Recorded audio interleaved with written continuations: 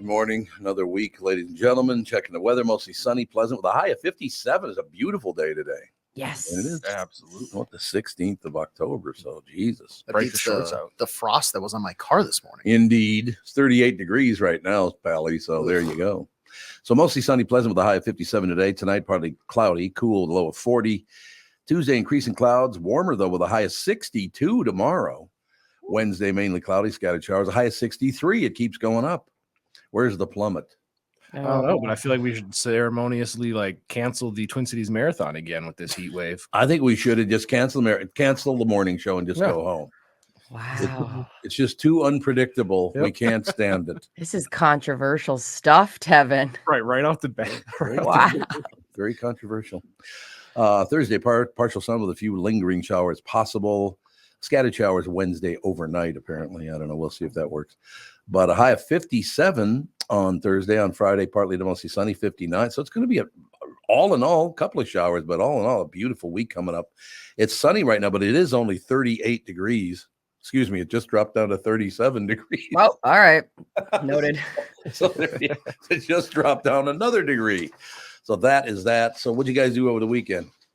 Worked like a dog. Oh, here we go. Friday, Saturday, and Sunday. Back to back weddings. They were all fun. We partied. You guys don't know what it's like to spin discs, man. Tevin, give us a odd. percentage of which marriages are going to make it and which ones aren't. Ooh, that's cool. I will say 66% of them will make it. Do you ever do a wedding and like the first dance and you're just watching, you're like, these guys aren't going to make it a year? I haven't gotten that Ooh. vibe from anybody. Okay. No. Really?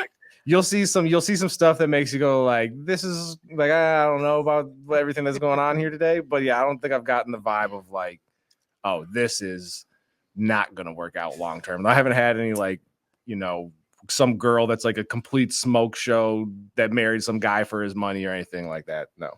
All right, so I got to run this by the three of you and all our listeners, as a matter of fact. 952-600-2575. Howie's Bar, West Broadway, just a little east of Penn Avenue North. And then it became Delisi's for a while. Now it's just closed. There's nothing there now. I don't think there's anything there. There hasn't been for a long time. But it held the all-time record in my life. I went to probably 20 wedding ceremonies, or not ceremonies, but the galas afterward, after the ceremony. 100% of the time, there was a fist fight. Oh, I was so worried you're going to say divorce. Right. Well, a lot of that. This place is notorious for divorce. I was like 100%. Yeah. How did you have those stats? I was like, all right, fist fight. That's fine. Whatever. No, the craziest thing that I've seen was there was one family that the wedding was somewhere downtown Minneapolis. And like typical like group of family members show up for the ceremony, and then all of a sudden one girl walks in. God. And she looks to be probably like mid-20s. She's not really mingling with anybody. Everybody else is dressed like they're going to a wedding. She's dressed like she's going to a nightclub. And I'm like, you just don't fit. So after a little while, watching people kind of ignore, I asked the wedding coordinator, like, hey, do you know the story behind this girl? She's only talking to grandma and the father of the bride. And so she goes, great story here. Mom and dad of the groom got divorced like 3 months before the wedding. And so dad brings his new younger bombshell mistress to the wedding. They keep sneaking out in the back alley to go give a little kiss and come back inside. We get ready for speeches, and now the divorced parents were supposed to give a tandem speech for the wedding, and they decided, you know what, we're still going to go through with this even though we're divorced. So the speeches are going on. I get on the mic. All right, now we're going to go throw it over to Jack and Jill for a little welcome. And mom is staring at me and just gives me the cut it sign. And it's just dead silence. And she walks away, and dad's just like, well, I guess we're not doing any speeches, and we go on with the rest of the night. But yeah, don't bring your mistress to the wedding. Let's not do that. No. So she's the one that broke up the wedding of the marriage in the first place? I don't know all the details on that, but I would assume if dad's bringing his mistress after 3 months, that it was probably his doing. I can't even imagine if I had ever done something like that to Kevin. That's amazing. You can only dream to be the mistress someday walking into a wedding. Oh, I would imagine that's probably true. It's unbelievable. It's a vibe. one of my favorites at Howie's, because the reason I was at so many weddings is because I was in a band and we played a lot of weddings in our band and all the rest of it. Remember, a guy comes up. Guy Laurent was our lead singer, so we just stand there. He didn't play an instrument. He was a singer. Guy walks up. He looks up at Guy because we're on this little stage. Looks up at Guy and goes, "Hey, I need to borrow this." Grabs the mic stand, goes over and hits a guy right in the back with the mic. What? Did he get it back? And it literally went bam because the mic was still on. Yeah. Did he bring the mic back and you guys keep singing? or what? No, he just tossed it on the ground and left. That was it. I will never forget that. He grabs the mic stand and slugs somebody right in the back with it. It's like, oh my God. On Sunday, I went to a wedding shower for my little cousin Tessa. Tessa. And you guys would really like this, or you're going to think I'm conniving. There's a game that we played there where you had little like clips on you, and you get to keep your clip unless somebody hears you said the word bride, groom, or wedding, and then someone gets to steal your clip. And the goal is to collect clips from people. So you want to like, fake them out and get them to say those 3 words. So I teamed up with a 2nd grader, and we had like a list, like a list of advice to give the bride and groom. And I would make her go up to people and go, "I can't read. Can you read this for me?" And it was like, what's a tip to tell the bride on her first wedding, whatever. Yeah. And so I literally collected these clips from everybody by conniving the 2nd grader to go up to everyone and act like she couldn't read. Oh, sweet. You're a terrible human being. I won so hard. What are you doing later today? Stealing from charity? Yeah, Come on now, exactly. What's geez? No wonder you're wearing camouflage. Right? It was so good. Oh, her name's Bennett, and she was like my ride or die. Oh, we're gonna rob a grocery store later. Like, here, how can we scam all these people out of their paper clips? They were so excited to like tell her, read her the thing, and then she'd say "gotcha," and I'd go grab their clip. What was like the payoff? Like, Oh, a prize, like I let Bennett take it, but yeah, it was the highlight of my weekend. There you have it, ladies and gentlemen. Just looking at the headlines of the day. They're all bad. There. That's your look at the headlines. And we'll see you guys tomorrow. Good luck. God, And we're out. I was talking to Tevin about this morning a little bit, about the fact that I've gotten to the point now where I just cannot care anymore. Otherwise, I'd be livid 24 hours a day. Yeah. These disgusting pigs that we have in office. Honest to God, I know we've been talking about this for a while, but until we get back to being normal Democrats and normal Republicans, I just cannot support any of these people. No. The ideas, they're just disgusting human beings. First of all, and I didn't see this, and maybe you guys did, and you can tell me because I've had a few people tell me that it is true. Is it true that Donald Trump actually stood up about a week ago and was praising Hezbollah? You guys hear about that? No. Would you mind checking it out and see if you can find that? I had a bunch of people telling me that he was praising Hezbollah. They're murderers, Donnie. I don't know if you know that or not, but Oh yeah, it looks like the quote that's going around is he's saying they were very smart or something. why? Why would He you say that? Trump is like a vote's a vote's a vote, because remember when he was like, remember when those what was it, those Proud Boys, they were like, "Hey, will you go ahead and just like tell the Proud Boys?" He's like, "I'm gonna let the Proud Boys do what the Proud Boys do." We're like, come on, this seems like an easy win. Yeah. No, he did. I think you're right. He does. He's very much so like, if they're talking about me, whether it's good or it's bad, I just want to hear my name on TV. Yeah. This is the part you guys aren't going to like, because I think Biden has now made himself the worst president in the history of the United States. Oh no. No. No, I said, oh no, like as if like I'm like I have like a Biden shirt You on love underneath. him. You kiss his ass at high noon. Oh, Mom, hey, Biden. Oh, no, get rid of the Biden statue that we have in the foyer. Exactly. And the spotlight that's on it. Yeah, go ahead, turn that one off. Honest to God, I could not vote for any of these people.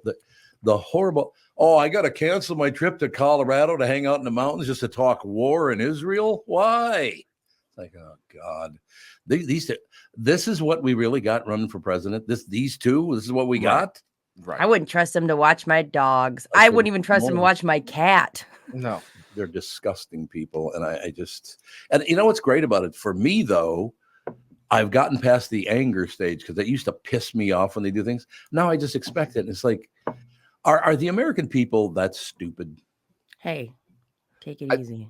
No, I'm just asking a question. I didn't say they were. I'm asking you a question. Don't ever tell me what to do again, sister. You I heard me. Probably will during the show. Yeah, it's probably again. 5 more minutes. That's all right.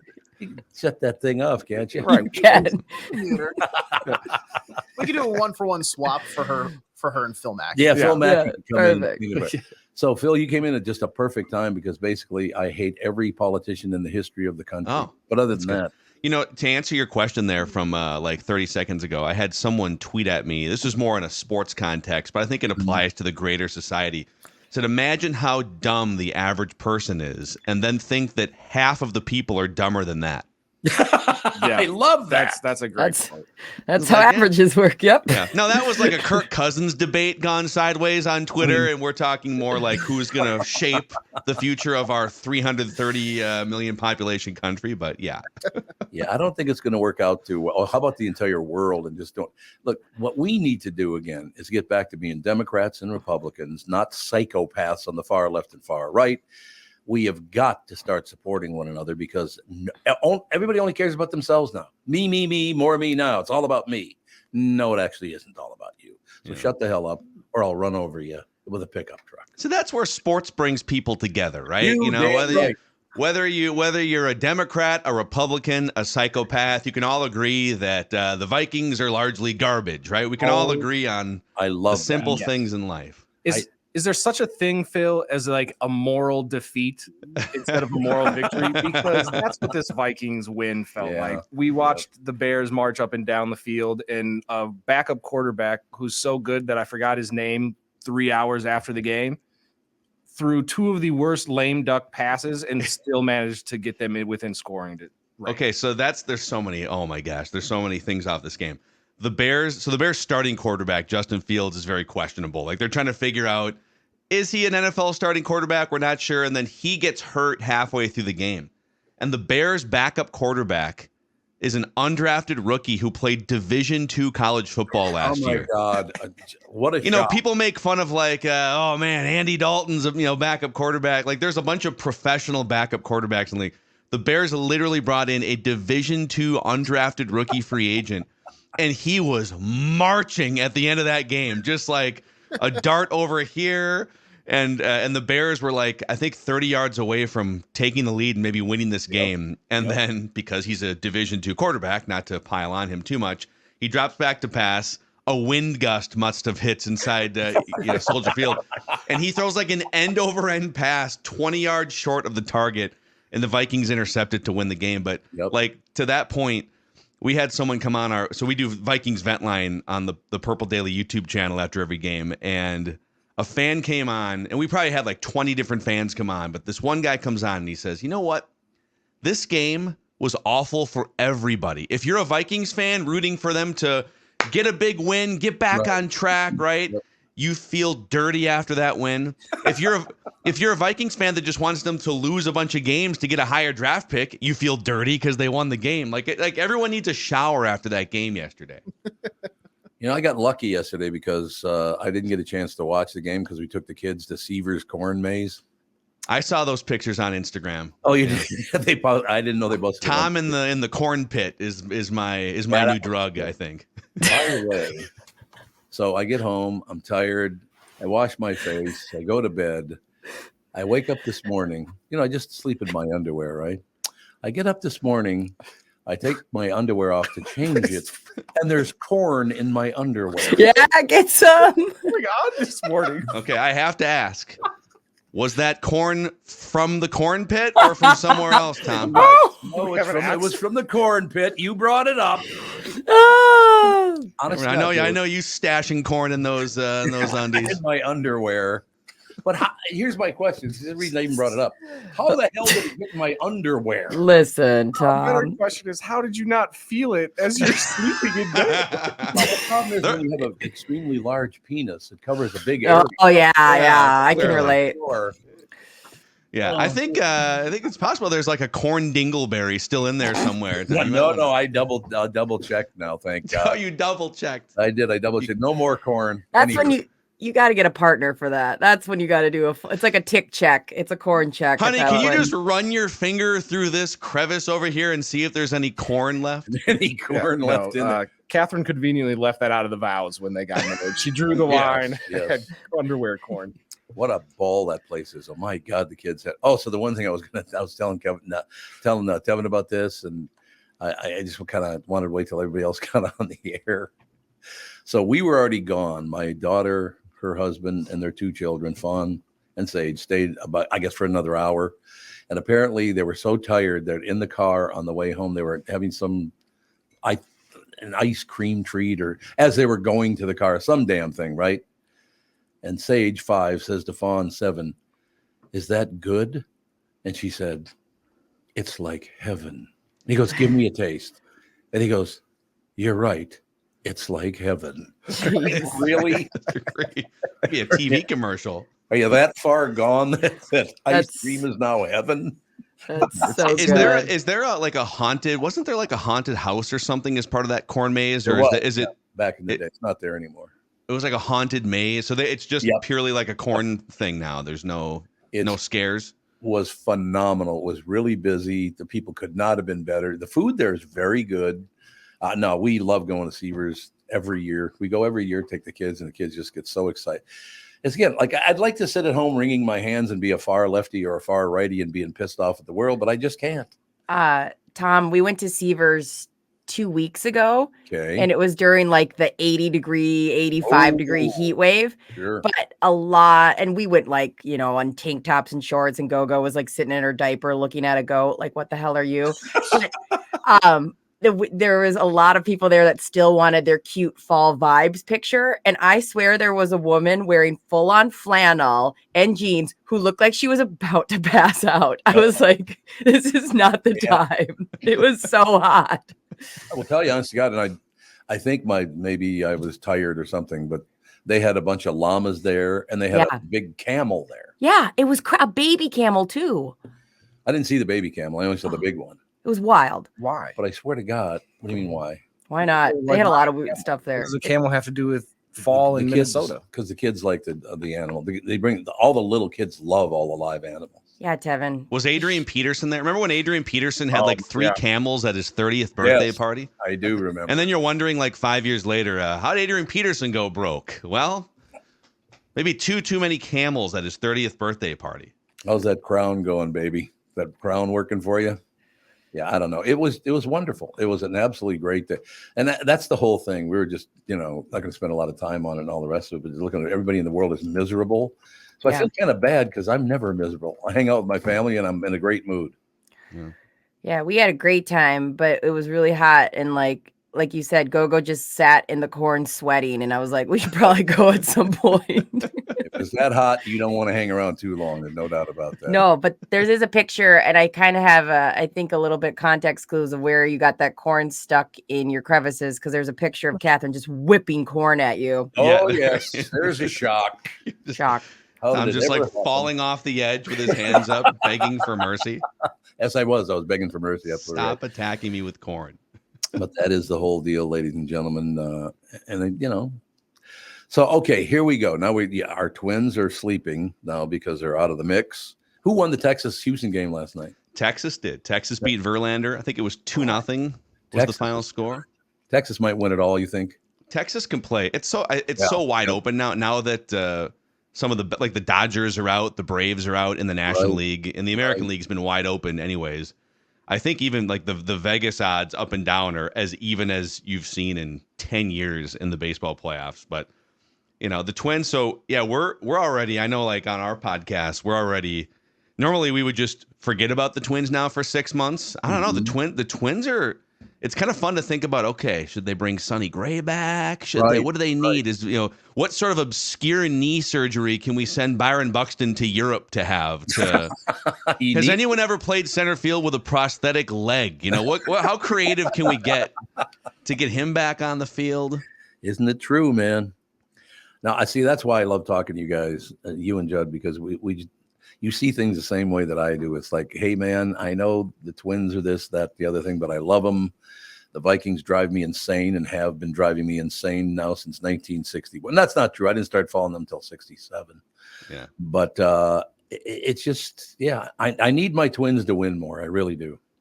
Yeah, the Twins, I think, I don't think this was a 1-year pop-up. I think this was, Right. now Right. we'll see. You know, people can save this clip and clown me in a year from now if they miss the playoffs, but it feels like the start of something, you know, like maybe like a 3-year window or a 5-year window. You got, if some of it's just, can Royce Lewis stay healthy and Carlos Correa, but we were counting of the players on the playoff roster, like 2/3 of them are 28 years old and younger and under contract. So it's not like they have a bunch of 33-year-olds making their last run here. You know, Carlos Correa is kind of the old veteran, and he just turned 29 like 2 weeks ago. So we should see this sort of continue into next year and beyond. I hope that's true. And I know you got to go in a couple of seconds here, but I just wanted to make sure that the most important battle, kind of in sports, not really in sports, but kind of, the headline this morning, 1 in 3 adults fits the bill, Minnesota losing obesity battle. Now that's kind of a sport, isn't it? So what, are we trying to win the obesity battle? Like if you win the obesity battle, are you the fattest or are you the Great slimmest? question. Do we get like a better draft pick if we win it? Right, Is that yeah, the we get- thing? And then do we It's a draft fat fat people or do we draft skinny people? Which Oh, way good does this go? question. Yeah, are we getting points for being overweight or are we getting points for not being overweight? I would get say More funding, maybe? Funding to get fatter. Yes, I think funding to get fatter, the fat fund. I'm doing my part. That's all I know.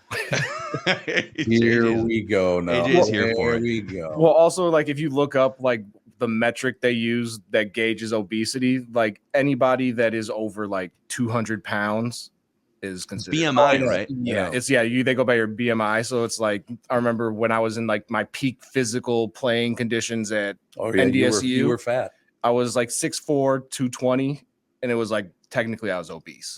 I was like, okay.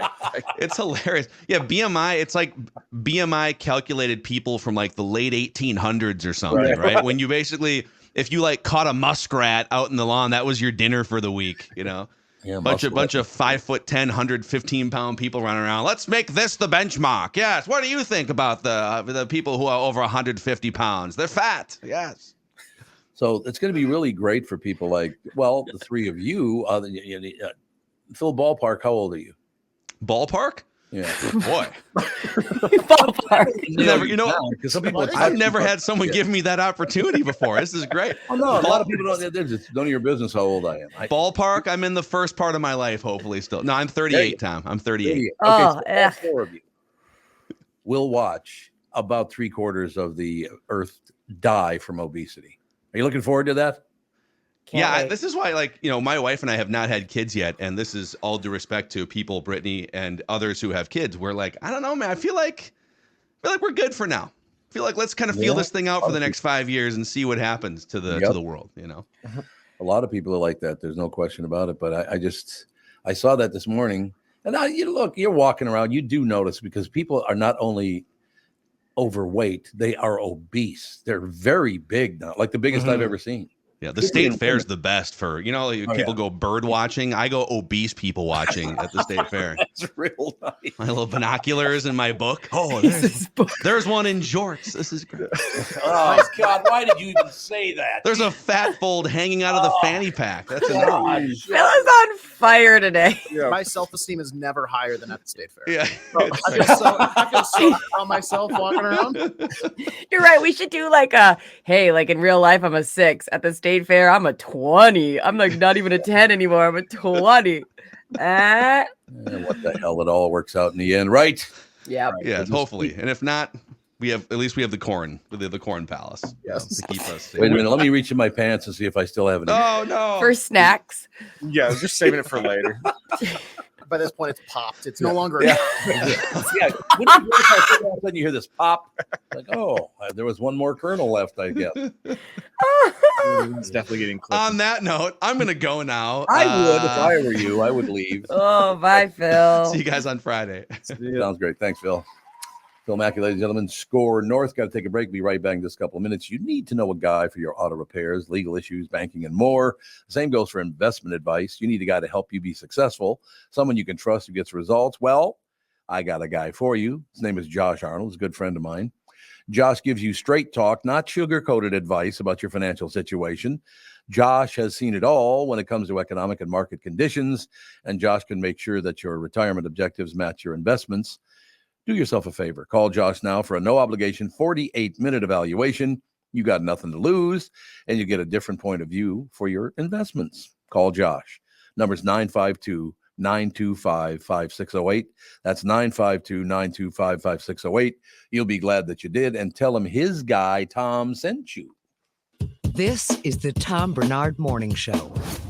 Recently, Jim Paul of Valley Buick GMC was contacted by a company that does on-site sales. Jim was confused. Wait, they don't know anything about us, our staff, our reputation, most importantly, our customers. Hey, pal, no problem. We do them all over the country. You know, get the manager off the roof sale, inflatable gorilla sale, and our favorite, the 13-hour sale with a giant clock that goes to 13. Urgency, baby. We bring our crew because, well, your people are, let's just say, a little laid back. And the pricing? Nothing special, sport. But Jim thought, we price competitively every day. Our prices are special. We definitely don't need these guys. But sale does convey some urgency, so we made a bold decision for his fine dealerships. Announcing the Valley Buick GMC 365-day sale. And we can even extend it a couple years or so. I got the air dancer guy, scratch-offs, plastic keys, bubble machine. Valley Buick GMC in Apple Valley or Hastings, or valleycardealers.com. Hurry. Oh, you did that to me on purpose, didn't you? You did that on purpose. I promise I didn't know that's what you're saying. You liar! You did it. You were waiting to turn it up so you could hear people could hear me say I had corn coming out of my ass. Oh boy. I'm so happy to be working here with you guys. That's all I have to say. No question. All right. Excuse me. Tom here, and I just read a success story from MN Fat Loss client Elizabeth, who just completed the program. Elizabeth writes, I'm a 54-year-old woman who has struggled with losing weight. I had almost constant heartburn, trouble sleeping, brain fog. I tried counting calories, eating bars and shakes, and several other programs in which I would lose 5 to 10 pounds after months of struggling, only to, of course, gain it right back. After 60 days of the MN Fat Loss program, I was down 25 pounds. MN Fat Loss had really empowered me to believe that I can control my eating and my weight without having to sacrifice foods that I like. Let me assure you that the short 60 days is totally worth it. If you're thinking about finally committing to improving your health, this is the time to start. You won't regret your investment in yourself. Well, great job, Elizabeth. I'm so happy to hear about your success. You ready to lose weight, feel better? Go to mnfatloss.com and schedule a free phone consultation. It's so easy to see if MN Fat Loss is a good fit for you.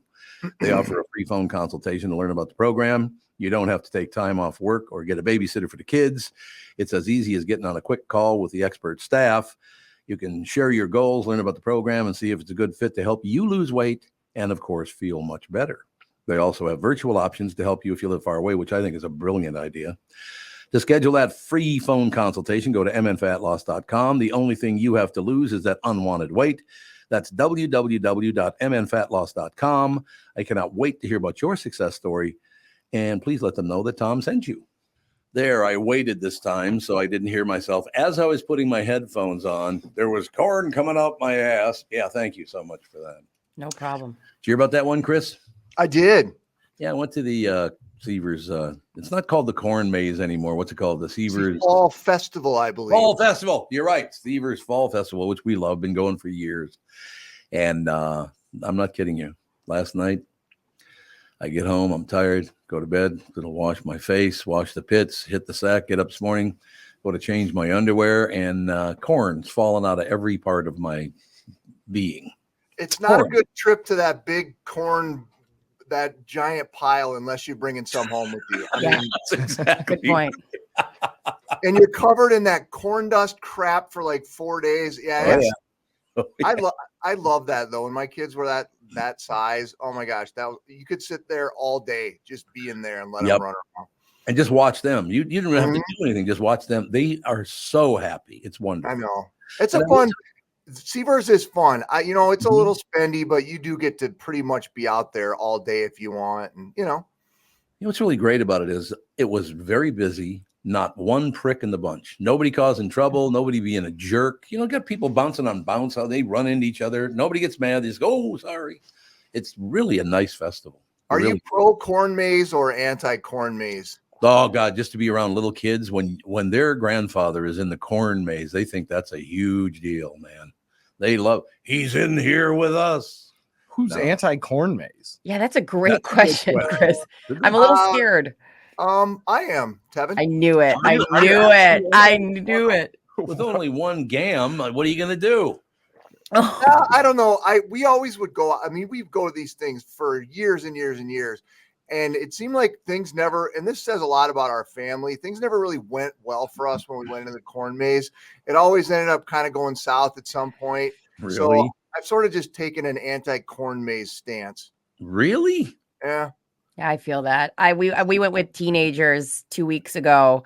My neighbors, the Goldens, and they're really smart about it. Like their parents are, Brian and Priscilla are like, let's just pick one point. We'll go to it and come back. And I was like, let's do the whole. In my mind, I'm like, let's do the whole maze. I brought the stroller, whatever. Halfway to that point, we had about 4 arguments. Everyone is overheated. Everyone's shoes are dirty. And I was like, nope, we should just turn around and go eat more food. So I get it, Chris. That's exactly why. It's nothing against the corn maze. It's just how it seems to put us in a situation that takes all the joy away from it. Okay. I just thought maybe, I don't know if maybe you were just like overall, like it's bad for the environment. Or Chris doesn't care. Because that would be a weird stance to take, right?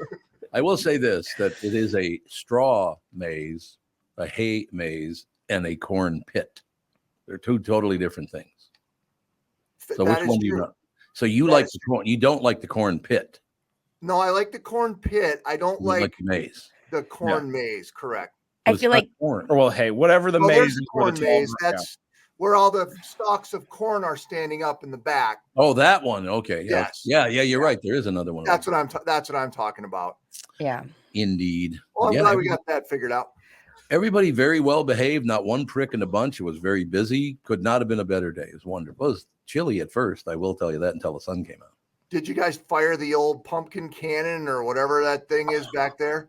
You get near Catherine Brandt. I want you to interview her about the pumpkin cannon. She thinks it's the greatest moment of her life. Well, It's pretty awesome. That was going to be my first question when you started talking about I was like, do they have the pumpkin cannon? Because if I can't launch a pumpkin cannon or a pumpkin the length of a football field, I don't want to go.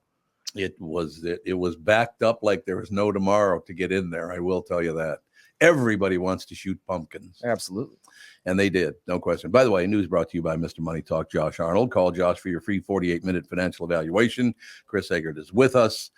Chris, we can talk about the news if you want, but, I've gotten to the point, I got to be very honest with you, because whenever it first appears, I get pissed off about it, and then I read more about it and try to do this, that, and the other thing, and it calms me down a little. Now it's so ridiculous. I've gotten to the point, I just don't care. You people are insane.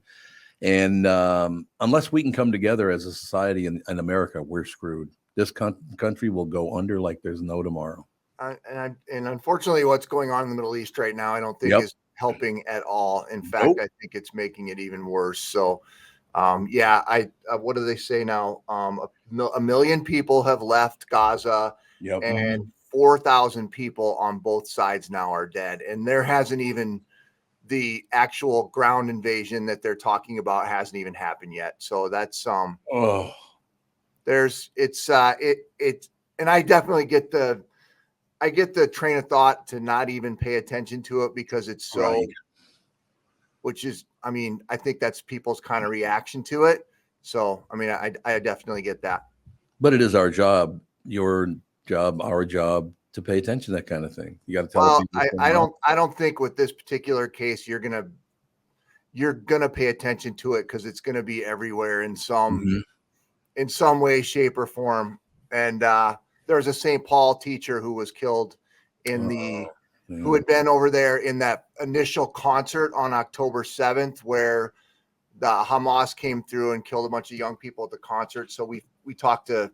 So I think one of the rabbis at the school that he was at on the news last night, but Do you think we can learn as a society in America watching this to not hate our neighbors? Because America's headed more and more in that direction. Every day, one side hates the other side.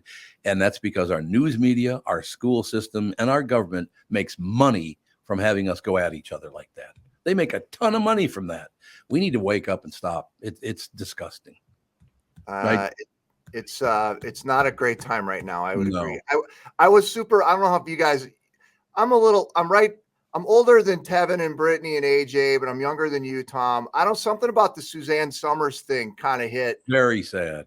Yeah. I mean, Three's Company was such a, I mean, it was in everybody's living room.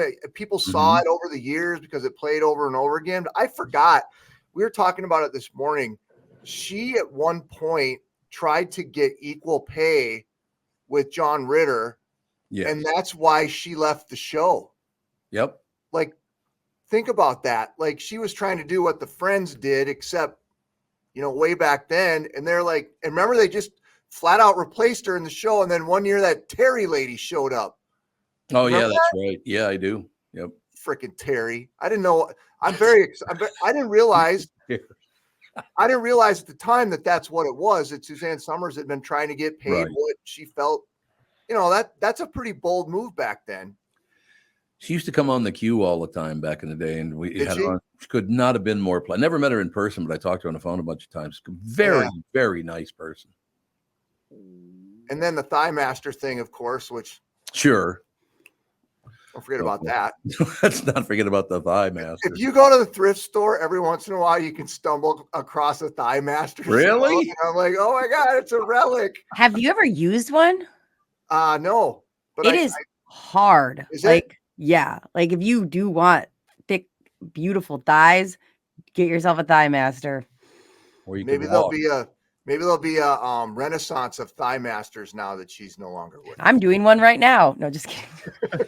All right, now we have to tie this in, Chris, because we have to ask you, because the lead story in the Star Tribune this morning is Minnesota losing obesity battle. So we need the Thigh Master. I saw that this morning. I heard you mention it with Phil. I also saw something this morning. It was talking about a couple of, I don't know if it was soda and cake or some sort of like kind of very standard sweet foods that there's a study that came out that like said that's just as addictive as like cocaine or something ridiculous like that. Did you see that, AJ? Yeah, I put that on our story sheet for the dates. They found a study that is ice cream and potato chips, like through whatever chemicals and whatnot, can be just as addictive as cocaine and heroin. Oh, Jesus. So okay, let's calm down. I don't see anybody begging on the street for some chip. Oh, I do. Like a crackhead. Got any more of those Lay's? I'm living in a tent outside the library because my life has been ruined by Ruffles chips. Oh, well, I mean, it definitely does speak to the obesity thing. That's for sure. But the obesity is the problem. Yeah, it's sugar. Well, certain people too. I mean, obviously you've got diabetics who can't go near the stuff, but you get some people, they eat sugar. It drives them insane. I've heard that. I've also heard people having a different reaction to different artificial sweeteners. Yep. Depending on what they are, which I'd never heard before. I just met somebody a couple months ago who was talking about that, which is like they were getting sick and they didn't know it. And it's because they were using one or the other. I don't remember what it was, but yeah. So we can go back to how we started this conversation. Whose fault is that? Mostly these big conglomerates that put out most of the food, because they have changed. Well, didn't they change the way peas and peanuts were grown? That's why so many people are allergic to peanuts now, because they changed the way they were grown. Is that not true? Well, I do think there's a big thing too around for a long time, Tom, parents were told not to give their kids peanuts until 1 year. And then that changed about, I want to say like 6 or 7 years ago, that what you do now is you give them a small amount, because they were noticing that if they go a whole year without trying peanuts, there was a huge amount of people allergic because they weren't introduced to it early on. So now you're supposed to just give them a small amount as soon as they start eating solids to like not have them have an allergy to it. But what if it's that new ingredient in growing peanuts I think Cargill's the one that changed it, aren't they? The way peanuts are grown.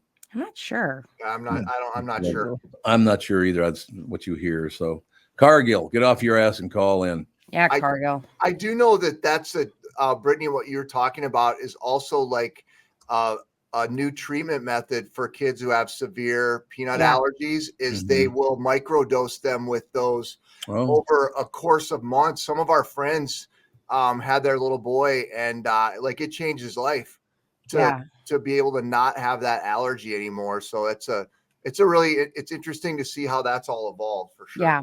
I would hate having a peanut allergy. Who the hell would want that? Yeah. I don't think probably anybody. So in that, when they used to do that, where they would introduce it at 1 year, parents used to introduce it to they call it like a tailgating peanut party.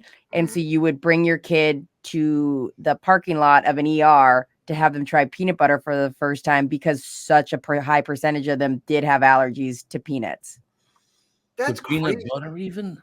Damn Well, it. yeah, that's like what is in peanut butter, sir. I understand, but they also mix other things in there. Genius. I know. I'm just saying that yes, Sure, sister, if you're allergic to peanuts, you can't eat peanut butter. Peanut allergy umbrella. Yeah. Poor Tom is breaking it down.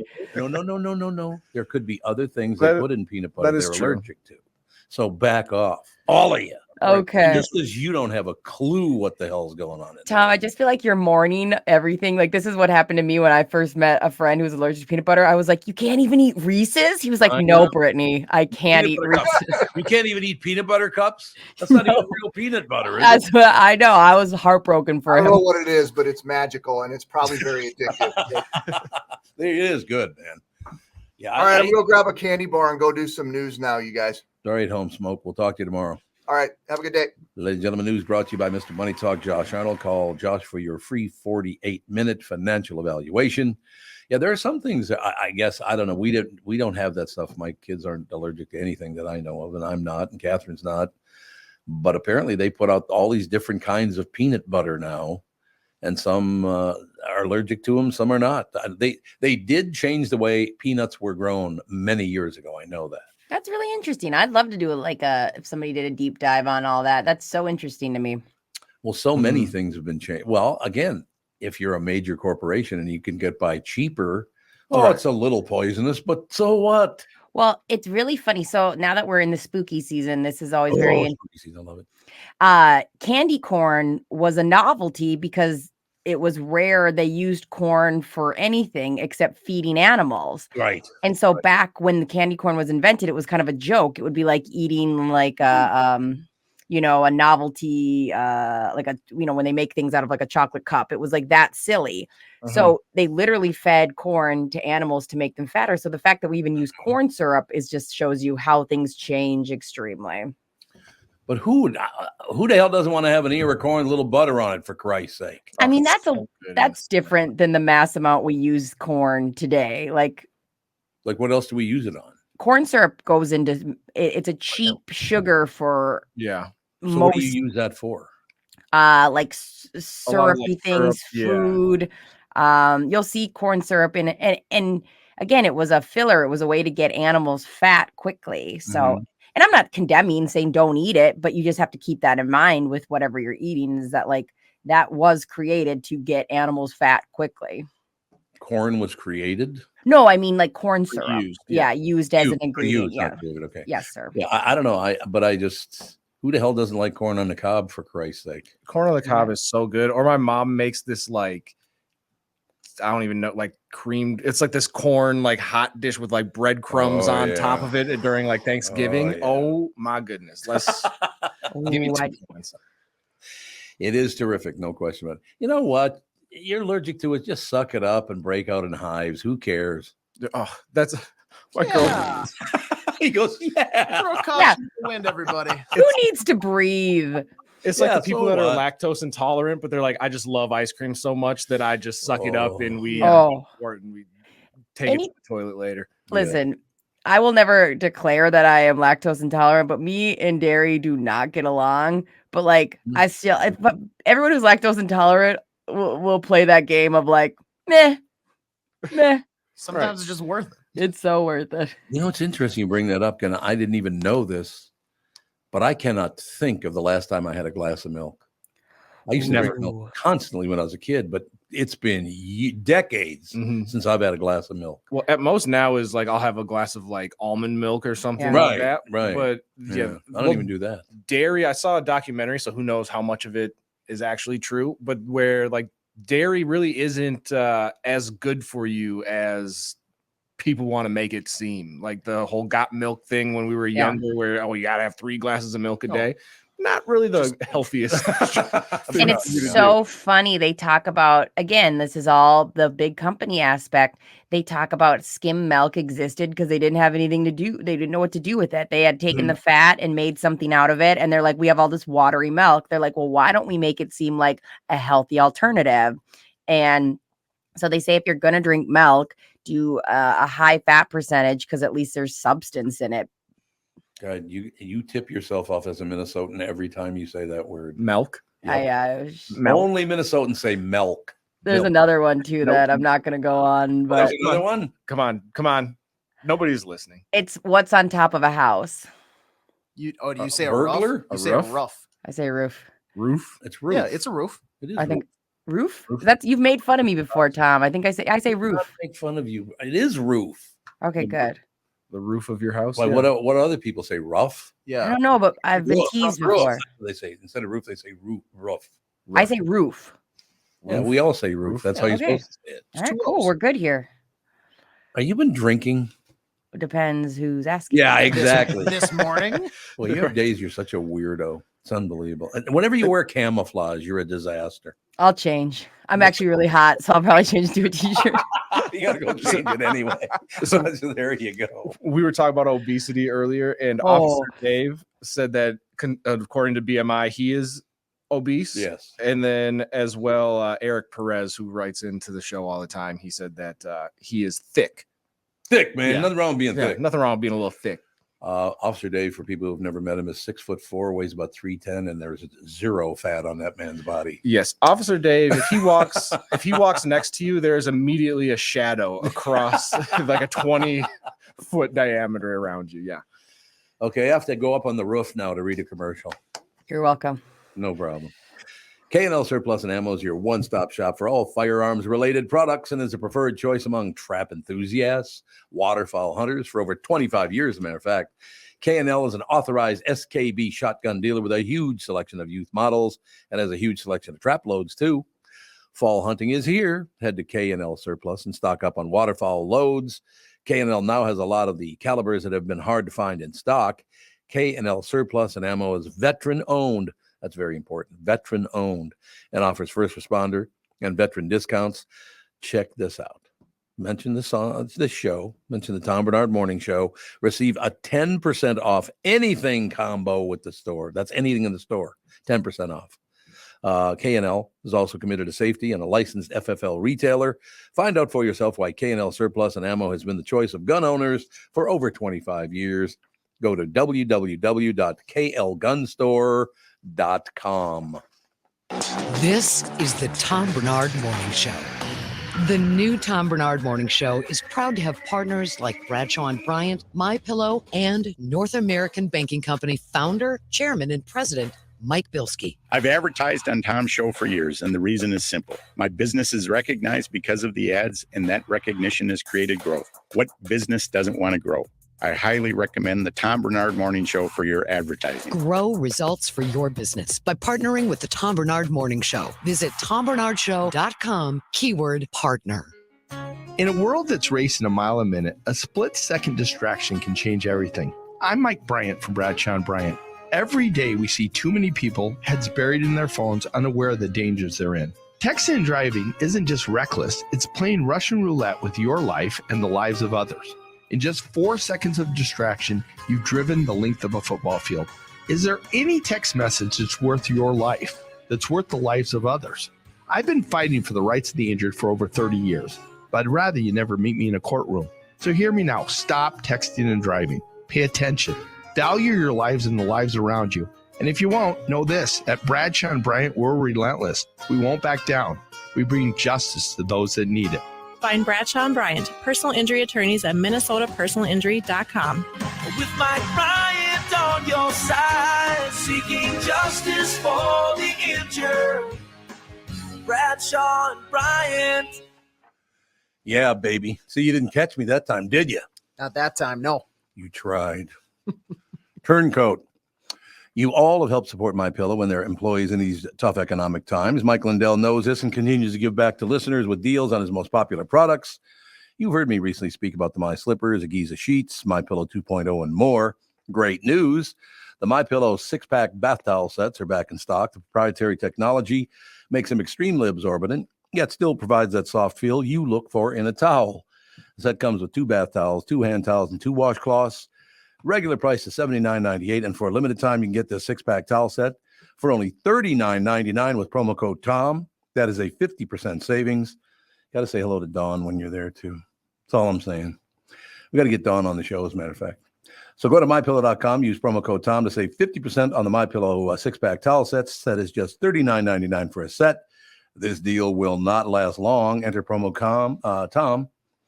I almost called myself a con. Did you hear that? I heard it. Promo code Tom. Yeah, con. That's good. Enter promo code Tom for this special and many more. What do you know? Appearing on camera yet again, Sandy.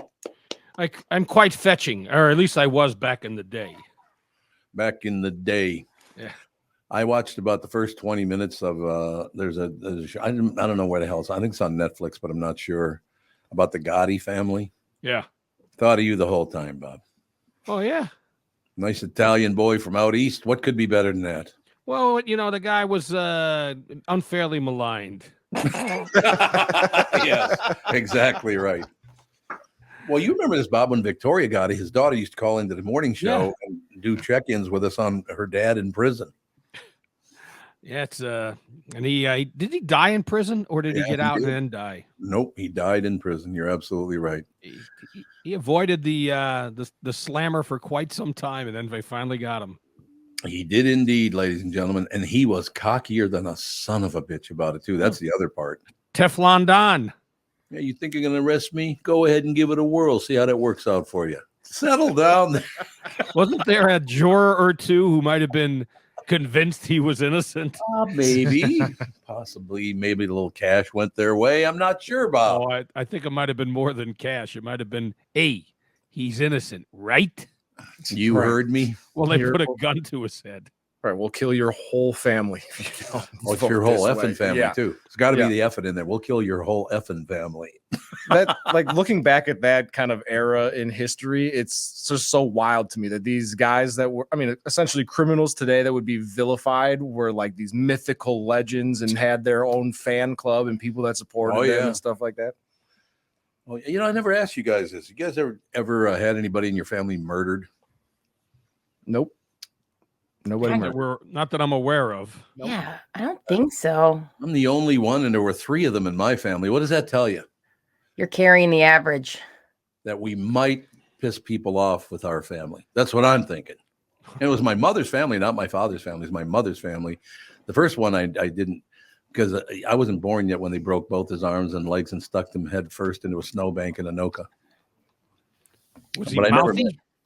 I think he talked about the wrong guy. I think that happened.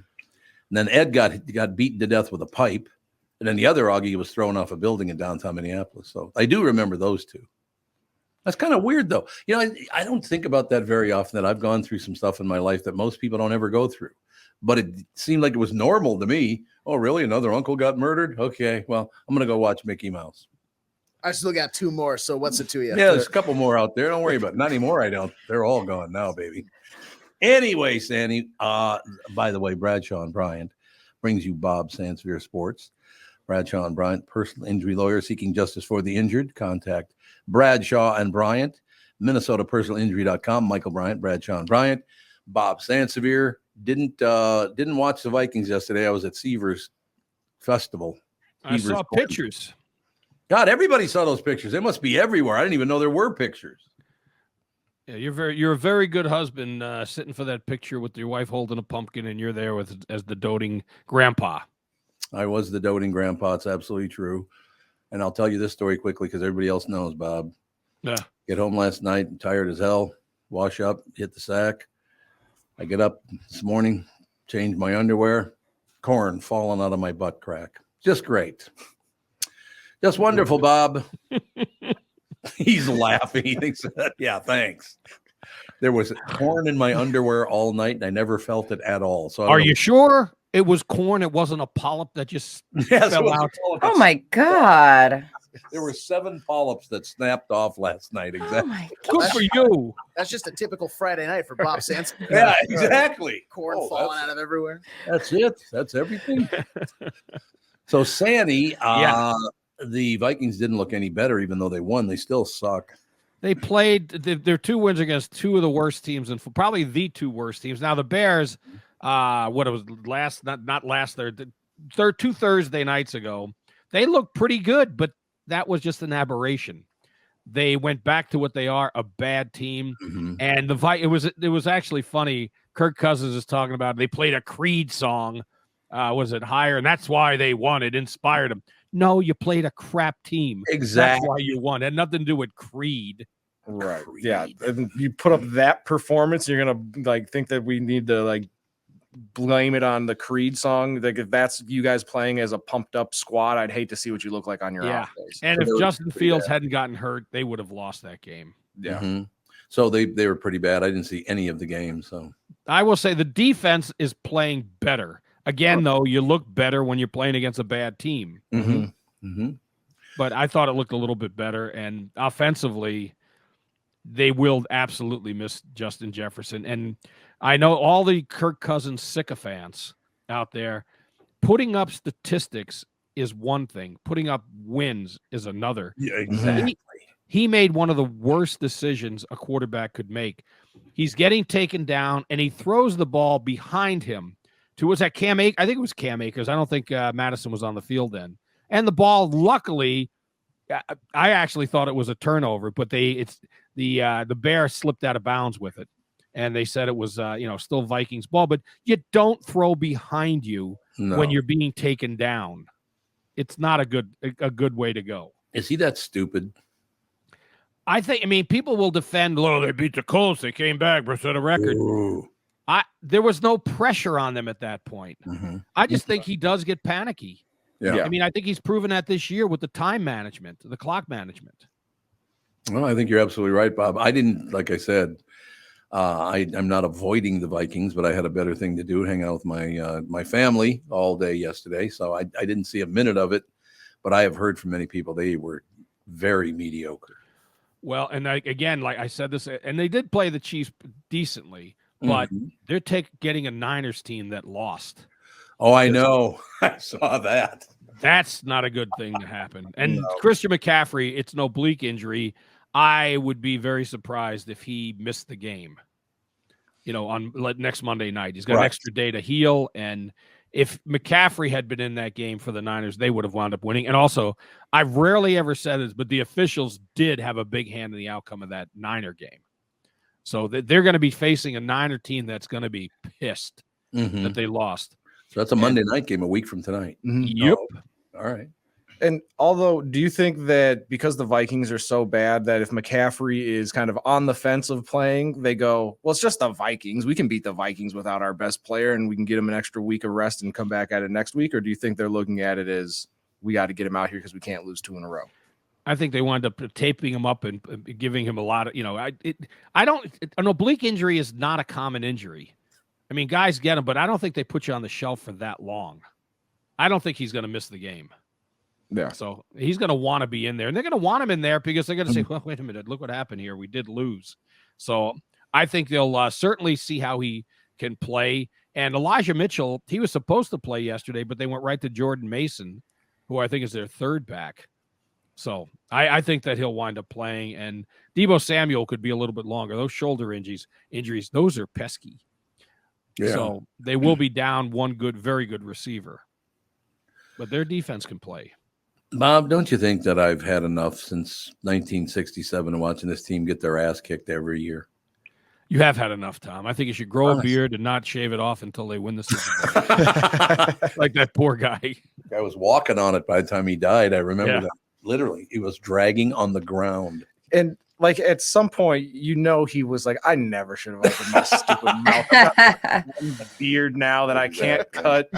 These damn Vikings won't win a Super Bowl. Yeah, it's true. I don't know what to tell you. It's just you got hey, and now let's be honest. It's been 30 years since we've won anything in baseball as well. So that's it's time to pick that up too, don't you think? That and the Wild had the great start, and then they played Saturday night, and they get 7 goals they give up. It's no longer Minnesota's no longer the land of hockey or the state of hockey. No, sorry, AJ. Yeah, the AJ. This is a sensitive subject, Bob. They played I Toronto. know that. What do you expect? Austin Matthews is on pace to score 264 goals this season. Okay, you know what I expect? I expect a team that supposedly is going to be a Stanley Cup contender to play a little better than that. That's what I expect. Well, they were dropping like flies too, Bob. They're already going to be missing Matt Boldy here. They're going to be down to 11 forwards, 7 defensemen for a little AJ, bit. it's called depth. Get yourself ready for guys to get hurt. People get hurt. What I'm saying is with the salary cap stuff, they can't call up another forward. Like they have to. They don't have enough cap space because of how tightly strapped they are. So they're running 11 forwards, 7 defensemen until guys can come on back and be healthy. It's crazy. It's just like listening to a Kirk Cousins apology. There's always a reason. No, I'm just stating how wild it is that with the NHL refuses to raise, like they're not making money, so they can't raise the salary cap. So no, they don't make any money. And multiple teams are running that way. The salary cap, is that still from what the Parisi or whatever? Yeah, Studer? this year and next year. So they're $13.5 million that just can't be spent on anybody. Jeez. What? Uh-huh. Yeah, seemed like a good idea when it happened. Yeah, well, they essentially just paid some people to stay home, is what they're doing. Yeah. Parisi still around? No, he's out. Where is he? Where is he now? He was with the Islanders out in New York, but he, to my knowledge, does not. He's still a free agent. He's possibly going to come back middle of the season, but it's not like he's jumping at the bid. Right. I'll say at this point, if we're paying you, you might as well just come put a Wild jersey on. Well, that's the thing. If he officially retires before that contract, the buyout stuff is done, then the Wild are slapped with an even heavier penalty, and so that can get extended out. So I think he, despite probably the negativity around like getting bought out and like the resentment, he knows that there's implications. It doesn't want to hurt the hometown. That's interesting. So if a guy is a free agent, nobody signed him, and what if the team is still paying him? They'd have to pay him again to come back because he's not going to come back for the money. He's the free money. So but in other words, he ain't coming back. No, not at all. And by the way, your college hockey, that St. Thomas team gave the Gophers, took them to overtime Friday night because they have that transfer portal's been good to the Tommies. So you're a college hockey fan, AJ, or just a I followed in Passelt's footsteps, so I went to St. Cloud State. Oh, Huskies, rough start to the season, rough sweep at Mankato this past weekend. But you're right, the Tommies.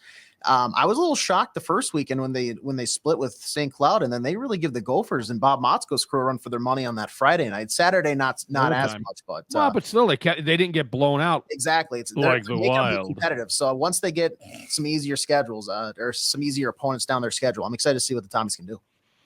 What else do you follow? Are you just a hockey guy?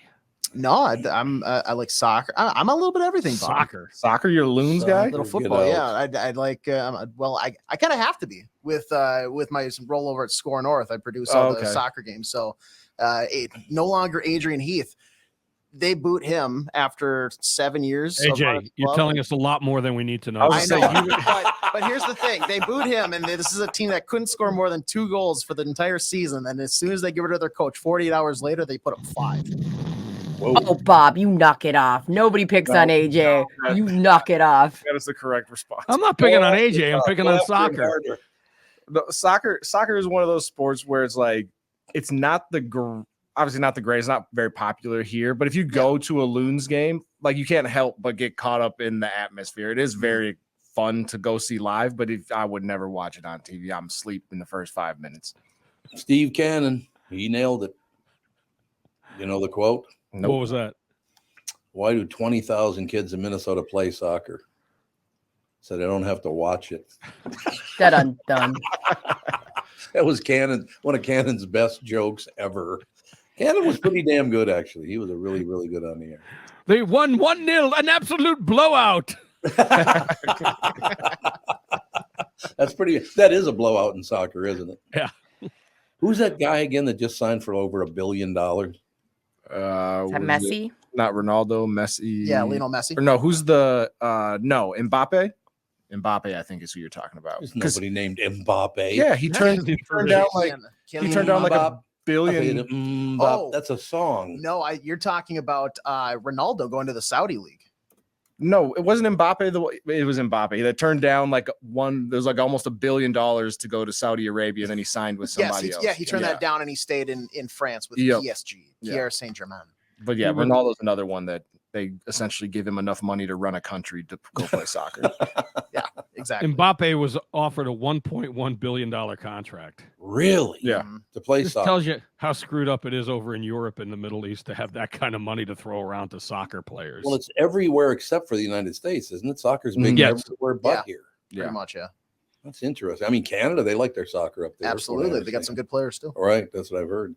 And you're diehard soccer fans, Tom. Well, like AJ seems like you have to though, because that's part of your job. So I get that. I've kind of followed it too. I follow the Premier League because the product between here and Europe is so drastic. So it's a little more waking up, and plus it's a great buffer into NFL Sundays because all those games are done by like noon perfectly. So it's just you coast in from 8 a.m. to 10 a.m. and then boom, we got NFL kickoff. So it's nice.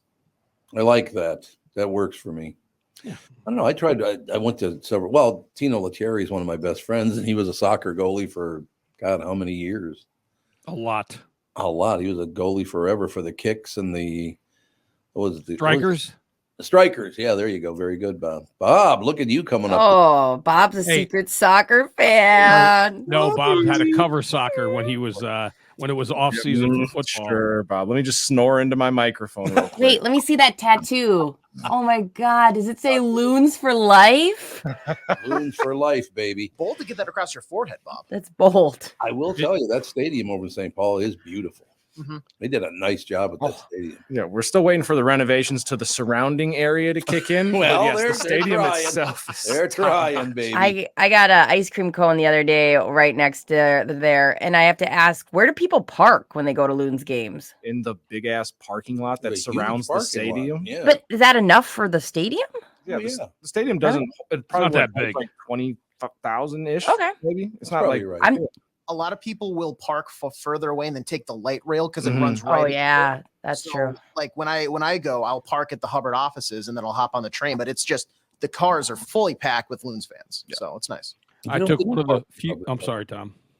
No, he's stealing a spot from me over at the Hubbard parking lot. No wonder I can never get a spot. I park specifically in the spot that says "Save for Tom Barnard." Same. Well, if you Same. didn't park there, that parking spot would probably have like cobwebs on it because I'm assuming you don't make too many trips over to the I don't know Hubbard. what you're talking about. Somebody's got to put it to use. I have no idea what you guys are referring to. No question. All right, Sandy, what else is happening? Anything else you got cooking in your end? Well, the Gophers, congratulations to them not losing a game this weekend. Of course, they had a bye. There is they had that open. I was going to say, well, the Gophers, well, they didn't play. Well, good line, Bob. And I got to tell you about now D3. St. John's is the best D3 team in the state, but Carleton, they put out like a sort of like a press release of all the great things that they have going on there. And one of them, 5-0, first in the MIAC, because they were undefeated. And St. John's lost to one of the top teams in the country earlier this year, non-conference game.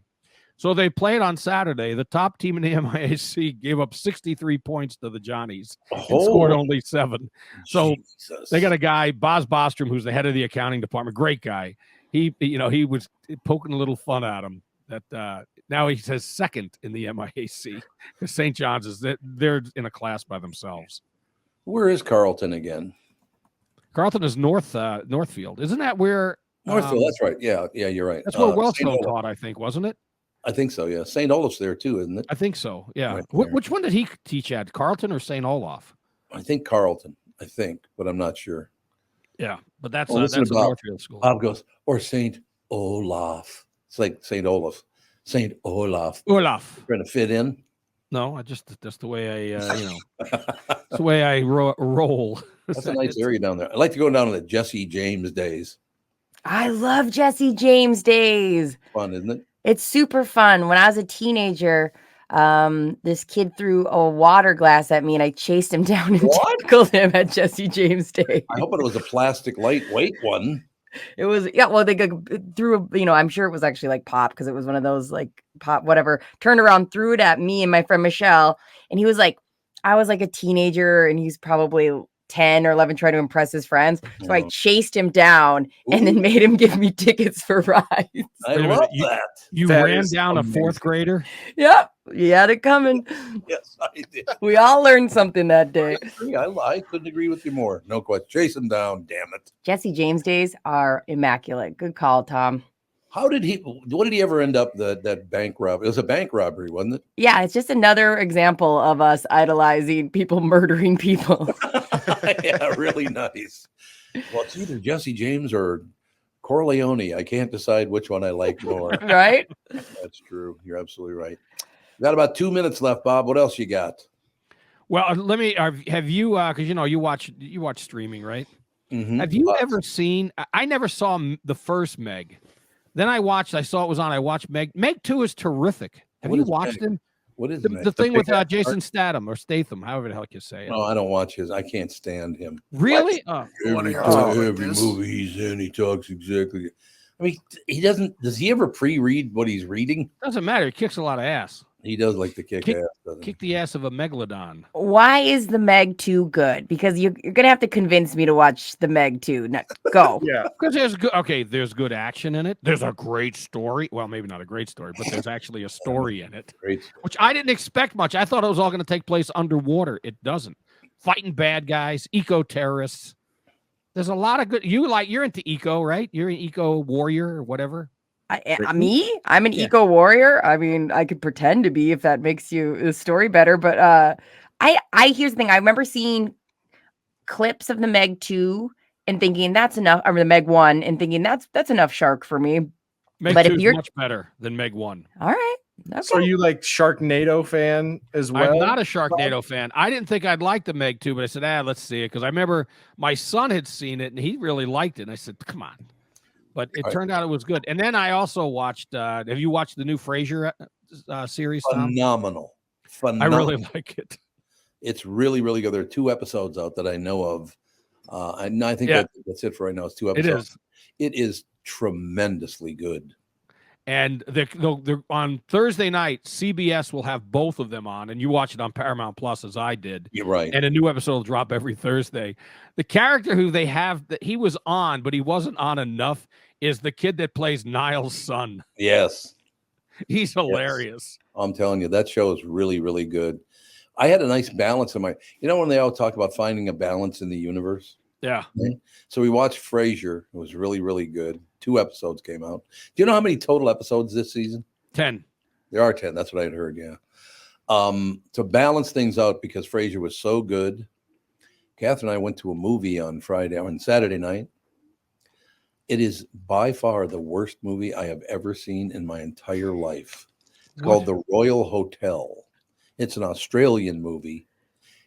Every minute of the movie sucked. Royal Hotel. It was terrible. What is this? I mean, the women in it that were good. It wasn't the acting. It was the writing. The writing in the movie was horrendous. What I suggest you do is what I did right after the second new Frasier. They started from season 1, episode 1 of Frasier. Yeah. It's been so long. It was a phenomenal start to that series. Was. Yes, sir. It was one of the best written series out there. He's wonderful. What a talent. Yeah. I mean, I'm looking forward to the other ones. The one thing I will very quickly say, I think they've taken the Frederick as a kid. He was different than he is now as an adult. He's much more, he's not like he was kind of a prissy kid, wasn't he? Well, he's a pain in the ass in the beginning. Yeah. Well, I just, he goes, yeah, well, who wasn't? Yeah, that's true. Very good. And still is. And still is. All right, Sandy, a magnificent report, I thought. Yeah, well, I got to go. My piece of tape fell off or you wouldn't be seeing me. Yeah, we love seeing you, Bob. Yeah. We're used to it. You look great. Yeah. All right, we'll see you guys later. All right, Bob. Thank you. Ladies and gentlemen, Bob Sandspear, brought to you by Bradshaw and Bryant, personal injury lawyers seeking justice for the injured. Bradshaw and Bryant, Minnesota, personalinjury.com. give him a buzz, talk to Michael Bryant over there. You'll be taken care of. Everything will be good. So what did you find out about the Royal Hotel? Oh, I found out it's got 6.8 out of 10 on IMDb and 91% on Rotten Tomatoes. It's the worst movie ever made. I believe you, because you and I usually fall into that, like especially if the writing's off. You and I both like go, no, we're not buying this. But yeah, it's all over the place. I didn't even hear about this movie. I don't know where you guys found it. I was just looking for a movie to go see. Well, I got to tell you the full reveal here. Okay. It just happened to be at the Imagine Theater. And if there's anything at the Imagine Theater, I will go see it, because then I get to eat dinner at the Tea House. That is my favorite Chinese restaurant. They got that thing back to where it was originally. It is phenomenal. Super good. Should I read the synopsis a little bit of what I just said, or you want to change the subject again? No, on the Grand Hotel. No, what's the deal? Or the Royal Hotel. Based on true events in 2016, the Royal Hotel follows two 30-something Americans who find themselves going broke while backpacking trip across Australia. To make some cash and continue their adventure, they pick up a temporary live-in job at the rundown bar of a pub called the Royal Hotel in a remote outback mining town. So does it end up being a thriller then? I wasn't thrilled. I know that. Everybody's an asshole, first of all. Everybody in it's an asshole. And then nothing good ever happens. Is it one of those things where everybody's got like the witty comeback one-liner? Yeah, oh yeah, and they're just back and forth. And again, it's oh hey, let me ask you, mate, what's your cousin's name again? Dick Gazina? Is that a name? Dick Gazina? Get it? It was all dick jokes, and it's like, oh God. First of all, learn to speak English in Australia, would you please? Right? Yeah. I've been saying for years. You horn tooting. Tevin always says that when he walks into a room. Yeah, I'm tired of these Australians not speaking English. I'm sick to death. No, Catherine and I both just thought it was terrible. That's a bummer. Yeah, this is all over the board with reviews. There's a lot of like terrible and amazing. Amazing? Yeah, like I said, it has a 90-something% on Rotten Tomatoes. Those people don't get out much. That's the first movie they've ever seen. Yeah. Oh, this is pretty good. It projects up on a screen. I've never seen that before. No, I don't know. Like I said, the problem was they called it a thriller. There's nothing thrilling about it at all. They did not describe the movie very well in the pre-read that I did on it. It was nothing like I thought it would be. The women in it are not bad, but it's just the whole story sucked, I thought. Because everybody's a prick. Yeah, well, it's Julia Garner, who is the Ozark lady, who is amazing. So I could see how you're like, the talent was there, but really bad writing. Damn. All right, we have to take a break, come back and burst into tears because, what are you going to do? We have a very special guest coming up in seconds. We'll be right back.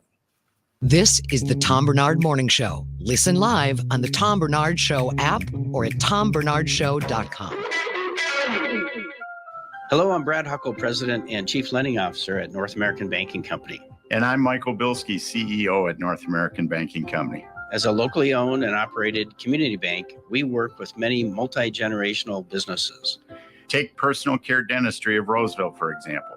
Dr. Walter Hunt, also known as Painless to me, has been a longtime customer of the bank since we opened the bank in 1998. When his son Kyle was ready to join the practice, they wanted to expand quickly. With their additional space and equipment, they now are able to see more patients each day while providing the same level of care and service. Okay, guys, I'll take it from here. If you run a family business or any kind of business for that matter, you should be banking with Brad and Mike over at North American Banking Company. Every time I deal with them or their team, I know I'm working with experienced professional bankers. So why not bank with my banker? North American Banking Company, a better banking experience, member FDIC, equal housing lender. This is Bob Sansevier, and I want to tell you about Dave Bialki from Bialki Law. Dave represented my wife, Mary, when she had a significant workplace injury. She was very happy with the job Dave did. If you have a work-related injury and have Dave represent you, I'm betting you'll be happy too. Dave is a down-to-earth guy. He grew up in northern Minnesota, rides a Harley, and worked various jobs doing concrete, electrical, plumbing, roofing, and carpentry work. Dave works for people with work-related injuries. If you work construction, or anywhere for that matter, and you're hurt or even just hurting, you should talk to Dave. Let's face it, our bodies wear out. If your body is worn out from work, if your knees or back or shoulders hurt from things you do at work, do what Mary did. Call Dave and talk to him about it at Bialki Law to set up a free initial consultation. The number to call is 763-571-2410. That's 763-571-2410. Or visit bialkilaw.com. That's BIALKE law.com. Recently, Jim Paul of Valley Buick GMC was contacted by a company that does on-site sales. Jim was confused. Wait, they don't know anything about us, our staff, our reputation, most importantly, our customers. Hey, pal, no problem. We do them all over the country. You know, get the manager off the roof sale, inflatable gorilla sale, and our favorite, the 13-hour sale with a giant clock that goes to 13. Urgency, baby. We bring our crew because, well, your people are, let's just say, a little laid back. And the pricing? Nothing special, sport. But Jim thought, we price competitively every day. Our prices are special. We definitely don't need these guys. But sale does convey some urgency, so we made a bold decision for his fine dealerships. Announcing the Valley Buick GMC 365-day sale. And we can even extend it a couple years or so. I got the air dancer guy, scratch-offs, plastic keys, bubble machine. Valley Buick GMC in Apple Valley or Hastings, or valleycardealers.com. Hurry. We are back, ladies and gentlemen. Lindsay's ready to go. She Magnificent. Lindsay, how are you today? I am great. Thank you for asking. Marvelous. Now, I do have to ask you a question because I grew up with a person who had a last name very close to yours, and they pronounced it Jacobellis. They didn't pronounce it Jacobellis. They pronounced it Jacobellis. Well, I believe that is probably how our ancestors pronounced it, but by the time I came into this world, I was Jacob Ellis, so it's possible we're related in some degree of separation. It's not very common. We reconnect. So possible. Yeah, we're going to have to reconnect with Lindsay because that was a very bad signal. Unfortunately. Very pleasant person, though. Yeah, Jacobellis is how they pronounced it. Instead of Jacob Ellis. Do you know anything about her, Brittany? No, I was just looking her up during the break. I'm also in pouting mode because my mom just left for Florida.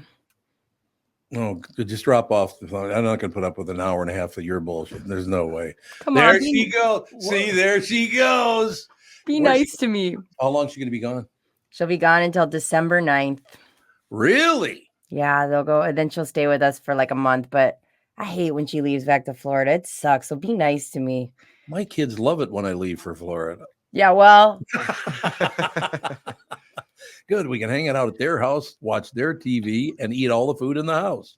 Yeah. Right. They Airbnb their own house so they can make a couple extra bucks and then go live at your crib. You know what that's all about, don't you, Brittany?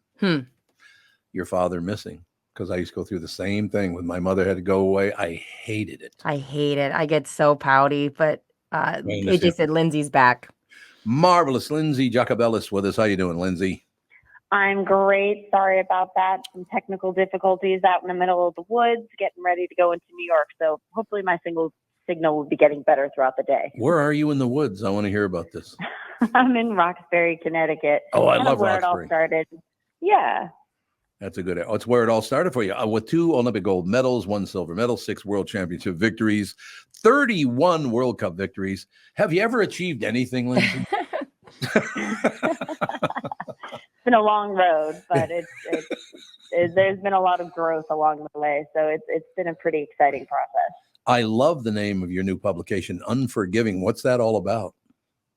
Well, Unforgiving, I chose that name because over the years, I felt, my sport could be very unforgiving. I felt the media was a little unforgiving to me at certain times. But most importantly, I was pretty unforgiving towards myself after my 2006 Olympic moment and all of the years preceding after, getting on that hamster wheel and keep going, another Olympic cycle. I never saw myself going to 5 Olympics, but it was always, take 1 or 2 years at a time, reassess, but it was a strong driving force that kept me going. I'm someone that likes to win. Ever since I was a little kid, I'm very competitive. Anyone that knows me at any capacity knows I'm a very competitive person. So it was to start my book, but ultimately at the end, it was mainly about forgiving and forgiving myself so I can move on to my 2022 Olympic moment. Lindsay, do you think a lot of people have a very difficult time? Because I know I do. Forgiving myself for something, that's hard to do. It's very hard to do that. It took a lot of work, and it was not something that was obvious that I needed to do. I was just already ready to go through the motions, do the training on the hill, do the training in the gym, and I'd still be winning in all of these years in between Olympics, but it would just never line up for me. And I'd always get so much backlash every time I'd come back into an Olympic cycle that it was so hard to focus and it was so distracting and it was so upsetting. So it was not until 2016 that I actually looked, pretty deep inward to be like, what is missing? Because I'm clearly doing everything right physically because we're seeing that as a pattern, but this is something I haven't exhausted. Let's start looking into the mental component as we're building into the 2018 cycle. And just missing the podium there, I knew I was still in the mix. It's very hard to get fourth place. It's even harder to get second place. But, right. It was still telling me that I had something to offer this sport, and I was still loving doing this sport. So that was the help. That was the driving factor that kept me in it and kept me going. Lindsay, I have to ask you, I hope you wrote this line. Jacobellis chronicles her career from crushing early failure. I hope you're the one that came up with that, because if somebody else is like, why don't you shut up, pal? I mean, that was the hard truth, and it was debilitating at times, and I had to brush it off and act like nothing happened. That dates back to being in T-ball, and you're 4 and 5 years old, and you have to learn how to lose and to lose with grace. And I did my best to lose with grace in that moment, knowing that I made a mistake, but it was so hard for that media never let that down, and it was so hard every time I'd come back into an Olympic cycle that they kept dragging that up. So it took a lot of mental training to prepare myself for that moment in 2022 in Beijing, to accept that, forgive myself, and put myself in the best possible situation to have another shot at gold. Lindsay, where does your strength and a clear understanding what life's all about, where's that come from? It comes from experience and having to live that. I mean, you say youth wasted on the young, and this was part of the concept of me writing this book. If I could educate anyone to apply my method or to be aware that they need to work on themselves in capacity 2 years old, 2 years earlier, 5 years older, or even 10 years earlier. I mean, that is a win right there. I never want an athlete to feel how I felt in those moments when I was struggling. And I want my book to inspire and to give hope for anyone in any walk of life. I think it's a wonderful deal. Lindsay, we're going to have you back on again sometime because you were breaking up the whole time, but I do want to talk to you. Can you read books sometime? That'd be great when you get where you're going. I do like to read, and sometimes I really enjoy just listening to books on tape, especially when it is an author reading it. And I travel so much, so it's nice that I can be multitasking or doing a DIY while I'm listening to a story, and it helps like I'm getting a lot more done. Now, where's the unforgiving part? You're unforgiving you don't forgive yourself? It takes me a long time to forgive myself and see that growth over many years in the book. But I chose the title Unforgiving because essentially my sport can be unforgiving. Any sport at that Olympic level can have its ups and downs. I felt at times the media was very unforgiving to me, and the hate mail that I would get from random people. And then ultimately I was unforgiving to myself. So it was it was those moments that I had to reflect back on to see that there was a component missing that I needed to work on. And that was the main goal in my book, and to share my story, to tell my narrative and my experience. And hopefully that inspires somebody to see they might need to take a different tactic, work on themselves in a different way, and have a different mental approach to find their ultimate goal and success. Your strength come from your mother, father, both? What do you think? I would say my mom always has a great perspective, and we definitely have had some hard times in our family, not unlike a lot of families out there. So she was always that grounding factor.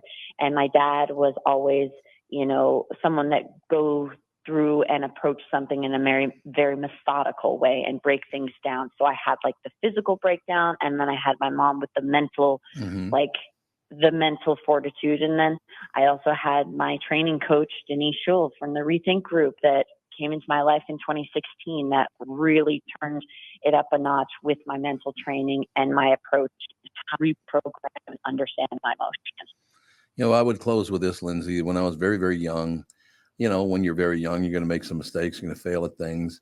And I cannot tell you how many people came to me and said, you may as well just give up. This is never going to work. And all it did, Lindsay, is inspire me to try even harder.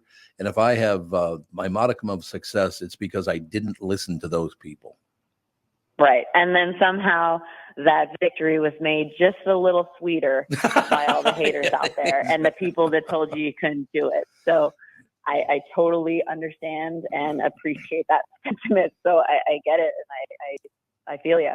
Magnificent. Unforgiving. The publication date is tomorrow, as a matter of fact. Looking forward to it. Lindsay, come back soon. I love talking to you. Thank you. Thank you so much. Have a good day. Lindsay Jacobellis. Like I said, I know the Jacobellis. She was terrific. It's too bad it's such a bad signal. Yeah. Yeah. When I hopped off the mic and was talking to her, she said, "Yeah, I'm in the middle of the forest here." And I was like, "Well, whoops." That ain't good. Yep. That's what she's been having that issue all day with everybody else she's been talking to. So we'll give Art a heads up. Sometimes they just don't know where to go or what to do for these interviews, and they think they can do it anywhere. And it's like, sorry, it just doesn't work like that. Doesn't work. Stop talking to me, because if I see one more tear, you're off the show for I'm not crying. Yes, you are. Look, I looked up. I'm talking to her, and you're like, no, I was listening. No, you weren't. You were tearing up. First off, I love listening to that stuff, because here's the thing that about Olympics people don't always realize is they have a million competitions between Olympics. They have all these but they're, for some reason, everybody who's in an Olympic sport puts more pressure on themselves about the Olympics than they do, even if they make more money. It's more prestigious other places, but they only get to do it every 4 years.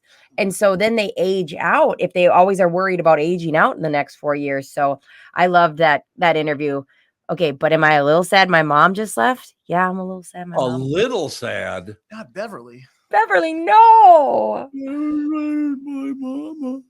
My mom went to Florida. She doesn't care about me. She's abandoning me. He turned her back on you and never coming back. Now I have to get my own coffee while I do this show. Is she going down by herself, or does she go with other people? No, her and my stepdad, Richard, are on their way to Florida right now. So if you see two Floridites on their way, be nice to them. Oh, so they're driving? Yeah, they drive the car back at this point. You know what's funny about that? I prefer that if we have the time. That's why I always kind of try to travel around holidays. Yeah, I'd much rather drive than fly. What? Yeah. Oh, that's insane. Depending on where you're going and what it's for. Like, if I'm going on like a vacation where I've got 5 days, I don't want to waste a day or two driving. But if it's like, we're just going down to Florida and we can take maybe a little scenic route and see something that we've never seen before, I can get down with a little road trip. 24 hours. That's how long it takes. That's how long it takes. 24 hours to drive to Florida. But you don't have to do it all in one shot. Like, you can make a vacation out of it. They don't. Well, you know that for a fact? They don't. I'm just saying, like, my mom's the type that's like, go, keep going kind of drive. Yeah. But see, the reason I like it so much is we drive to Chicago. I love Chicago. Yeah. Not as much as I used to, because they're allowing people to tear it apart. But We stop in Chicago, hang out there for a while. Then we go to the Cashiers, which is our second stop, just absolutely spectacular in North Carolina. We go down, either stay down, well, just south of Atlanta or just north of Jacksonville.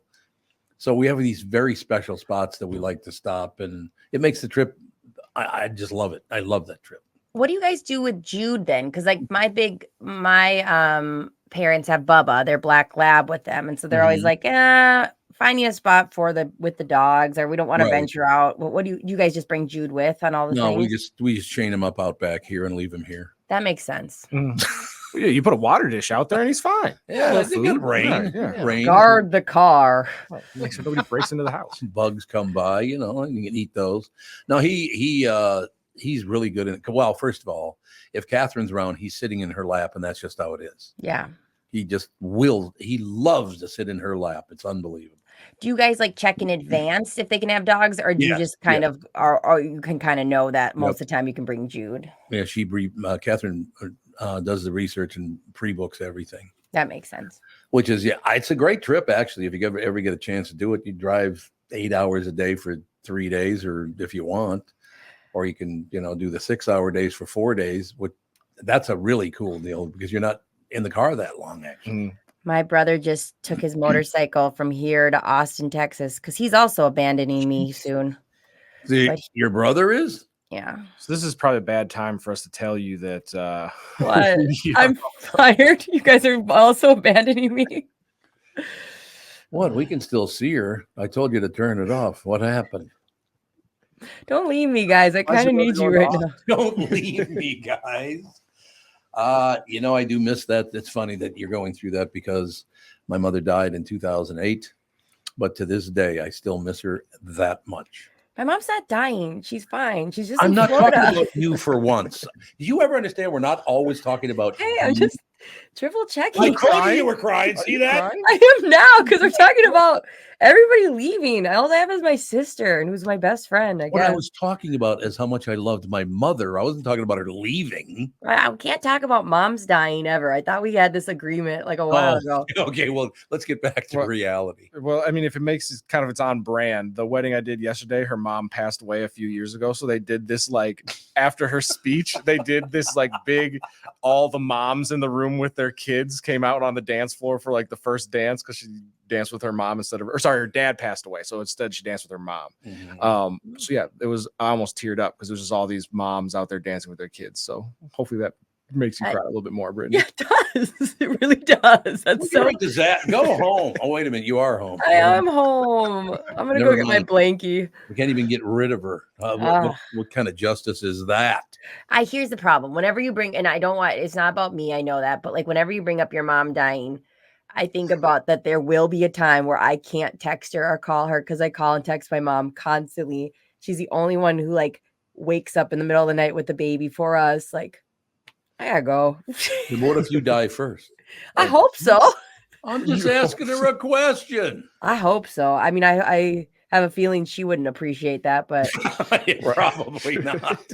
Yeah, she probably would appreciate you dying before her. No, that's a part of the thing, to tell you the truth, as you go through life. And you could be in, the situation, the age that I am now.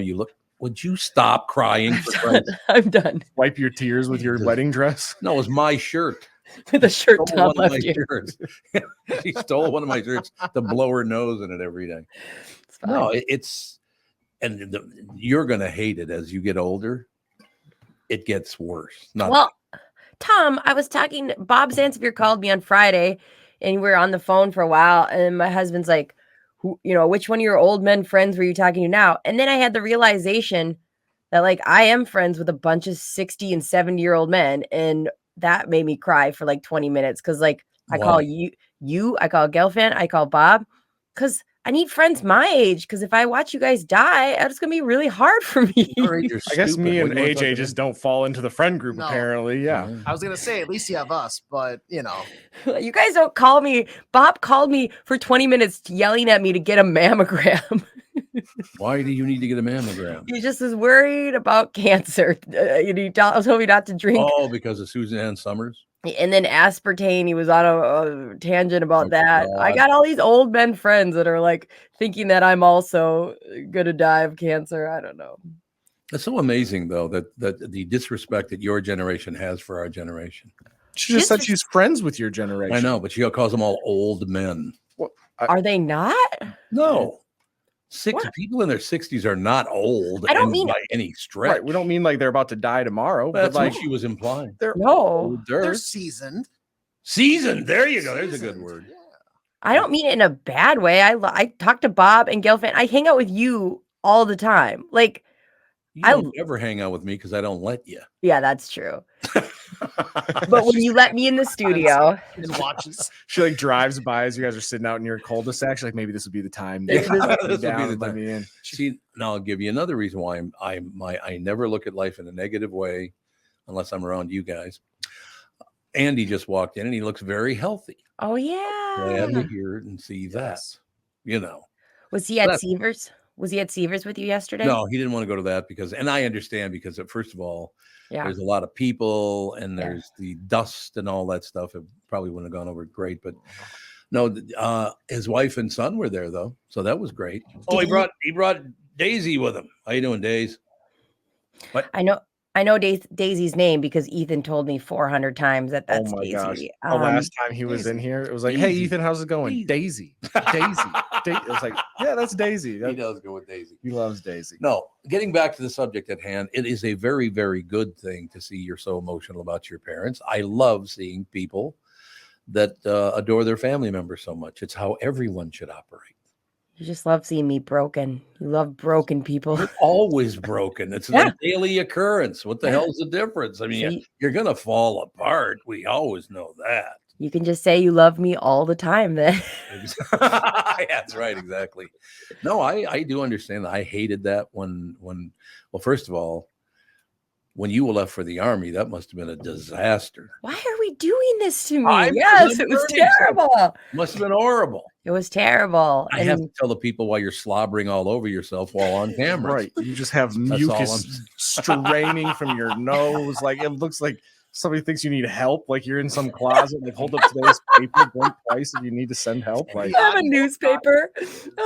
Missing out on a Yeah. great visual. They really are. It's true. like I would think that your mom like passed like she's going to Florida. Like part of me wants to be like, Brittany, it's gonna be okay. Like she's not like moving to another country. You can still call her, FaceTime her. Technology is a wonderful thing. You'll be all right. None of you will understand. And Tom, like you'll understand the closest, but like when you have kids, you only have a certain amount of people who help you in the way your mom does. And like Mhm. there's nothing more I love more than sitting around with Gogo and my mom and like laughing at the bait. And so like when she leaves, it's just like it just sucks. I hate when she's gone. I hate that like that's maybe why I hate Florida. It steals my mom every Why year. do you hate Here we Florida? go. You're I'm not just trying to kidding. I'm just kidding. I That love thing Florida. the other day. You were so far off the mark. It was unbelievable. I think we had two different conversations because I feel like she was kind of on the mark. Like She was their not even school system, close. like their test scores were very low, and that was her point. And so were Minnesotans, but you guys never admitted that part. Right, but just because everybody's is low doesn't mean that now all of a sudden Florida's great. No, I'm not saying it is, but you can't trash them. They're like everybody else. But what if you trash everybody? I do constantly every day. That's right. So I'm saying like it fits in the same vein. Like I feel like you're allowed to trash Florida the same way you're allowed to trash Minnesota or any other state. Well, I love Minnesota and I love Florida. There are some people in Minnesota I'm not wild about right now. There's a crowd of people that I find disgusting. Did you just point to yourself, AJ?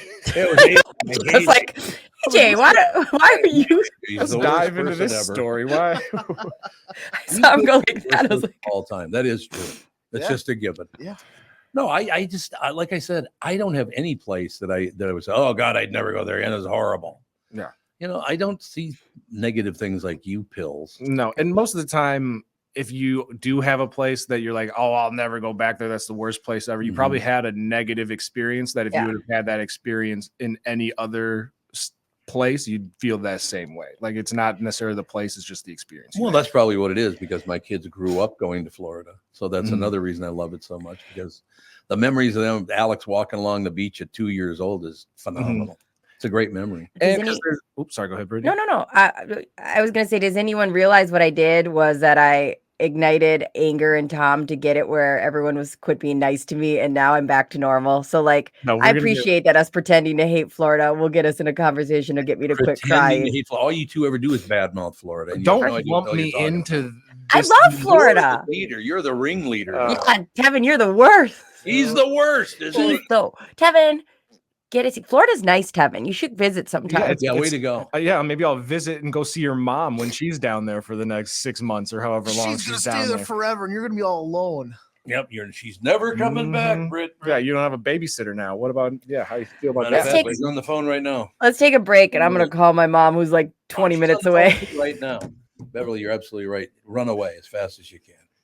Okay. Love you, man. Mommy. There we go. I got your mother straightened away. You're good to go. All right, cool. We do actually have to take a break, though, because we got this thing called advertising that pays your exorbitant salaries, if you know what I'm saying. Right? Absolutely. Okay. We're supposed to be getting paid. Right. Whoops. You know what's great about that is you're not my responsibility. So if they're screwing you, it's them, not me. We'll be right back. This is the Tom Barnard Morning Show. Listen live at tombernardshow.com or on the Tom Barnard Show app. You need to know a guy for your auto repairs, legal issues, banking, and more. The same goes for investment advice. You need a guy to help you be successful, someone you can trust who gets results. Well, I got a guy for you, Josh Arnold. Josh gives you straight talk, not sugar-coated advice about your financial situation. Josh has seen it all when it comes to economic and market conditions, and Josh can make sure that your retirement objectives match your investments. Do yourself a favor and call Josh now for a no-obligation, 48-minute evaluation. You've got nothing to lose, and you'll get a different point of view for your investments. Call Josh at 952-925-5608. That is 952-925-5608. You'll be glad that you did. And tell him his guy, Tom, sent you. Investment services offered by Josh Arnold Investment Consultant, LLC, a security investment advisor. Past performance is no guarantee of future results. All investments involve risk. All comments and opinions are Josh Arnold's and do not constitute investment advice. Tom Barnard is a paid endorser. In a world that's racing a mile a minute, a split-second distraction can change everything. I'm Mike Bryant from Bradshaw & Bryant. Every day we see too many people, heads buried in their phones, unaware of the dangers they're in. Texting and driving isn't just reckless, it's playing Russian roulette with your life and the lives of others. In just 4 seconds of distraction, you've driven the length of a football field. Is there any text message that's worth your life, that's worth the lives of others? I've been fighting for the rights of the injured for over 30 years, but I'd rather you never meet me in a courtroom. So hear me now, stop texting and driving. Pay attention. Value your lives and the lives around you. And if you won't, know this, at Bradshaw & Bryant, we're relentless. We won't back down. We bring justice to those that need it. Find Bradshaw & Bryant, personal injury attorneys at minnesotapersonalinjury.com. With Mike Bryant on your side, seeking justice for the injured. Bradshaw & Bryant. Why should your business bank with North American Banking Company? Here's Landon and Gavin Miller of D&B Plating. I've always been impressed with their speed of answers to our questions, and that has allowed us to expand and capitalize on opportunities in the market. North American Banking Company has never made us feel like a number. They've always treated us as a partner. For more information about North American Banking Company, go to nabankco.com or stop by any one of their Twin Cities locations. Member FDIC, equal housing lender. O'Reilly Auto Parts' new Brake Vest Select Pro brand raises the bar for the best aftermarket domestic brake pads and rotors available. For vehicle-specific friction formulations, Quiet-Tech noise-canceling shims, and stainless steel hardware, choose Brake Vest Select Pro. Professional-grade brakes from the professional parts people at O'Reilly Auto Parts. O'Reilly Auto Parts. And it'll probably be you. You heard me. I have a question for everyone. Okay, you ready? Yep. It's not really, it's a statement more than a question. I could tell you what day of the week it is by walking into the men's room down the hall.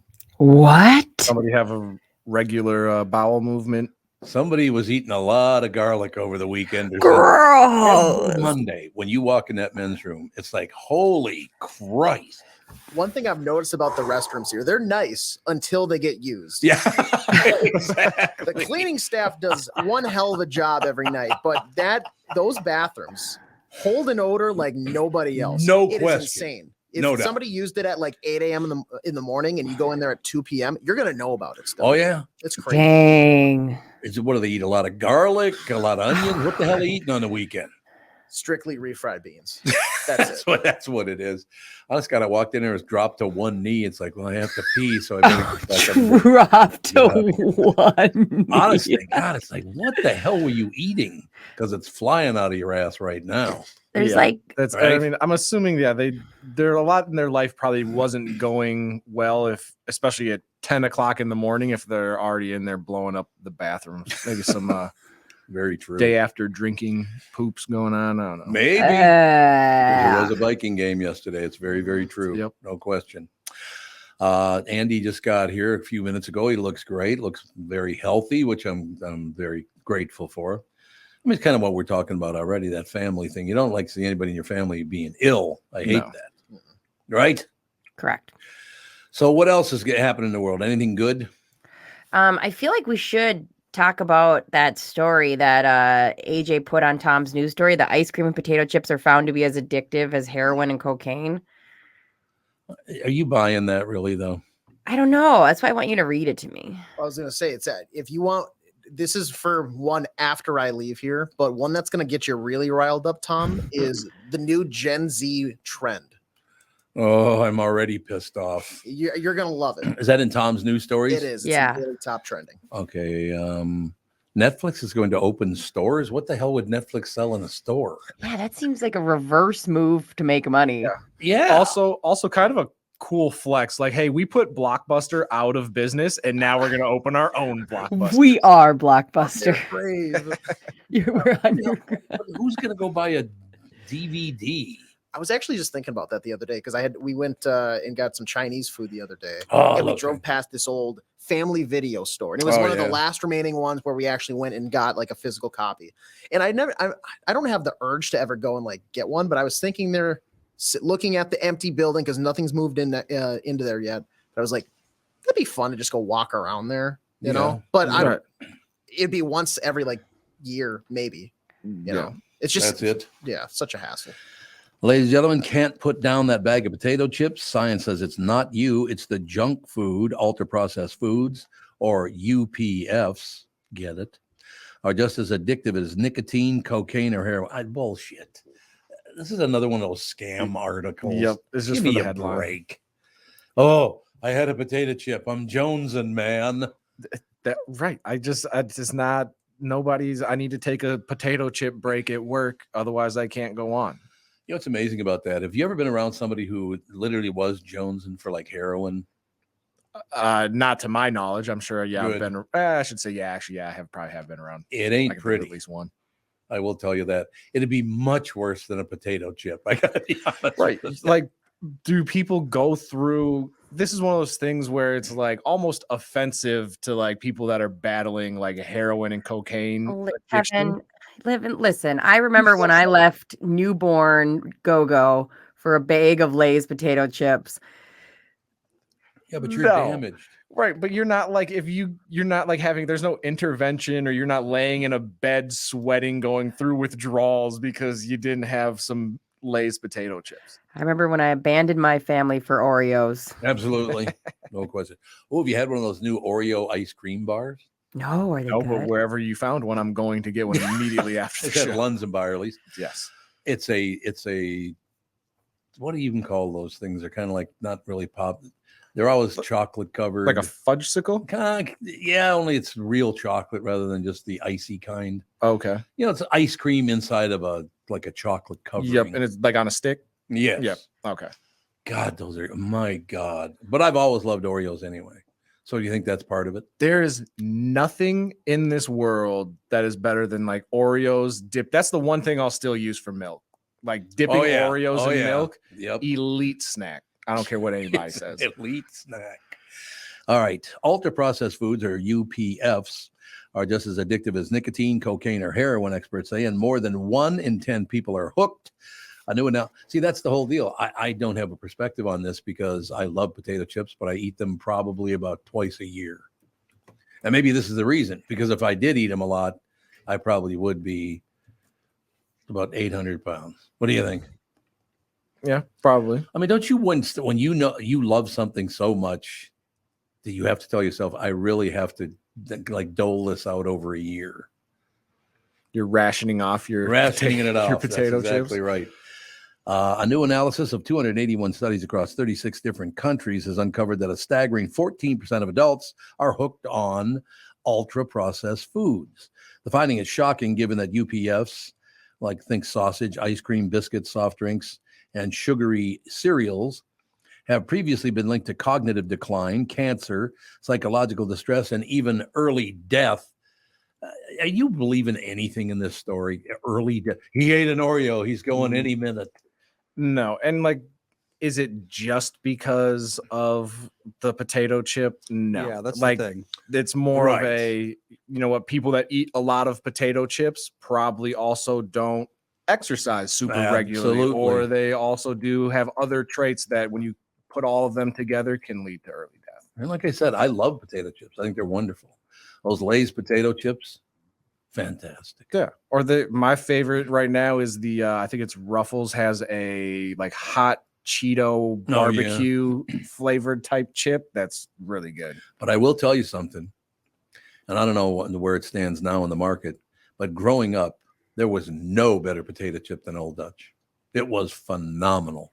No, there was a race car driver, and I mean talking about it at a very professional high level, who used to bring a trailer with him when he came in. I think it was up at Brainerd International Raceway. I think he would bring a huge trailer with him and fill it full of Old Dutch potato chips.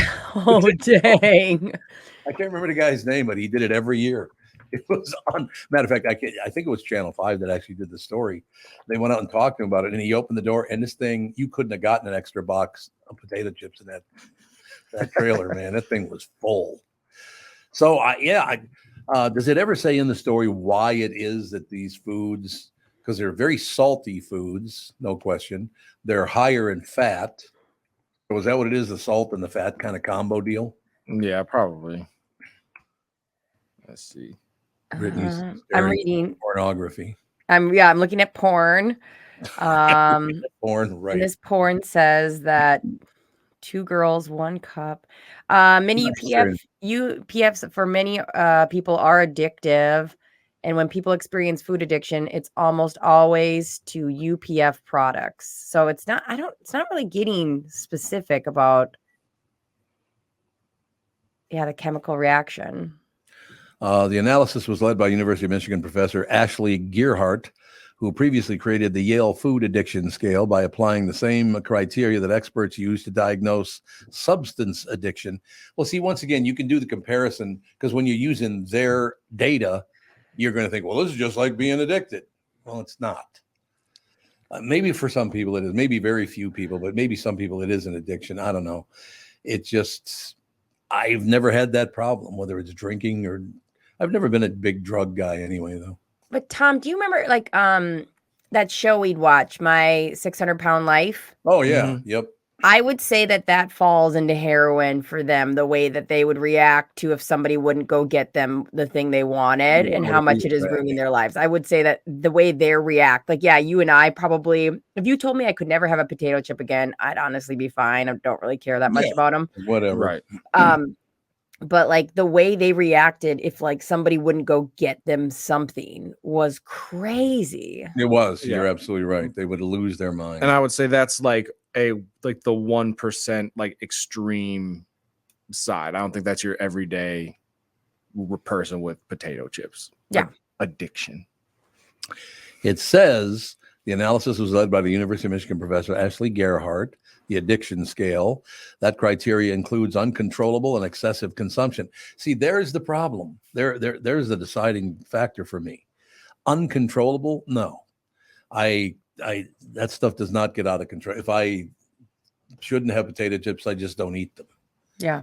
I don't think I have an uncontrollable desire for anything other than Catherine, of course. Of course. We all have it for Catherine. Yeah, no, it's just that kind of.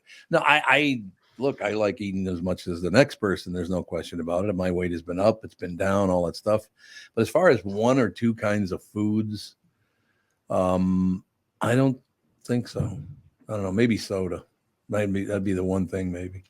But that's because of the you get jacked up from all the good stuff in there. Right. Yeah. Oh, no, definitely like, especially like for me is like caffeine or like energy drinks, Right. especially on like weekends where if I'm working a long day, it's like I Yep. gotta Yep. have something to power through. Me too. Same situation. So, but as far as the potato chips, ice cream, I love ice cream. It's wonderful. Potato chips are really good, but I don't eat them every day. I don't even eat them every week or month. No. They just come and go. Do you go through periods where you'll have ice cream like 3 days in a row and then not have it again for about a month? Yes. Mhm. I do that same thing. Or just with certain foods in general, like if you're like, oh, you know what, I love fried rice. I've had fried rice twice this week or something, and then you're like, Mhm. yeah, I haven't had it for 3 months, and then you go back to it. So yeah, it's all moderation, and sometimes you have a lot of the same thing, and sometimes you don't. Hey, does your mother know? Because John Hines sent me a message because he moved to Florida and he's looking for a good Chinese restaurant on the west coast of Florida. I'll ask my mom. There is okay. Again, I love Florida, but my mom the other day, Do you? my mom the other day told me about a restaurant that she loves called Noodles and Sushi, and it's both an Italian restaurant and a sushi restaurant. Ooh, I like it. And I was like laughing so hard, and my mom was like, Brittany, I'm not gonna lie, it's some of the best sushi I ever had, which I believe her. But Florida be wild sometimes with their restaurants. Well, yeah, Yeah. usually any restaurant that's a combo restaurant where like we're gonna do two very different things, not really the greatest choice to go. But they have some of the best Cuban food you'll ever eat in Florida. Cuban. Like, Oh, yeah. that I don't even venture out. So, like, tell John Hines, say, like, I understand that you're craving, what did you say, Chinese food? Mhm. Just go Cuban and just eat all their Cuban Oh, food God. while you're there. Wonderful. It's so good. Yeah, I mean, I don't know. I think he lives near Sarasota now. I'm not really Okay. sure about that, but I don't know anything about Sarasota. I've been to Sarasota once, but I don't know anything about it, where to go get food or that stuff. Now, Andy, what do you like Joy down in when we go to Florida? I think I've only ever been there like once. Is there one Chinese place you really did like over the years? We used to go to Sushi King all the time. It's not Chinese, but we were talking about sushi. Yeah, yeah. Sushi King is one of the best sushi places I've ever been to. Yeah, that's And it's very, just very like some little place in the middle of nowhere, basically. So if anyone knows of a really good Chinese restaurant Yeah, near Chinese specifically? Yeah. I can't think of anything. Sarasota, Florida, let me know. Give us a call. I'll pass it along to John Hines. Well, he's on TV all the time now. Yeah. They're doing the Blue Cross Blue Shield commercials and all that. John Hines is doing those, which is great, I think. Yeah. What was he just all over about? I just saw an article about him. Oh, there's an article about him? Yeah. I just saw it like this weekend. What was it in? Maybe social media. Yeah, It was in our unofficial Tom Bernard fan group. They were posting pictures of him because he was in that Cross Blue Shields commercial. God, I've known John for about 52 years. Dang. Yep, long time.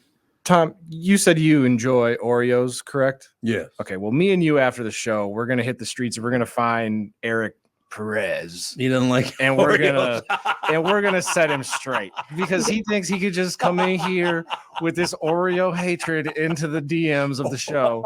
He goes, Oreos are overrated. Thank you. I vote ish. Thank you. He goes, he'd rather have black licorice. I Eric, love black that is the most licorice. blasphemous thing I've ever heard in my life. Oreos.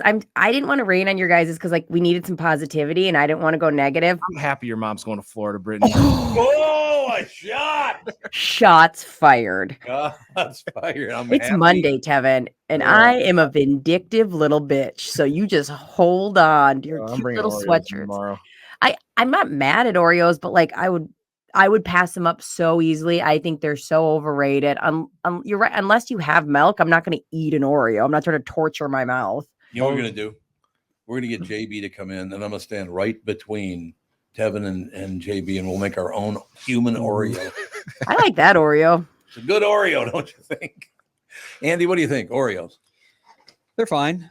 I don't know, like you don't care that much. decent dish. That's fine. I'll accept neutral to Oreos, but fairly. Well, as far as cookies go, hates Oreos? As far as cookies go, my go-to was always the Pepperidge Farm Nantuckets. Okay, those big dark chocolate chip cookies. Oh yeah, that's what I was gonna. 70,000 calories each. It's fine. See, actually, I haven't had one of those in I don't even know how long. Okay, how about this soft batch Chips Ahoy, like the little round cookies. A soft batch is clutch, or Oreo. I don't really like soft cookies that much, unless they're fresh baked. Like packaged soft cookies, meh. Except for the grandma's cookies. What's that? Like the gas station. Yeah, the gas station, like grandma's. There's some of them like this big. Like Subway, the Subway's cookies. Or Subway has insanely good, amazing cookies. Yeah, they do. And those are soft, but they're also fresh baked. Yeah, so they're not packaged. This is how life should be, bitching about cookies on a Monday. Now we're talking. That's no, I don't really I'm not passionate about a lot, and I'm not gonna hate you for a lot of things, but don't come for Oreos and delicious cookies. That's one thing I'll stand on a hill for. I was trying to think of one thing that I really like that everybody criticizes, and it had their black licorice. Yeah, black licorice. I love black licorice. Me too. I always have. Hate it, and you don't like it too. That's right. Yep. I don't know if I know anybody other than you and me who loves black licorice. Yeah, that's disgusting. It's gross. I'm anti-anise. Yeah, that's the thing is I think you have to grow up. In your case, it's pronounced anus. Thank you very much. Great to be here. I'm pro-anus. Yeah, there you go. What were you saying, Andy? You have to grow up with that kind of thing, I think. Yeah.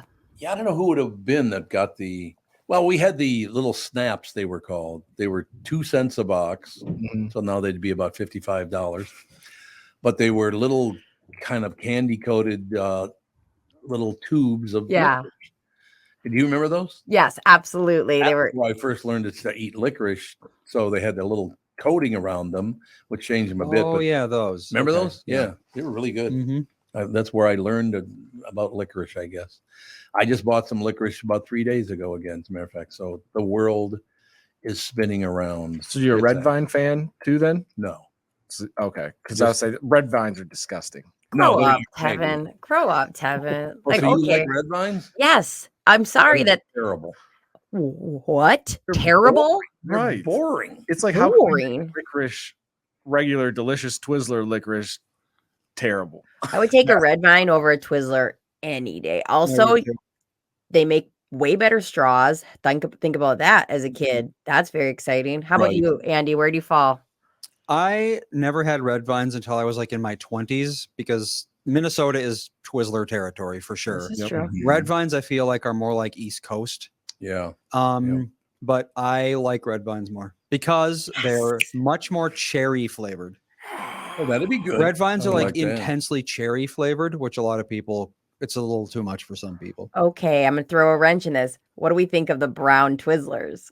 There's brown those Twizzlers? existed. I didn't either. I never even They're heard of them. so good. What flavor are they? It's like chocolatey, but it's like synthetic chocolatey, but they're so I will find it and bring it to us. I might be a North Dakota thing because that's what we had it all the time. Yeah, because I never even heard of them. I'm on it. Well, there's that licorice company. I can't remember the name of it. They do run TV commercials, and they have literally every flavor of licorice. Yeah, I bet they would. On TV all the time. I bet there would be all sorts of flavored licorice at that world's biggest or the Minnesota's biggest candy store. I love that place. That's a great spot. That is a good spot, no doubt about it. All right, we're going to wrap it up an hour early today because we're going to go get some licorice, and therefore, yeah. No, I just So whatever. I guess it always works out in the end. And just quick, I know we got to go to break. Nothing gets the listeners going like this Oreo and snack debate. They are all chiming in. I want to hear it. Some pro Oreo, some anti Oreo. We don't hold it against you. You can still listen to the show. We'll allow it. But yeah, the whether it's Jill or Joe from Louisville, Darren's chiming in. Yeah, everybody's got some opinions on some snacks. So I want to hear a couple. All right. Well, Don't you think? Well, I thought we were going to go to break. Well, we got 3 minutes. We got 3 minutes. We're We fine. got Jill, who says red vines are way better than Twizzlers. So she's Jew. Oreos. You just call her a Jew? No, I said Jill. You said you're a Jew. Joe from Louisville says that the Oreos are the caviar of the cookie world. Don't mess with his Oreos. I couldn't agree more. And Eric chimes back in. He says that he makes a homemade banana oatmeal with chocolate chip cookie that's supposed to be amazing, and he loves black licorice as well. Love the guy. It's my favorite. Darren says he loves the soft batch cookies. He's with you, Brittany. Yes. And then James Franklin wants to know: have you guys heard of Hydrox? Oh yeah. Or the form of Oreo. Hydrox was actually the original. It was the original. That's right. Okay. So yeah, he was just curious if anybody had any opinions on that versus Oreo. Not as good. No. Do you think, Andy? I don't know if I've ever actually had them. You can't find them anywhere. No. Oh, you can't anymore? I haven't had them. I have no idea where they even. I don't know if they even make them still. Yeah, maybe not, because I haven't seen them in a long Hydrox cookies. Let's see here. Yeah, they might not make them By anymore. Leaf Brands. You can buy them on Amazon. No, that's one great thing about Amazon. They got everything. No matter if it disappeared, Amazon still got some somehow. Yeah, right. The company could have gone under 50 years ago, but if they see somebody quick Google search for it, they're like, well, we'll just make it in the back real quick and send it to you anyway. God, do you think this is true? The average employee spends about 11 hours per week writing emails. Oh heck yeah! Emails Oh heck on a daily basis. I hate it. Yeah, and it's no matter what job, because right now, even normal sales in person's job, things like that, they're transitioning because everybody wants to be online. So they're like, yeah, we will, rather than pick up the phone and call you, send you an email. I don't. Why did you send me this story about depression?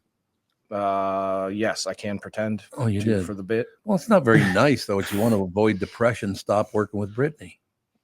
Yeah, but also but also you would lose a lot of fun. Yes. Would you be less depressed? Probably. Oh, I don't think there's any question to that one, but you're right. There are a lot of really good stories on here today. No question about it. We do have about 1 more minute. This airplane etiquette thing. What's that all about? Ooh, I think that was an AJ one. Oh, no. That was a me one. I thought you'd love this because you always talk about how easy it is to not get arrested on planes. And so I thought this would be something that might be a no-brainer, but maybe we should do as a public service announcement. And we're going to get that done. This computer for some reason takes forever to get the slide loaded. So in other words, it'll show up, the little slide thing on the right side of the screen. Yeah. You can click on that and scroll down.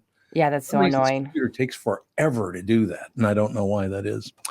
Just how comfortable do you make yourself on a flight? Modern air travel can be hard enough. Passengers have had to deal with a spike in ugly mid-flight incidents, additional charges for baggage, and shrinking legroom. Then there are the unspoken and sometimes clearly spelled out etiquette rules that some passengers ignore. A survey by online travel engine Skyscanner found that there are 7 behaviors in particular that most offend passengers. I have never been on a plane where somebody went off the deep end. The guy was kind of headed that way, but it never got that far. Have you ever been on when somebody loses their mind on an airplane? No, but it's on my bucket list. No, I've never seen it. And I've flown a lot too. Yeah, you have. So I don't know. Brittany, ever?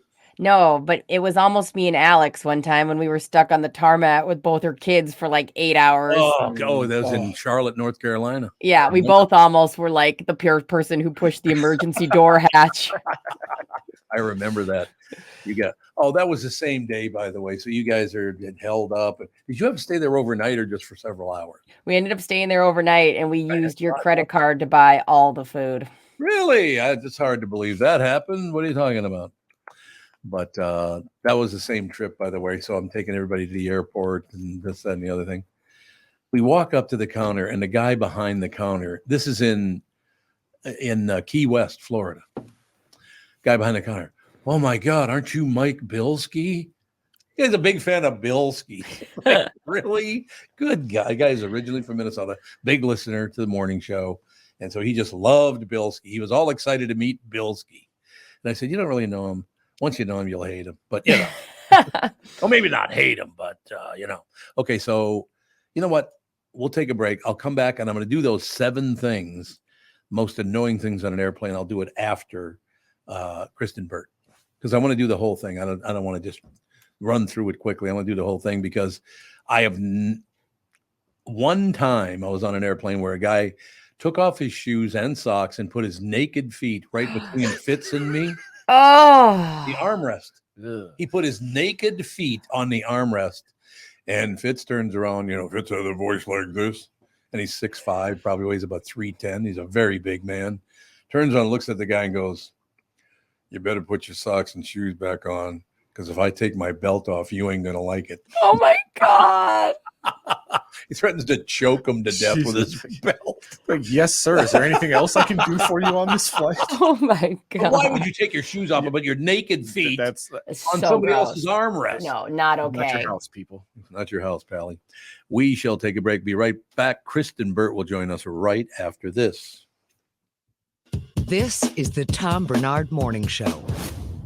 Dougie, how's life in Baldwin? I love it, though it's a bit hard to find a half-calf, decaf, heavy foam. I'll give you some heavy foam. Yeah, that's what he said. Anyway, I just came back from the National Ford meeting and got to hear Bill Ford, Henry's grandson, and Jim Farley, who's the CEO, talk about the future of the company. It was really interesting, and I learned some cool stuff. Read this. Ford builds more vehicles in the USA than any other brand. Huh? I thought it would have been Tesla. Not even close. Keep reading. Ford outsold Toyota in 2022 and is on track to do it again. I didn't know that either. Probably these commercials. Yeah, sure, Bill. Ford also has the largest number of assembly workers in the United States. You know, Tom, I've really fallen in love with the product. From the electrics to the Super Duties, thanks to you, a lot of people have reached out to put Ford on their list. If you want to talk cars in general or Ford specifically, reach out to me at Doug@flagshipford.com. Flagshipford.com. Tom Barnard is back. Every weekday, you'll hear Tommy B, Brittany Arneson. Yes, that Brittany Arneson. Along with Tom's pals, Kent Herbeck on Fridays, Bob Sansevier, Mike Stretch Gelfand, Tim Lammers, and from Channel 5 Eyewitness News, Chris Eggert and Kristen Burt on entertainment and pop culture. It's Tom and the crew with opinions on news, opinions on life, opinions on entertainment, and of course, opinions on other people's stupid opinions. The Tom Barnard Show is a podcast, so you can listen when you want to listen. In the car, on the way to or from work, at home, on the job site, or wherever you need your Tommy B Show fix. Hear the show on the Tom Barnard Show app in your app store, as a podcast on Spotify, Apple, or wherever you get your podcasts, or see it on YouTube on the Tom Barnard Show channel. Hey, Andy. If you don't know me, it's probably because I'm not famous. But I did start a men's grooming company called Harry's. The idea for Harry's came out of a frustrating experience I had buying razor blades. Most brands were overpriced, overdesigned, and out of touch. At Harry's, our approach is simple. Here's our secret. We make sharp, durable blades and sell them at honest prices for as low as $2 each. We care about quality so much that we do some crazy things, like buy a world-class German blade factory. Obsessing over every detail means we're confident in offering a 100% quality guarantee. Millions of guys have already made the switch to Harry's, so thank you if you're one of them. And if you're not, I hope you give us a try with this special offer. Get a Harry starter set with a 5-blade razor, weighted handle, shave gel, and a travel cover, all for just $3 plus free shipping. Just go to harrys.com and enter code MUSIC at checkout. That's harrys.com, code MUSIC. At the UPS Store, we know this upcoming holiday is when things can get busy for small business owners. Exactly. My to-do list and I don't take days off. That's why you can count on us to be open and ready to help with every small business need, whether it's packing and shipping or if it's just to check your mailbox. That's almost everything on my to-do list. My list and I can take the day off. Your local, the everything to help you be unstoppable store. The UPS Store. Be unstoppable. The UPS Store locations are independently owned. Product services, pricing, and hours may vary. See Center for details. Yeah, Beverly, I know you got away from Brittany, but I got a show to do. I can't talk to you about Mommy. that. So yeah, Beverly, have a great time, and I'll watch over her. I know she's a pain in the ass, but I'll get that done for you. She would never betray me like that and talk to you. She would never betray me. Kristen, we're having a bump in the road. Brittany's mom left for Florida, and she's falling apart. I just had a moment, and then everybody started talking about when if my mom ever dies, and then when their mom died, and then I had a real big moment, and now I'm back to normal. God, Well, who that's is? a sad thought. She'll get over it, big baby. It's true. God, who the hell was it again? It was a story that was told on the show a long time ago. Something about this guy with his girlfriend was breaking up. Well, there's a true story. His girlfriend was breaking up with him, so he was all distraught and he hated it. So he goes and talks to his buddy. His buddy goes, "Look, just handle it like this. Just kind of ease into it. Don't go off the deep end. Just calm down. Maybe you guys could end up. I think you got a little too aggressive before, and you were scaring her. So just calm down. It'll be, maybe I could set up a lunch or something like that. And the three of us all go to lunch with you." He sets up the lunch. The woman shows up. He shows up. And then the other guy who was supposed to be taking this all in shows up, walks up to the table and goes, "Come back to me." No, bad start. Really bad start. Can you imagine going through that? Oh, I mean, guys, like there's some guys that just don't take breakups and stuff like that well. Like I they do remember not. working at the House of Comedy, and one of the comedians that came in had just gone through a breakup, and we were on our way to the queue to do radio, and he was like, "Tevin, have you ever dealt with like a breakup?" And he's going on and on about this relationship, and I was Did like, you do this? Yeah, I was like, Look at me. Never. And so we were like driving, and he's like, and I kept trying to change the subject because I'm like, I met you a day ago. So, oh yeah, we're going on the show. Listen to Tom, isn't that? We're going here. He's like, keeps bringing up the girlfriend, I was like, oh, so you must have been with this girl for some years. He's like, oh, it was like a 3-month relationship. And he's just totally distraught. Made me stop at Whole Foods on the way back so he could because he was going to change his diet and win his girl back. Oh no, that's so sad. Tevin, I remember that so vividly because you came, because Tevin came into my studio and was like, "This guy is a wreck," and it was so funny. So he'd be on air with you, Tom, and he'd be like, "Yeah, jokes." The mic would go off, and he would just sit depressed, like, oh. And I go, "Tevin, did he just break up last night?" He goes, "Not only was this relationship only 3 months, they broke up like 2 years ago." Yeah, he was, and it was he was like, he met her at his show, and she was a LA8, which is the most beautiful girl in the world, and it was just I'm like, hey man, like I will be your therapist for this drive, but then I really need you to get your act together because you got to go be funny on stage. All right. Well, not a full-time comedian. He was actually the general manager at Cake. His name was Mark Steinmetz. No, I just made that up. So who do I know the guy? Yeah, and his name escapes me, but I'll have to look it up and figure it out. But he was not the funniest comedian in my opinion, but he was emotionally just a wreck. You should have done that though when he was a wreck over losing. When he said, "You know what? The other thing is you're not funny." Like, yeah, it got to the point where I was just like, "Hey man, like there's other fish in the sea. Like There's therapy for that." Yeah, I bet. I was like, I need to drive 80 miles an hour down Cedar so I can make it to the Cube before he just has a mental breakdown sitting next to me. And I was very lucky in my life. I've never been through that because Catherine's the only one that actually went out to dinner with me when I asked her. So, nice. It all You're worked lucky. out in the end. So I didn't, didn't have the big dating life, but other than that, anyway, Kristen Burt, I'm going to start at the beginning with the review, and then we're going to get to the good part because I saw the worst movie I've ever seen over the weekend. Oh, wonderful. Horrible movie. Every minute of it sucked. It was only an hour and a half long, thank God. It's called The Royal Hotel. It's an Australian movie, and the two women in it are pretty good. Everybody else, it sucks. The movie's terrible. You ever heard of it? I have. I'm just curious as to what inspired you to go see it. Because they were raving it. It's a thriller. First of all, it was not a thriller. I don't know why they called it a thriller, because I do like thrillers a lot. Then you should have gone to see Exorcist. Lick me. Catherine does not like those kind of movies. Catherine is not big on your Exorcist movies and that kind of stuff, but she didn't like the movie either. We didn't talk during the movie about it, but after the movie, she said that movie was terrible. and I agree. Actually, there was one, the beginning was great because we walked in the theater and we were the second people coming in the theater. There were about 4 of them, and they were sitting at the far left end of this row of seats. And Catherine and I happened to get the far right end of this row, the same row. And as we're sitting down, the guy looks over and goes, "Those seats are taken." which I thought was pretty funny. There's 8,000 seats. Those are the only 2 that were taken, which I thought was funny. But yeah, I just movies need to get better, Kristen, because TV is really good now. Movies need to get a lot better. Well, they're going to have to after this Yeah. weekend. And, Yep. I think obviously I'm sure you've talked about Taylor because I know Britt went this weekend. Ooh. Who? Taylor Swift. But I think that there are a lot of lessons learned from all of this. And the studios really need to take kind of a hard look at kind of what happened because, first of all, people are willing to pay more money for the right film. Mm-hmm. Definitely learned that because Taylor Swift's tickets were a little bit more expensive than normal. So that variable pricing, which a lot of, AMC has flirted with in the past, that could be a thing if you have the right event movie. This is a game changer for the studios. Studios just got completely cut out of this weekend's box office of that $96 million that Taylor Swift and AMC earned this weekend.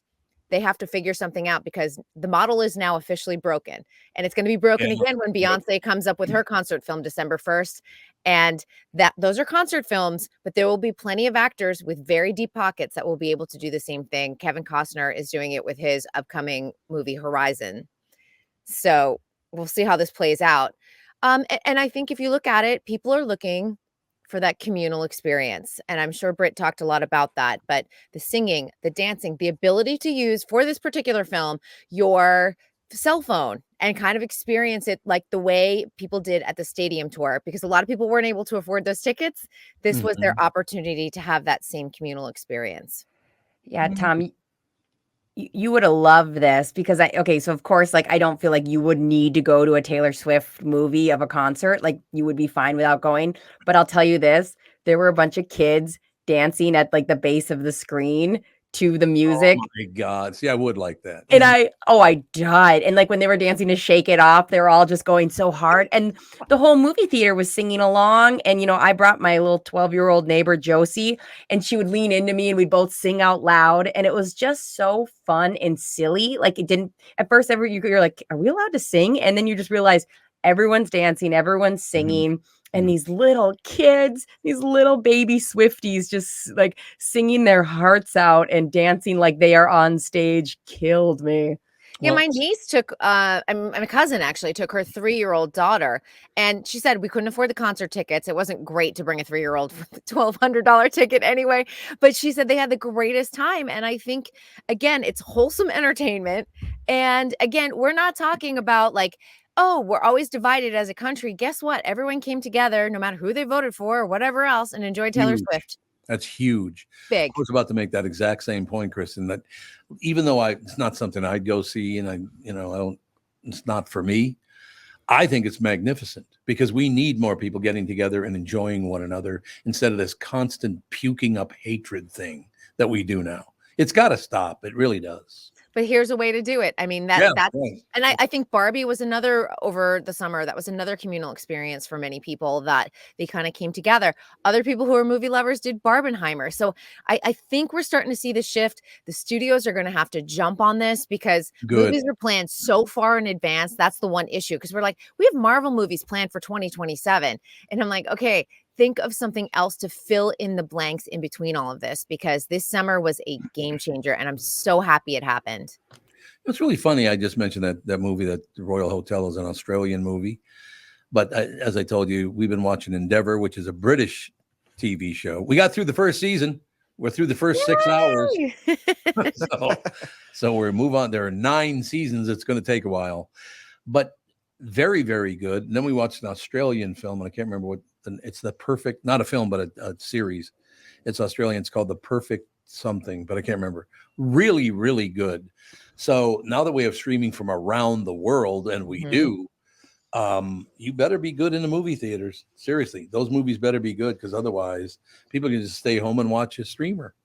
Well, and that's the other thing that's kind of come out of the strike because the streamers do need some content and we've seen a more global view of all of this. So we will be seeing more TV shows from other countries again, which is great for us because we are so focused on our own little bubble here in the United States and other countries get our shows all of the time. This is a great opportunity to explore what other countries have to offer when it comes to entertainment.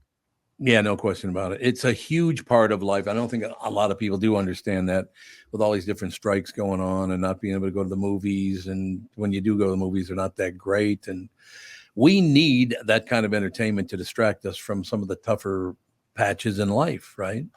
Absolutely. Entertainment has always been one of the greatest, and the arts in general. I shouldn't even just say, TV and film, going to the ballet or going to see an orchestra play. They are just such a great escape from what we've, deal with on a day-to-day basis. And also in hard times, some of the greatest art comes out of that too. And we went yesterday. Unfortunately, Andy didn't get to go yesterday because he didn't feel well, but the whole family, other than Andy, went to Seavers Fall Festival, which is just the little kids, 7, 5, and almost 2 years old, were in heaven. Honest to God, they just loved it. And not one person, there were thousands and thousands of people there, not one person was being a jerk. I think people are really, really, really looking forward to it. I just want to go somewhere and be happy and have a good time. I don't want to put up a pain in the ass, right? I was in Joshua Tree over the weekend, and we went my cousins were in town from Chicago, and we went to see the solar eclipse, and it was great. There were people hanging out on rocks all over Joshua Tree, looking up at the sun, obviously with safe approved glasses, not like trying to burn our retinas. But it was really a sweet experience, and it was fun just to see everyone there. I mean, we got there for sunrise. We were there at like 5:30 in the morning. It was great. I remember being I guess I was probably about 13, 14 years old. And this guy's father said, what are you listening to? I said, I'm listening to the blah, blah, blah. He goes, oh God, how do you I hate the Beatles. First of all, how the hell do you hate the Beatles?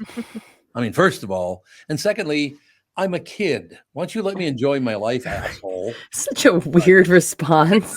Like, what? For anybody that hates on, especially if it's like music related or where it's something like, okay, yeah, it's not going to be for everybody. Like, let you enjoy the Beatles. Let you enjoy Taylor Swift. Like, who am I to come over here and try to rain on your parade as you're having a good time? That's exactly what I'm talking about. Brittany absolutely loves Taylor Swift, and I think it's great. It makes you happy. And they brought billions to the economy, both Beyonce and Taylor Swift this year. Oh, Beyonce's tour isn't hers like the highest grossing tour in the history of tours? Absolutely. Yep. And and their fans originally were arguing over like who earned more and who's better. Forget it. These women are in each other's corner. Beyonce showed up to Taylor's premiere. I expect to see Taylor at Beyonce's premiere. They're in it together. Yeah. And I think that's the one thing that a lot of people like get lost in with like it's Taylor versus Beyonce or something like that. Like they all especially like the entertainers, like they're pulling for each other. Like they're all friends. Half the time, any like beef or drama is all manufactured to get more. Oh, Tevin, you couldn't be more right, because like the Venn diagram of Beyonce and Taylor Swift fans are like circles on circles. Yes. Like no Swiftie or the Bayhive are by any means, because I've been to 2 concerts of each of those. I've cried at both of them. Like I love Beyonce. I love Taylor Swift. Wait. Are you saying that both of those concerts your mother abandoned you there too? You know what? You know what, Tom? You know what? Childhood trauma. Childhood trauma. That's exactly right. Do you think we will be able to get back to a point? Well, first of all, we have to do there, and I'm very serious about this. We need to shut down the far left and the far right. They need to shut up. We've had enough of their division and puking all everybody. We need to get together and have a Democratic Party and a Republican Party, and everybody can just get along and be happy for one another. Will we ever get there? You think? Ever? Well, at least we're getting there through entertainment. Let's do that. That's okay. Good start. If that's the start, works for me. Oh, Alex is here. He just came in to destroy the show. She had a look of disappointment on her face when she saw me sitting in Brittany's chair rather than Brittany sitting in Brittany's chair. Oh no! I get that. Kicking off the week in the wrong way, right? Yeah. Way to go, Tevin. You've ruined my daughter's life. Alex, we're talking about Taylor Swift and all these other things. Did you go see the movie? No. Are you going to? Probably not. Just too busy as a mom? No, I just don't. And Brittany, don't yell at me. I just don't care that much about Taylor Swift. I understand. That's fine. Do you want me to take Fawn? The movie. Fawn, actually, we've talked Bonnie about this would love before. it. She's not a huge Taylor Swift fan because she swears in a couple of her songs, and Fawn is really against that. Oh, Yeah, she does pull out because she's what is she 34? She'll be 30. She's 32, 33. Yes. Anything she's made in the past, 5 years has like a swear in some of it. So I would have to say like she might just want to see the abridged version, like the shake it off kind of vibe. And we can watch old concerts, Fawn and I. Yeah, great. Yeah, I love that. Did they hand out friendship bracelets at the movie theaters? No, you just wear all yours and then you trade with kids, which No, that's what I mean. Like, did you trade bracelets when you went to the movie? Of course I did. See, my favorite thing, Tevin, in the world, and when I didn't leave it on the bus. My favorite thing in the world is to interact with other people's kids. I love kids. So the friendship bracelets, you'll see girls kind of like shyly going around and I'll go up to them and like, do you want to trade friendship bracelets? And then I'll let them pick which one they want. And then I go, will you pick one for my outfit? And they'll pick one off theirs. It was a highlight of my weekend and then a mom came up to me and goes, do you mind trading with my daughter? And I was like, of course I will. So fun. So Did you get any of the souvenir like popcorn and soda buckets? I have the popcorn bucket that's pink inside. It's super cute. I have the plastic Taylor Swift cup, which I will bring in. I think it's going to be my water cup in studio. So I went ahead and dropped about $40 on the concession stands. Not all of it. But think about this. This is genius. Disney does this all the time with their like branded popcorn buckets. Why haven't we been doing it at the movie theaters? This is a way to generate income and save our movie theaters in some ways, because a cool event like this, you want that souvenir. I do feel like it will eventually be my household's throw up bucket. So that's that's nice. That's What is going on at your house that you need a designated bucket? Oh, not this debate. We can't do this debate again. The vomit bowl that I was like, what? Yeah. There's a whole debate that we started online is if your household had a designated throw up bucket or not. And there's two different worlds. We cannot get into this again. What's wrong with the toilet? Yeah, the toilet is the designated Kids bucket. cannot get to the toilet to throw up until they're, I'd say, like 6 at Really? the oldest. Yeah. The trash can, though, it was always with a lined plastic bag. It was always my thing. I have many travel barf bags from when I was pregnant, and we use those. There you go. Alex, you have to tell the story because I wanted to hear it from your voice. I just saw it printed out on my phone. Printed out? Yeah. You printed it out on your phone? It was You printed taped on my it to your phone? It showed up in I Imagine, whatever the hell. I Imagine. Who gives a rat's I don't ass? even know what any of this technology is. Yeah, on your you're phone. Printed out on the phone. Dad. I don't Imagine. go on any of that crap. I use my phone to go, leave me alone. Goodbye. It was a That's what I use text my- message, ladies and gentlemen. I sent him a text message. So it was an iMessage on his iPhone. Yes. That's exactly what it It was was. not printed out in I Imagine. But I want to hear what kind of dessert was it she was having, or cookie, or what It was was she eating? an ear of corn. Oh, it was corn. I thought it was the sweet thing. It was an ear of corn. Okay, so she's eating an ear of corn. We As were- you guys are leaving, Yeah, we went to this like fall festival thing yesterday with like a corn pit, a giant slide, an agility course, like a train ride, all the things, and a giant jumpy pillows. And Melissa and Ethan came, and then they left because Ethan's 2 and he likes things for 14 seconds, and then is like on to the next one. And then Mom and Dad left because they had to go back to get Jude from doggy daycare, and so we stayed for a lot longer. And Fawn was like, can we get an ear of corn on the way out? And I was like, sure, we can get some corn. And as she's eating it, walking to the car, I was like, how's the corn taste, Fawn? She went, oh, it's like heaven. And then Sage was like, can I have a bite? And then he took a bite and he said, it is like heaven. an ear of corn. Yep.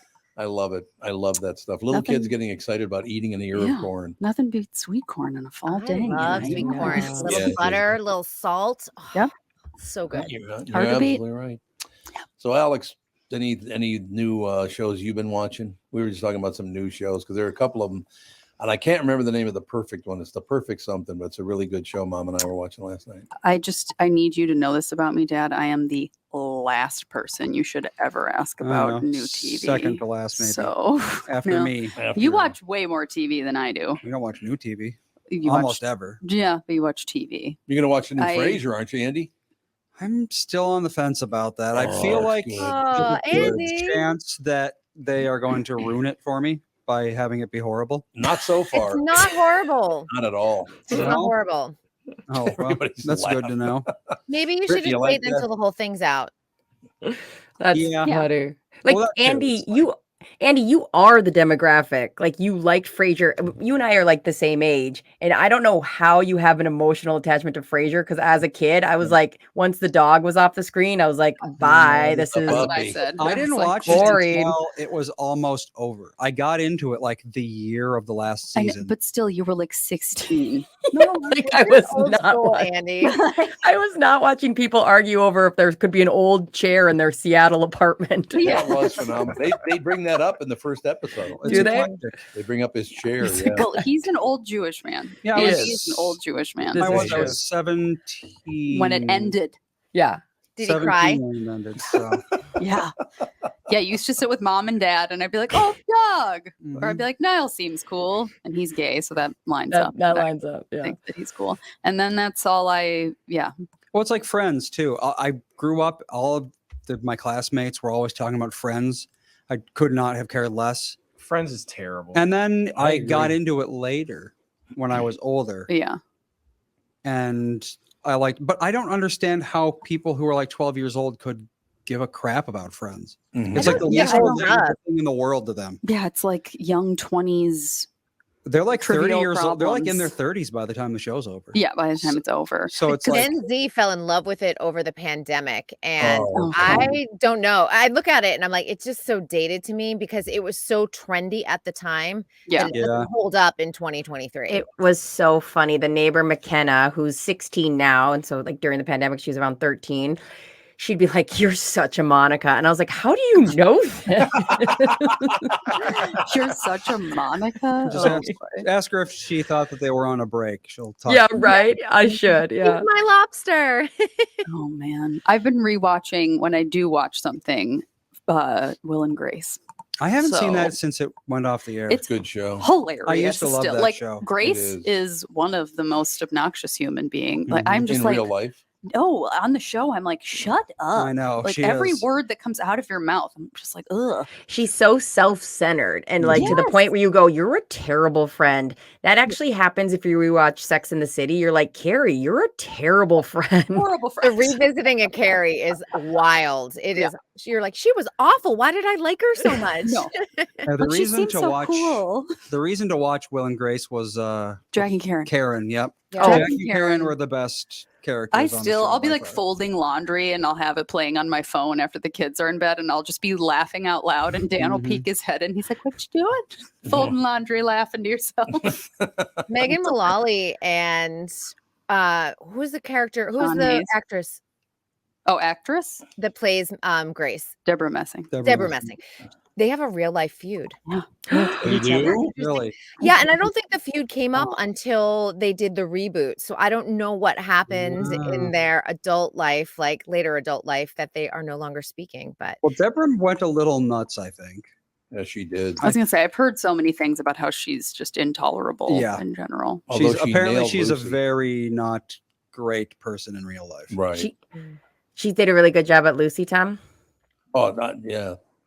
She did what? Was that a TV thing? It was just one episode of Will and Grace they did. Yeah, that's what That's it all was. it okay. was. and then they did a big Really good. photographic spread, I think, in like EW back in the day that was pretty well covered. I think people were like, look, she's like the second coming of Lucille Ball. She looks exactly She like does her. look just. I gotta look It's this up. nuts. That is true. You do have to look it up because if you like their side by side pictures and it's like unbelievable.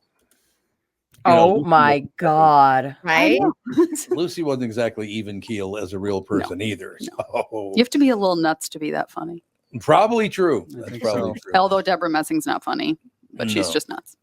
So what are you seeing, Brittany? You No, that's haunting. They look so alike. It's they haunting. do. Yeah. It is. It I is know. true. Dang. Yeah, It's Lucy's unbelievable. Didn't she and Desi both drink themselves into a stupor? Desi definitely did. I don't know if Lucille Ball's drinking was as bad as her ex-husband's, but the two of them, I mean, they were magic together and they were also equally as toxic together. Well, there's no doubt about that. Is that kind of deal, wasn't it? Mm-hmm. And of course, you had Fred Mertz, who was one of my favorite people ever born. I loved that guy. He was always crabby, always. Very, very funny. That was a great show. The Lucy Show was one of the best. Andy, you loved the Lucy Show from day one. One of the earliest shows I watched. Yeah. No Really? question. Yeah, he was into like Frasier and I Love Lucy. Like As like a Cheers, 14-year-old. any other I black never and watched white. Cheers. I never Andy really was got a into quirky kid, if I'm guessing I correctly. never really got into Cheers. Yeah, because you're not 45. You're an alcoholic at 45. Well, yeah, Cheers, you have to like the bar scene. I think I've been in a bar 3 times in my life. Well, that's true. I'm not a bar scene kind of guy. One of the No one knows my name. Nobody. One of the greatest scenes is I think it's the first season. The bar, as you'd walk in, ladies and gentlemen, at Cheers, you'd have to walk down a flight of stairs to get into the bar. And then the bar was a horseshoe, but it wasn't like the open end was facing to the left, not front or back. So it was a horseshoe. So there'd be a bar in the front and go around, and then there'd be a bar around the back. And Nicholas Colasanto, who died during, I think, the second season. Coach was just phenomenal. He was great on there. So this guy comes in, and he's standing at the top of the stairs, and he points at the bar, and he goes, I want you to know I just hate you. I don't want you anywhere near me. You're disgusting. I'm just telling you flat out, don't you ever come near me again. I hate you. And he storms out. And this guy in the back of the bar goes, God, he's really mad at me. And Coach goes, oh, thank God. I thought he was talking to me. That is funny. It was brilliant comedy. It was really, really. Do we have any comedies like that now? Are there some comedies that are pretty funny? I don't know. I don't know. I feel like the 80s was really the height Yeah, of the yeah, sitcom. yeah. I mean, because you can name so many different sitcoms that you would rush to the television to go and watch. And I Oh, don't yeah. feel like we have that same. There are funny shows out there and there are good sitcoms, but I don't feel like we have the abundance that we had in that era. So good, though. It was really, really good stuff. I think the funniest recent show that I've watched is Ghosts. Oh, is it? I don't know what that is. Got to be up there. It's a show about a couple inherits, I think, a mansion that's got a bunch of ghosts in it. The wife almost dies, and now she can see the ghosts, but the husband can't. Oh, that's right. She can see the ghost, Sounds but he hilarious. can't. No, it's good. It is a really good show. Actually, very funny. And I really don't like modern TV humor. I think it's all pretty bad. Yeah. Especially, it's so much of it is just like Marvel poisoned. It's like, oh well, that just happened. Awkward. I feel like Schitt's Creek is probably the most recent comedy that really made me laugh out loud that I love. that show. I was gonna say the 3 that I can think of that were semi-recent were oh gosh, what was that one? New Girl. That Yeah. was a little bit ago. New but that Girl made is me like laugh. 20 years old at this Not point. 20, but like semi-recent. 15. I'd say 15. 15 maybe, yeah. 12 years old. Here we go. And Superstore. That made me laugh Superstore I out thought loud was quite fine. a bit. That was pretty funny. Because when it was funny, it was really funny, but it wasn't always really funny. And then Schitt's Creek. So, Andy, did you like the ghost from England or America? Because there were 2 separate versions. I haven't seen the English one. Yeah, the British one is pretty good too. That's where the whole thing started. What so. is Ghosts on? Like, how do you watch it? Where is it? Is it ABC, Andy? I think so. I think we like- watched it on Hulu. Oh, I don't have I think. You don't have Hulu. No, I got Hulu's rid- got I everything. got rid of it. I was like, I don't watch. Yeah, we don't have television, so Netflix. I We don't even have Netflix. Wait a minute. If you don't have Hulu, how are you going to watch CNN and Fox argue about every single thing there is to argue See, about? pass. CNN's going to HBO, guys. Yeah. Ghost I don't is have- Paramount Plus. I don't have HBO. Oh, Channel 4 then. I don't have Paramount Plus. What do I have? I don't even know Disney. what we have anymore. We have Disney, and I think we have Hulu, and I think that's about it. And I have Prime Video because it comes with Prime. Well, yeah, of course. And that's what I've been watching Will and Grace on. I think we have every channel ever. put Yes, you out. have I'm more pretty than sure you even do, know. Tom. And then there's nothing on. What should I watch? I'm like, you have every subscription that ever existed in the history of television But how do you know that? because you talk about it. Yeah. Oh, because Catherine brought it up to you. Is that what you're saying? No, you bring it up. I don't think you realize you bring it up. You bring it up. You bring it up. Oh my God, the show's over. We talked right to Close. the end. Oops. All right, Kristen, we'll talk to you tomorrow. Yes, see you all tomorrow. Thanks a lot. We'll be right back. Just a couple minutes, wrap things up. This is the Tom Barnard Morning Show. Recently, Jim Paul of Valley Buick GMC was contacted by a company that does on-site sales. Jim was confused. Wait, they don't know anything about us, our staff, our reputation, most importantly, our customers. Hey, pal, no problem. We do them all over the country. You know, get the manager off the roof sale, inflatable gorilla sale, and our favorite, the 13-hour sale with a giant clock that goes to 13. Urgency, baby. We bring our crew because, well, your people are, let's just say, a little laid back. And the pricing? Nothing special, sport. But Jim thought, we price competitively every day. Our prices are special. We definitely don't need these guys. But sale does convey some urgency, so we made a bold decision for his fine dealerships. Announcing the Valley Buick GMC 365-day sale. And we can even extend it a couple years or so. I got the air dancer guy, scratch-offs, plastic keys, bubble machine. Valley Buick GMC in Apple Valley or Hastings, or valleycardealers.com. Hurry. In a world that's racing a mile a minute, a split-second distraction can change everything. I'm Mike Bryant from Bradshaw and Bryant. Every day we see too many people, heads buried in their phones, unaware of the dangers they're in. Texting and driving isn't just reckless, it's playing Russian roulette with your life and the lives of others. In just 4 seconds of distraction, you've driven the length of a football field. Is there any text message that's worth your life, that's worth the lives of others? I've been fighting for the rights of the injured for over 30 years. But I'd rather you never meet me in a courtroom. So hear me now. Stop texting and driving. Pay attention. Value your lives and the lives around you. And if you won't, know this. At Bradshaw and Bryant, we're relentless. We won't back down. We bring justice to those that need it. Find Bradshaw and Bryant, personal injury attorneys at minnesotapersonalinjury.com. With Mike Bryant on your side, seeking justice for the injured. Bradshaw and Bryant. The new Tom Barnard Morning Show is proud to have partners like Bradshaw & Bryant, MyPillow, and North American Banking Company founder, chairman, and president, Mike Bilski. I've advertised on Tom's show for years, and the reason is simple. My business is recognized because of the ads, and that recognition has created growth. What business doesn't want to grow?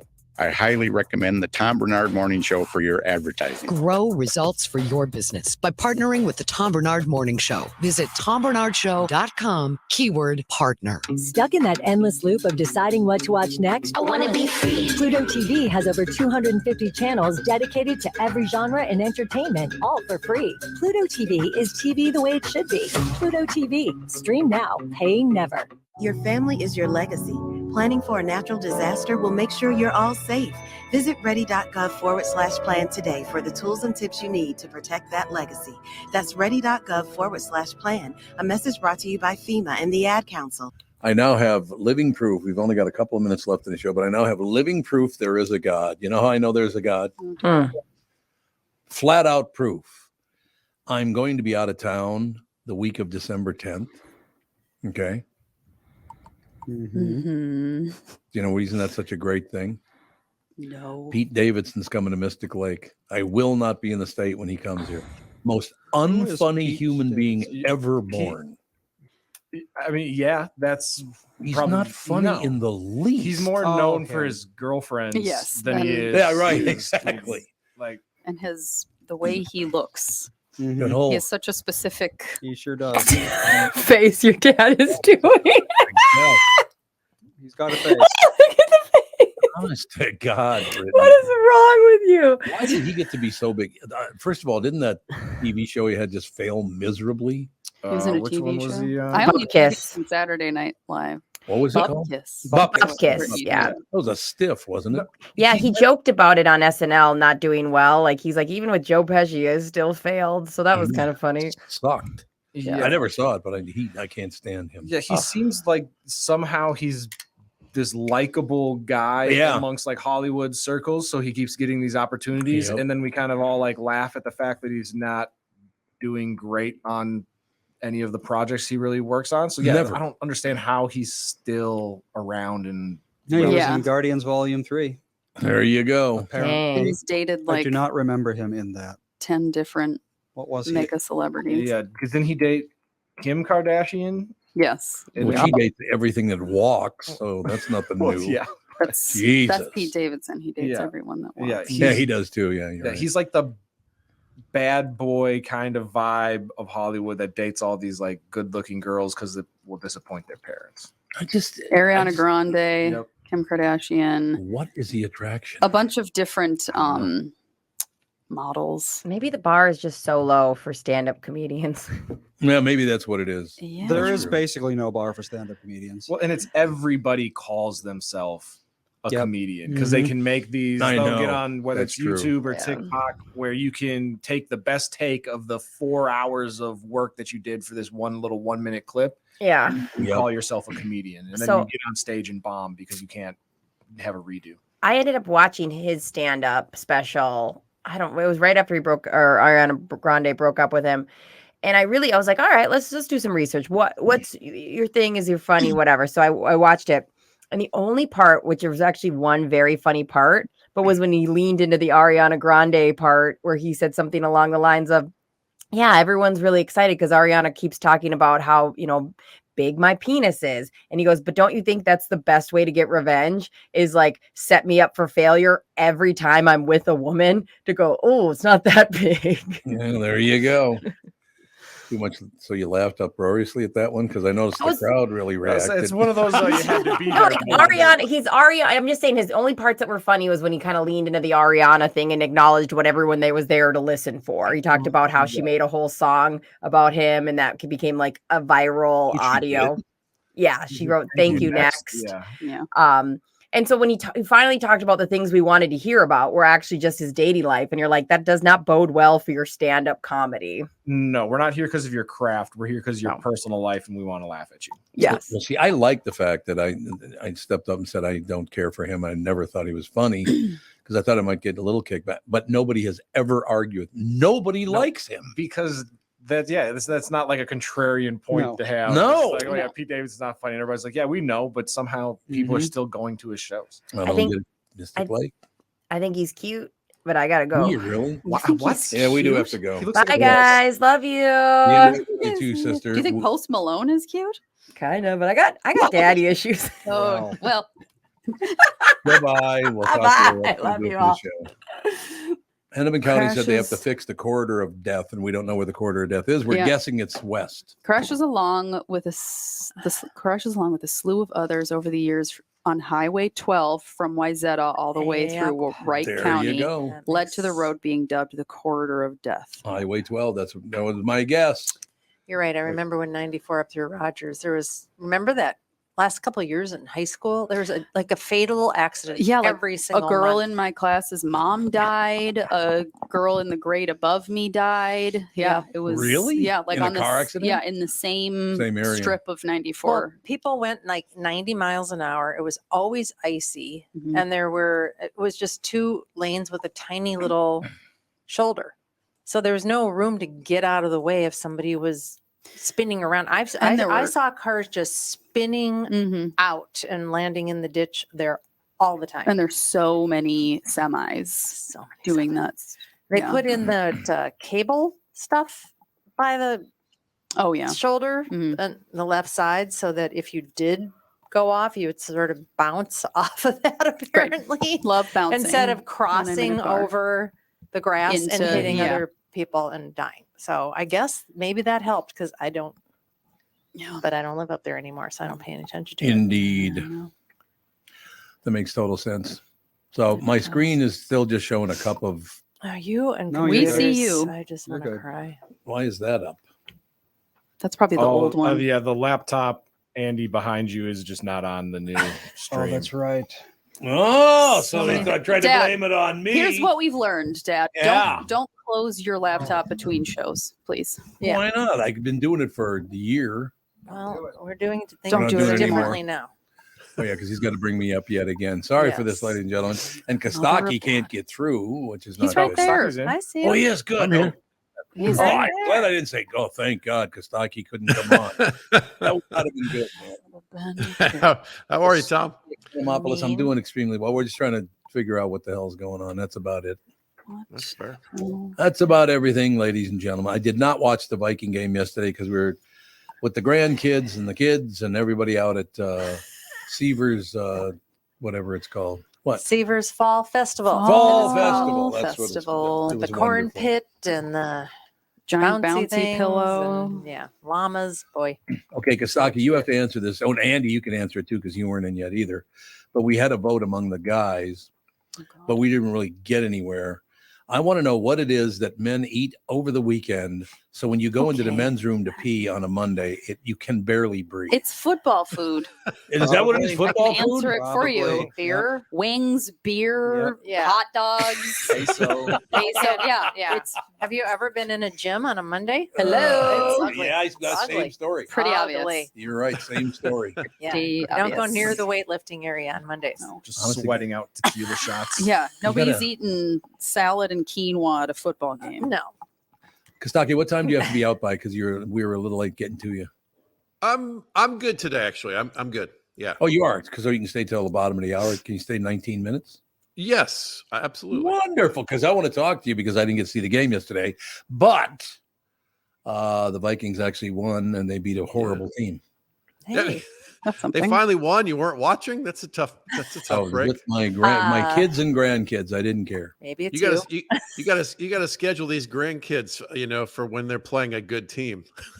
Yeah, there you go. Yeah, that's true. That's a very good That point. would be a wise move. That would be a very wise move, as a matter of fact. No, I just had a wonderful time. We had a great time yesterday. But It was fun. so, what's the Nice. latest in your world? Well, my team still sucks. There were 3 big upsets this weekend. The Browns beat the Niners, the Jets beat the Eagles, and me watching the Falcons. Those were the upsets. Still nothing for you, huh? Well, you can't. What are you doing? It's hard to be a Falcons fan. It's very tricky. I've been screaming at the TV that they should throw the ball, and this week they threw the ball, and I'm like, don't throw the ball. That's nice. I retract the screams to throw the ball. With this quarterback, they should call plays like it's vibrating football. Remember that game, right? Oh, I love that. Actually, Yeah. I hated that game when I was a kid. Wedge Well, it's middle, not a wedge game. left, wedge right. That's it. That's all they should do. They've been hiding their quarterback, and I get it. They should go back to hiding him. Put him in the witness protection program. All at right. least, at least protect me from witnessing him. It's tough. Jesus, that's football. That is. I know. They should hide him at this point, like he's the head of Hamas, like in a cave with no light, surrounded by booby traps. It's not good. It's so amazing that just mentioning Hamas, watching our leaders in America and around the world just fail miserably. It's Yeah, like, this was fair. It's like, whatever. This is a big one. It's a big failure for sure. It is a huge failure across the board, and I will say this: they can talk all they want, but both major parties failed us miserably in this deal. Yeah, yeah. And the security forces and the the intelligence, and there's huge failures. Yeah, absolutely. Really sad. Speaking of failures, back to the Falcons. Good segue. I like that segue. Desmond Ridder, our quarterback, this is an interesting stat. He lost his first ever home game in college or the pros. It was like What? 30-something games he won. Wow. Really? Yeah. I think this is like breaking the seal when you're drinking. There's going to be a lot more of this going forward now. He's going to lose. The Falcons offense did the impossible. They made the Braves playoff offense look prolific. So that's, they're not good. The Falcons traded for a wide receiver this week. Why? They don't throw the ball. It's like Cookie Monster trading for broccoli. What's the point of that? This is like Lieutenant Dan ordering shoes. There's no reason to. All right. That's negative with no legs. Very nice. He's not even a real person. I know. Well, that's true. That is true. Yeah. He's a fictional character. It's the fake principle of the fake thing. Every team in the NFC South lost this week. The South got more wins in the Civil War than they did this week. Oh, I like it. Worked hard on that one. Gotta go back.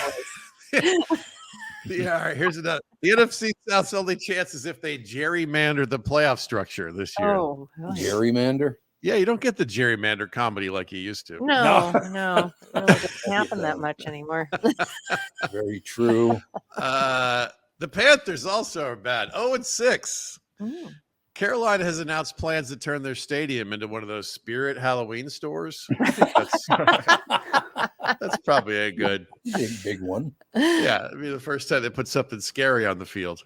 Oh, he segued well with that one. It was a good segue.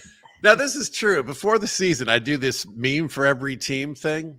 And the Panthers meme this year was on track for more O's than Economopolis. And it's only week 6, and they did it. They did it. They have 6 O's. Economopolis has 5. Really? I'm going to have to upgrade it. On track for more O's than 2 Economopoli. That's a lot of Economopoli. Cuts out a 0. Cuts out the O, baby. I do work comedy clubs once in a while, and they have to break out the zeros to spell the name, and you can tell they're not O's. Yep. They're the number 0. Yeah, sometimes they're red instead of black. It's hilarious. It's a lot of letters. There is that. It is a lot of letters. It's fair. Yeah. I appreciate the effort. But I was thinking about that. I'm looking at your name right now because it's right under your appearance. Oh, yeah. And I don't know. You could not shorten that name. No. There's no way to shorten Economopolis. No, you can't really. Well, I occasionally meet someone who goes by Poulos or Economy or Economy. Oh, yeah, you sometimes see Nick Economy. That's not what his mama named him.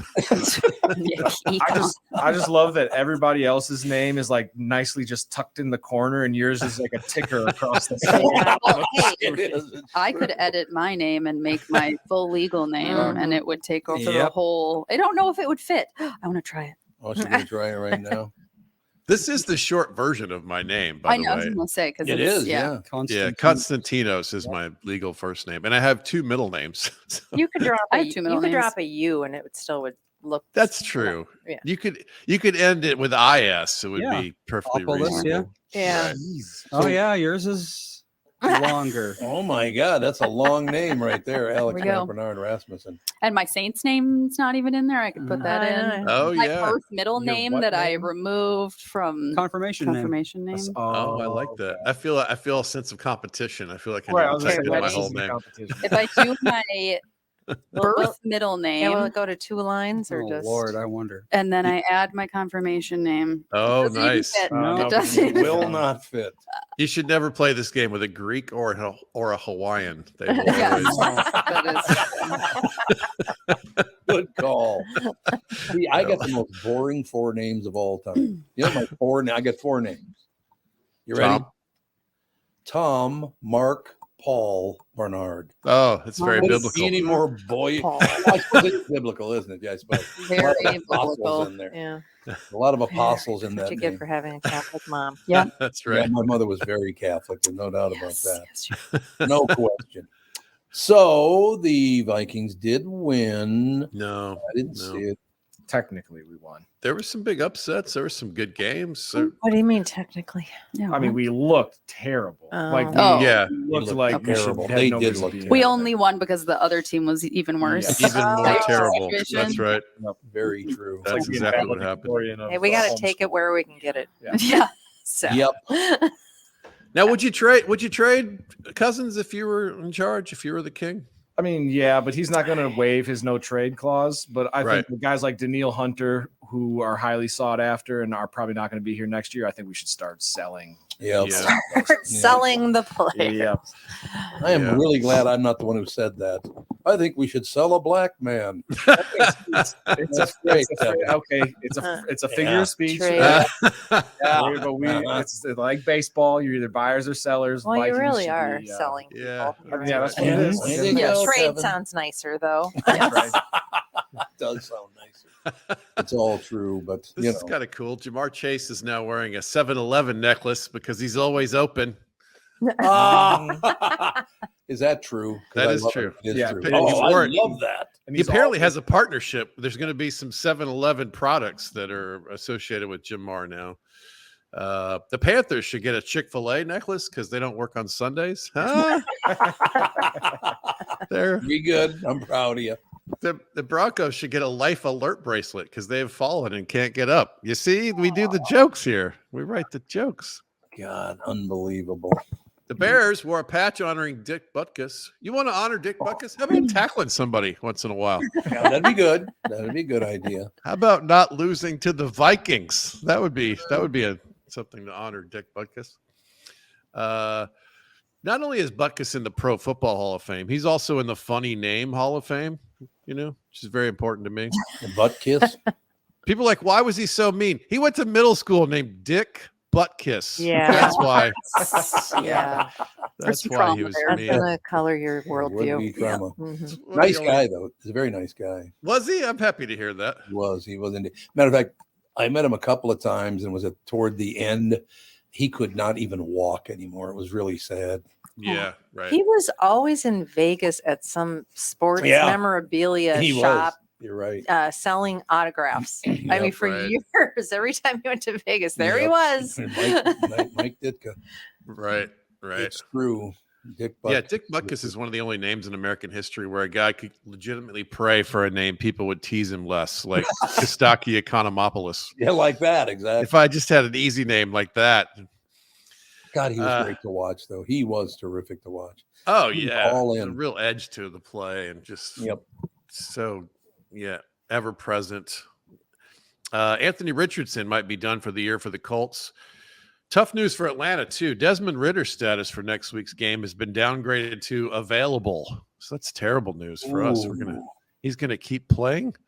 Please stop. Buccaneers wore their classic creamsicle uniforms. And the Lions celebrated by leaning Baker Mayfield against the table and breaking him in half. Oh, that's bad, an image, anybody? That's kind of an ancient. I get it. You That's break the cool. popsicles in the Popsicle, old yeah, days. right- You would right down the middle. Oh, yeah, there were two. Oh, yeah. Wow. Yeah, It's Throwback Monday. too obscure. All right, I like old references. The Giants' clock management was so weird. Even Salvador Dali was like, "Dude, Even with the drooping clock. that's weird use of the clock." Yeah. I'm now going to picture that the rest of the day. Thanks. See that drooping It's very clock. the rest of specific the day. imagery. Yeah, God. the Giants blew it. I've seen Academy Award acceptance speeches with better clock management. It was bad. Tyreek Hill got a penalty for using a phone in a celebration. I like the idea of paying a fine for using props. I'm looking at you, Carrot Top. Pay up, buddy. I'm shoulder to shoulder with you on that one. Whew. Jimmy Garoppolo's out with a back injury. 47,000 women have volunteered to massage his back. So he's a handsome fella. He is ridiculously handsome. No, he's in Vegas now, right? Who? Let's look him up. Jimmy Garoppolo. Look him up, Jimmy Garoppolo. You'll never spell the name right. That name is. I know how to spell Jimmy. Jimmy G, and that'll. I just typed in Jimmy and it showed up. It'll Really? pop up. Just Let's Jimmy? let's watch her face as she sees the man for the first time. He's cute. Oh, my God. look at that. Yeah, that means her husband's watching. That's exactly what that meant. No, I right mean, Oh, yeah. I He's don't good know. looking. Like there. he's like Oh, a see, my standard, wife. There you go. Really good looking. It's like a standard good-looking Catherine's football on board. guy. Like, Standard it is- good-looking There's like guy. it's like a dime a dozen with that group. Oh, What? my God. Really? That might be Really? the most disrespectful thing I've ever heard. I agree. I I agree. I don't know. With that group. It's funny. That's market. I don't know. I got into the Halloween mood this weekend by watching The Ghost of Mac Jones. Oof. Oh, God. It's bad. It's so fun to watch them be bad. Belichick is a Croatian word for Schadenfreude. So Oh, I like that you brought. There's a sentence. There's a sentence you don't hear much in a comedy segment. Schadenfreude has been detected in children as young as 24 months. Did you know that? No. Those are Belichick's childhood friends who laughed at him when he fell down and ate paste. Okay. Yeah, it's obscure. All right, I can close on any one of these. Whichever one of these gets a laugh, I'm out. Let's see. Okay. Okay, here we go. The Broncos are so bad, they're angering people in a state that's been perpetually stoned for 10 years. They're not good. Catherine laughed. Five to go. Or four to go. Four to go. Let's get 3 or 4 to last at the same time. Okay, here we go. All right. Well, I don't know if that's possible. All right. In an interview, legendary sportscaster Al Michaels claims in nearly 80 years on Earth, he's never once eaten a single vegetable. What? I saw this. I know, right? How do you not accidentally eat some vegetables? You never had soup? Like what? Exactly. Hamburger, carrot chunks. sandwich. An 80-year-old man's never had soup. That's a crazy miracle right there. Maybe he just forgot. Yeah. As a baby, his parents didn't feed him vegetables. I don't see that. Like he's never taken a bite of a burger, and there's accidentally like a pickle that was left. Yeah, Little lettuce in there. Technically a That doesn't possible. No. No. I mean, Dan has a friend that only eats like 4 things, and vegetables are not any of them. Oh. He eats plain hot dogs, plain hamburgers, steak, and chicken fingers. That's it. He eats meat. That's it. That's not real good very for you. developed palate. No, I don't know how he doesn't have scurvy. I was going to say he is genuinely Scurvy. going to get scurvy. He must Really? take a multivitamin. must, I don't know. Like it's, I yeah, love but a that's good all he eats. scurvy 100% would have scurvy if he didn't. Yep, that's You all can he get eats. rickets and beriberi too, as long Yeah. as Look at all kinds And he of does. weird He only things. drinks. Get some consumption going. And he also only drinks. I don't know that he drinks water. I think he only drinks Diet Coke and beer. He's going to die very young. This person isn't alive. What are you talking about? Seriously. He is. Get him on the show and talk to We him. should. He's very shy. I don't know that would go over well. He's a nice guy, but he has a terrible diet. He works out a ton. So he just has a plate of meat, and that's it. Meat and grease. No, I mean he doesn't eat much. A plain of it. hamburger, meaning a bun and a Yeah, a hamburger. bun and a Oh, burger. well, there you go. No Burger. cheese. No pickle. No No cheese, no mustard? pickle, no Nothing? mustard. It's just a meat and Really? bun. And same thing with hot dog. It's just a hot dog and a bun. That's it. No toppings. He won't eat pizza. Jeez, 'Cause he doesn't eat Tom cheese. won't even eat chili twice a month. I mean, I think chili's like, I'm not eating it again. No, I had Oh it my once. gosh. I like That's what I chili. should make for dinner on Tuesday. Chili. No, because we're leaving town. And chili, if you make chili, you have chili for like 10 days. You can freeze it. Yeah, and then forget about it and then throw it away 2 years later. There you go. All right, you got 3 more to try to see if you get a laugh. All right, let's go. Aaron Rodgers challenged Travis Kelce to a debate about vaccines. Travis Kelce's busy. He's got a new girlfriend. He's got a podcast. He has a job. Yeah. Travis Kelce even has communication with his family. He's busy. You can't.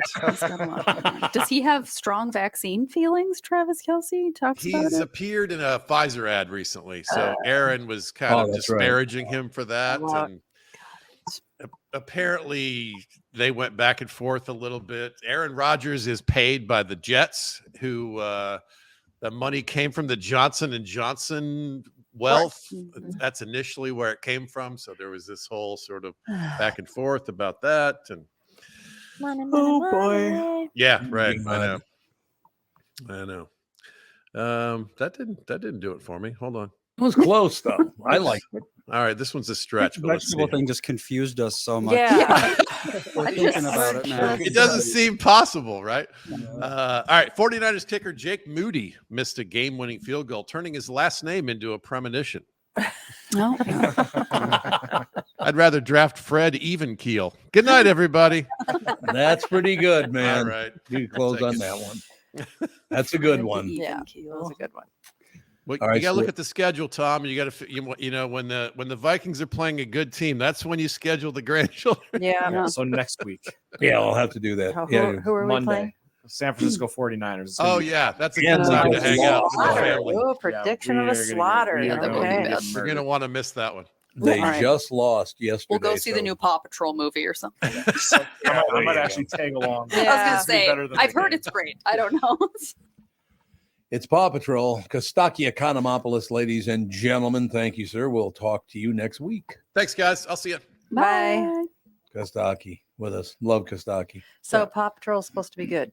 The new one, I guess, is good. Yeah. Boy, is Sage still in? He's not really into Paw Patrol. Not anymore. really, He but was like, obsessed. yeah. I mean, So every obsessed. 3-year-old child is obsessed with Paw Patrol. Yeah. At some point, but no, he's not really into it anymore. No. And like, we don't have Paramount Plus, which is what you need to watch Paw Patrol. So he only ever watched it at your house. Right. Mhm. And then it just kind of fell by the wayside a little bit. And like, but they like Fawn was like, I want to go see that movie. So, I mean, it's more Well, just it's got to be better than the Royal Hotel. Yeah, Dad talked about that. yeah. Ugh. Yeah, terrible. Vomit. Oh, that's right. We got to get Nana's take on the Royal Hotel. I gotta So what get is going. this? I'll see you. Oh, that's right. You tomorrow. got to go. I do. before you leave. Oh boy. Because Okay. I was waiting for you two specifically to Oh get no. here. Okay. We have to react in a big way or something. So I know it probably wasn't in your vows when you and Tom originally got married, but were you involved in any way in the finding of corn this morning in No, underwear? I was a little disappointed. Normally there's corn when you there take off your is- clothes, you take a shower. There's like, oh, there's another thing know, of corn. There's another one. suddenly there's I guess I corn. wore the proper outfit. I'll have to make a note of what I wore. Because that's how we kicked off the show, was him describing how he slept with corn Up his apparently, crack in areas that we somewhere. probably shouldn't say on. Oh yeah, Fawn was like, I have corn in my pants. Like I think it would be like up by her waistband, and she like just shoved her hand down her pants. I was like, okay, just get it later, maybe. Okay. That was me. But I went to bed last night, so I washed my face. I get to bed and I get up this morning, go change my underwear. I pull my underwear off. There's 3 kernels of corn No, in it is my amazing underwear. how corn can be stuck to your body and you don't know. You don't even Like, know it. That's what I've learned. I can't believe you got my to take a years of corn shower. pits. Just the corn dust alone. I made the Gotta kids. I made the shower. kids bathe Yeah, after. you got to wash everything. Yeah. All your clothes have to go right in the machine. You're No. just covered in dust and hay. Too bad you got to go, because I like to hear about the kids out at Seavers. They had a wonderful time. That they did. Yeah, Fawn almost was like falling asleep and couldn't even move, and then she had a hot chocolate. And the sun came out. She And the was sun like, came it was out. like, yeah, they stayed an extra hour and a half or something. She's the type of kid that if it's cloudy, she just wants to like lay around and she gets that from me. like I need the color sun. and be cozy. I Like need the she, sun. yeah. But then, the sun came out and she had a hot chocolate. And she was like, "All right, we're ready to Sugar go." and sunshine. And she ate. She had lunch, and like once that I think started, the calories hit. Yeah. And then they did not want to leave. I was like, "We do have to go home. We have been here for 5 hours."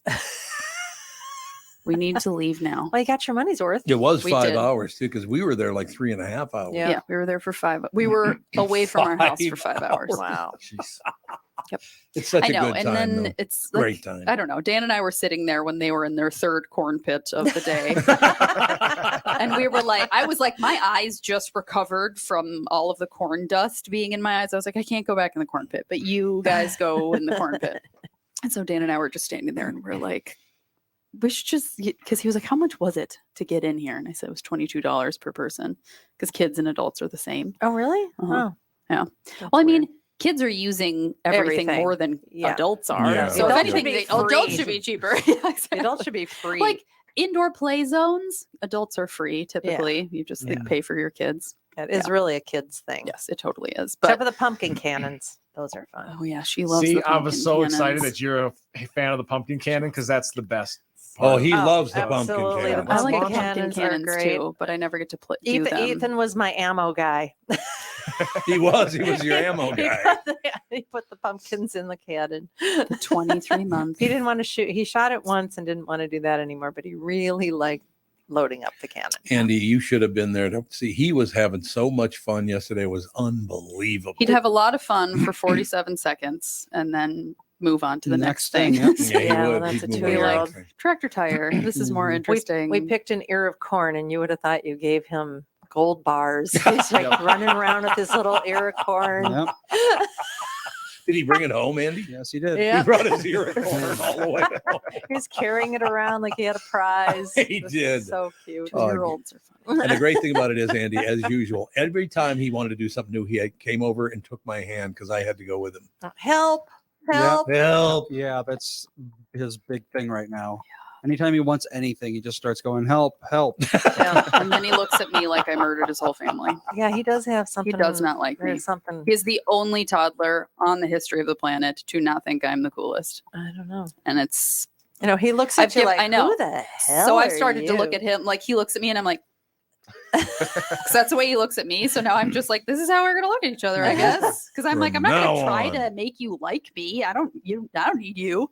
Oh no, he's Maybe that's why he doesn't like you. Yeah, maybe. I did try for a little while. I was like, I'm fun on Alex, and now I've given up because I'm like, he doesn't like me. And I'm not for everybody. It's fine. Oh, It is you've what it decided is. you're not and for everyone. and kids go hot and definitely cold. not. I mean, they're either really into me or they just ignore me completely. He's never liked me for He's coming There back was- around. He was on a I don't care about Nana stage, but now he's coming back around. There was one dinner, one time last summer that he smiled at me a few times. Oh. Because he was really wanting, he was like in destruction mode and we were trying to like all sit and have dinner. Mhm. And then I just copied everything he did. And then he like Oh. would smile. Mm, It's the only got it. time I've ever been like decently okay to that kid. Yeah.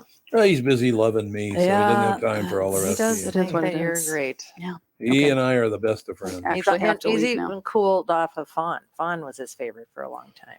Now he doesn't have to be with her all the time.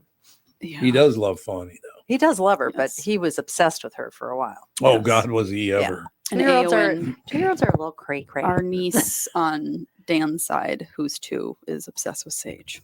Oh, there you go. Well, so's everybody that works at Golden Valley. So what do you think of that? I mean, he's got a lot of personality. He does have a lot of It's- Most 5-year-olds are not as like wanting to talk to everybody all the time as Yes, Sage is. and explain things so very thoroughly. Yes, exactly. Quick So- reveal, it just hit 50 degrees. All right, well, I'm going to go out into the 50 It's nice. degrees. It's and- the sun is out. There's not a lot of wind. It feels kind of nice. I went for a run this morning. It was like, this is It nice. was 37 when I got here. Oh, It was 42 when I went on my run, but the sun was out. It's not windy. When you're running. Yeah. Okay. Okay. Bye. See you All later. right, we'll Gotta go see eat my you tomorrow. overnight oats in my car like a winner. See you tomorrow. Okay. You do that. That'd be a good thing. As people grow older, many find it becomes harder and harder to fight off frowns and bad moods. Now, researchers from University College London suggest the secret to happiness during old age may be as simple as avoiding stagnation. Their study finds that having a hobby has an association with fewer depressive symptoms and higher levels of happiness. 100%. Did they talk to you? What? What? What do you mean? You're crabby. I'm not crabby at all. Well, And don't tell me I am. You've gotten less crabby lately. You were pretty crabby there for a long time. Well, I was treated like shit for about 2 years. That might have something to do with it. That's probably maybe. true. Yeah, maybe that's what it was. But no, it says that basically 93,263 people over 65 participated in 5 longitudinal studies conducted in the United States, Japan, China, the United Kingdom, and 12 other European countries. So basically, they just you got to get a hobby. To be happy as an older person, you have to have a hobby. Oh, absolutely. I know so many women, especially that were married to doctors. And once they retire, if they don't have something else going Oh on, God. because they're so focused on their work and having a team that does whatever they say. And then all of a sudden they're like barking at their family, trying to get everybody to jump and go through hoops. And everybody's like, no, that's not going to happen. So yeah, I think that it is very true, especially when you've been very, very work focused like you. Yeah. Whenever you turn the mic off for the last time, you probably need a hobby, because I don't think you're the type of person that would just be able Oh, to go God, no. sit at home and just do nothing. There's all- no you way. No, gotta he's have something. already now that he can stay up until 10, understanding that the evenings are long to watch television for 4 hours, 5 hours. That's a long time to sit on your ass and watch TV. It is. You're Yeah. absolutely right. It's bad. All right. You ready for this one? Let's see if you guys can guess what they are, because I have not seen them yet. These are the 7 most offensive behaviors that break airplane etiquette. I'm going to go with talking loud. Yeah. You're going talking loud too? Yeah, talking about, or I would say it's always annoying, like the reclining seats. Oh, yeah, put the seat People- right in your lap. Yeah. Yeah. Andy, what do you got? Hmm. I haven't even seen them yet. I hate it when people put their feet up on the chairs or on the Yep. wall. That's The gross. wall. Yeah. Well, if you got the front If row. you've got or a bulkhead, Oh, yeah. they're bare feet. No, taking your shoes off. Yeah, that's got to be Yeah, really gross. All right, so you're going to go with bare feet too, Catherine? Yeah. These are the 7 most offensive behaviors that break airplane etiquette.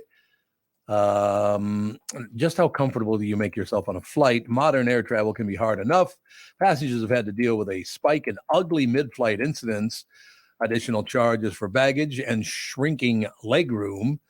Then there are the unspoken and sometimes clearly spelled out etiquette rules that some passengers ignore. A survey online by Travel Engine Skyscanner found that there are 7 behaviors in particular that most offend passengers. So I'm going to read them. And if it clicks, it clicks. And if it doesn't, I want you to comment on them anyway. Okay. Okay, you ready? I'm ready. Number 7, asking someone to switch seats. Oh, shut up. That's Yeah, not that's offensive. not that big a That's deal. such a No. bullshit thing. I mean, you don't especially have when, to. like if a family is traveling together and they sometimes the airline is so stupid they'll put kids somewhere else. Yeah. Mhm. Yep. Why?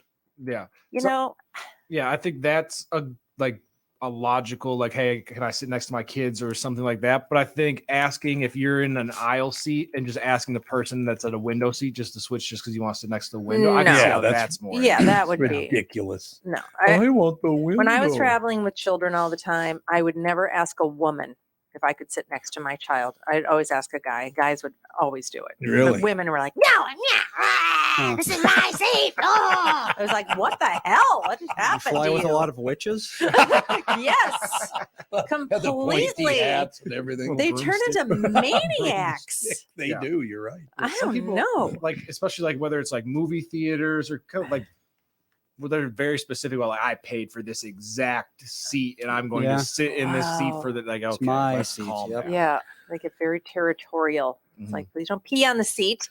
We believe it's yours. Okay. Number 6 is using both armrests. Technically, you're only supposed to use one of them. One. You're supposed to use one of them, but know, the middle seat's the only one that can do I'm that. tall. I suppose have you could do long it anyway. arms. Yeah. It's hard, especially when you are in one of those airplanes that it's a child of 4 doesn't sit comfortably in Yeah. those Mhm. seats. No, I mean, they what do don't. you've got wide shoulders and stuff? Are you like, you must be over some I of mean, those seats. because I'm like so self-conscious about like not trying to take up too much. Like I'll just sit with like my hands in my lap Yeah, and try that's to keep kinda what I do. more. I'm like, I'm not gonna fight you for the armrest. Makes sense. Okay, so the first 2 we missed out on. Ours haven't shown up yet. But number 5 is reclining your seat. There it is. There we go. An equal amount of flyers, 31%, have no sympathy for passengers who recline their seats during the flight because the seat you pay to sit in often has the built-in ability to recline. It's not surprising that people do it. With the tight seating dimensions, especially in economy, reclining one seat has become a divisive topic. I don't like to recline my seat, so I like to recline it just enough so that I'm not sitting straight up with Straight my up, head yeah. doing Mhm. something weird. It's like I can't sit like that for an entire 3.5 no. hour If flight. you put it back an inch or 2, nobody's Yeah. gonna care. But I these guys don't. I do don't the- throw it down. Yeah, back right. like, Jesus, what do I have to look into your face all the whole, because you can literally see their face I know. on some of them. Okay, so we got 1 out of the 3 so far. Okay. Here's number 4. Number 4 is taking off shoes or socks. Yeah, don't do that either. That's the other one. You can maybe take off if you got like loafers on and you want to slip your loafers off. That's your business, but don't take off your socks. I know. and Why then would you stick want to do them that all anyway? over the back of a seat? But It's why so would you want to gross. have bare feet on an airplane anyway? It can't be good for you. I guess they're trying to get comfy. I guess maybe. I don't know.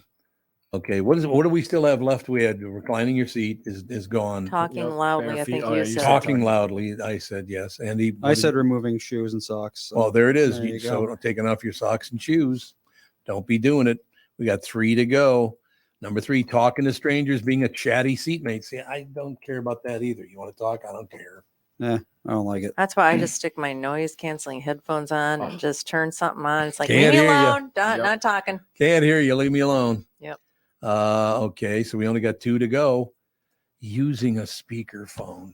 Oh God! Why? What? I've never seen anyone do that. I never have either. No, neither have I. But that's also like just a good. If you're out in public in general, don't put your phone on speakerphone and talk. No, I agree. I wouldn't do that in pub. Just walking down the street. Yeah. Put it up in your Get ear. some and- earbuds or something. if you Okay, don't. so mine's the only one that hasn't come true so far. I mean, it's kind of like the chatty one or speakerphone. Kind of loud. Talking too loud. Yeah, I suppose that does qualify. Okay, I might vomit.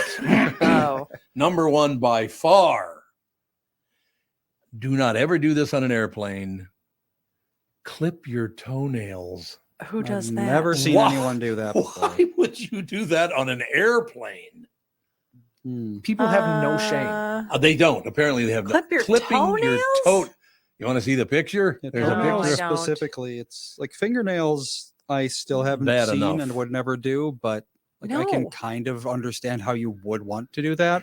But toenails, just Clipping? No, you need a trash can to put Yeah. your clippings in. Yes, Right? you just do. let's go fling those all over the place. By coincidence, I just had, because I've been walking every day a long, long time and all the rest of it.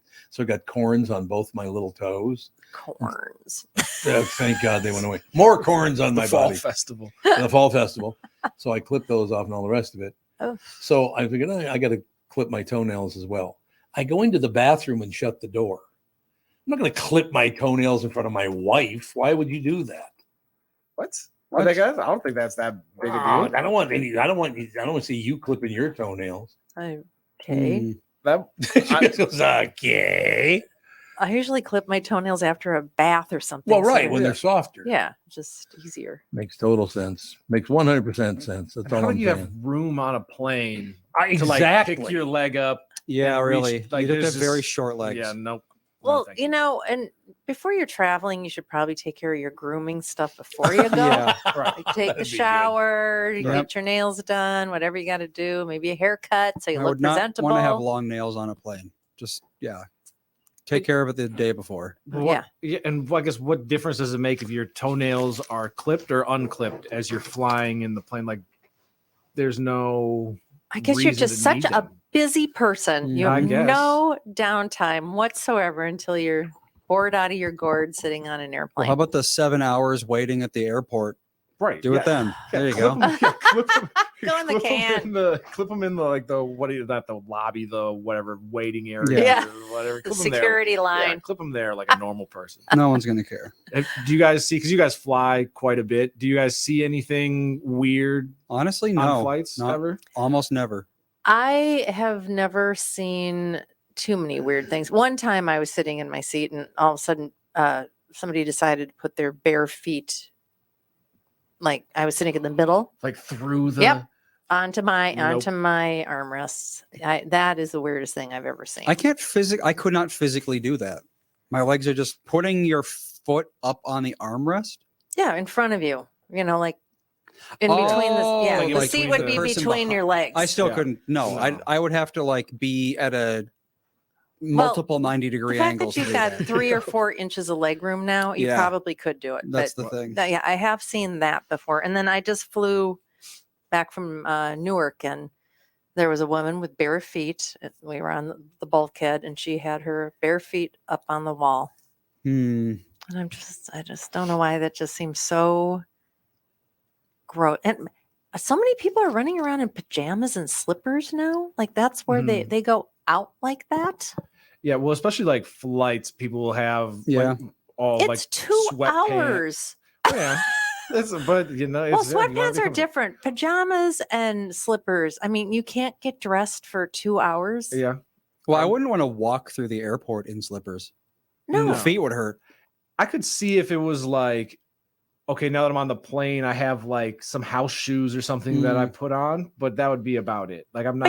But you bring them with you and put them Yeah. on. You don't. Right, I'm not just walking go- through the airport No. in them. Yeah. Or a lot of people, because like will feel, or I feel like a lot of people make a big deal out of the whole like I have to take my shoes off for Yeah, a lot of TSA people or act like not. that's the biggest And deal I'm in the like, world. Just get your TSA You- pre-check and you'll be fine. Or just Right. take your shoes off. It's not You- that big of a deal. You No. literally just slide them off and slide them right Yep. back on. It's not the end of the No world. Yeah, big you deal. don't wear combat boots that you lace up to your knee. Mhm. Yeah, Yeah, Yeah, that no would be knee- smart. Just be smart. like the old school like knee high boots that like Yeah, just you have wear to some- lace them through. every Yeah, little just wear hook. some Yeah. loafers or Yeah. something, or slip-on tennis shoes. You don't need to go crazy. Next time I fly, I'm going to wear like night gauntlets or sabatons.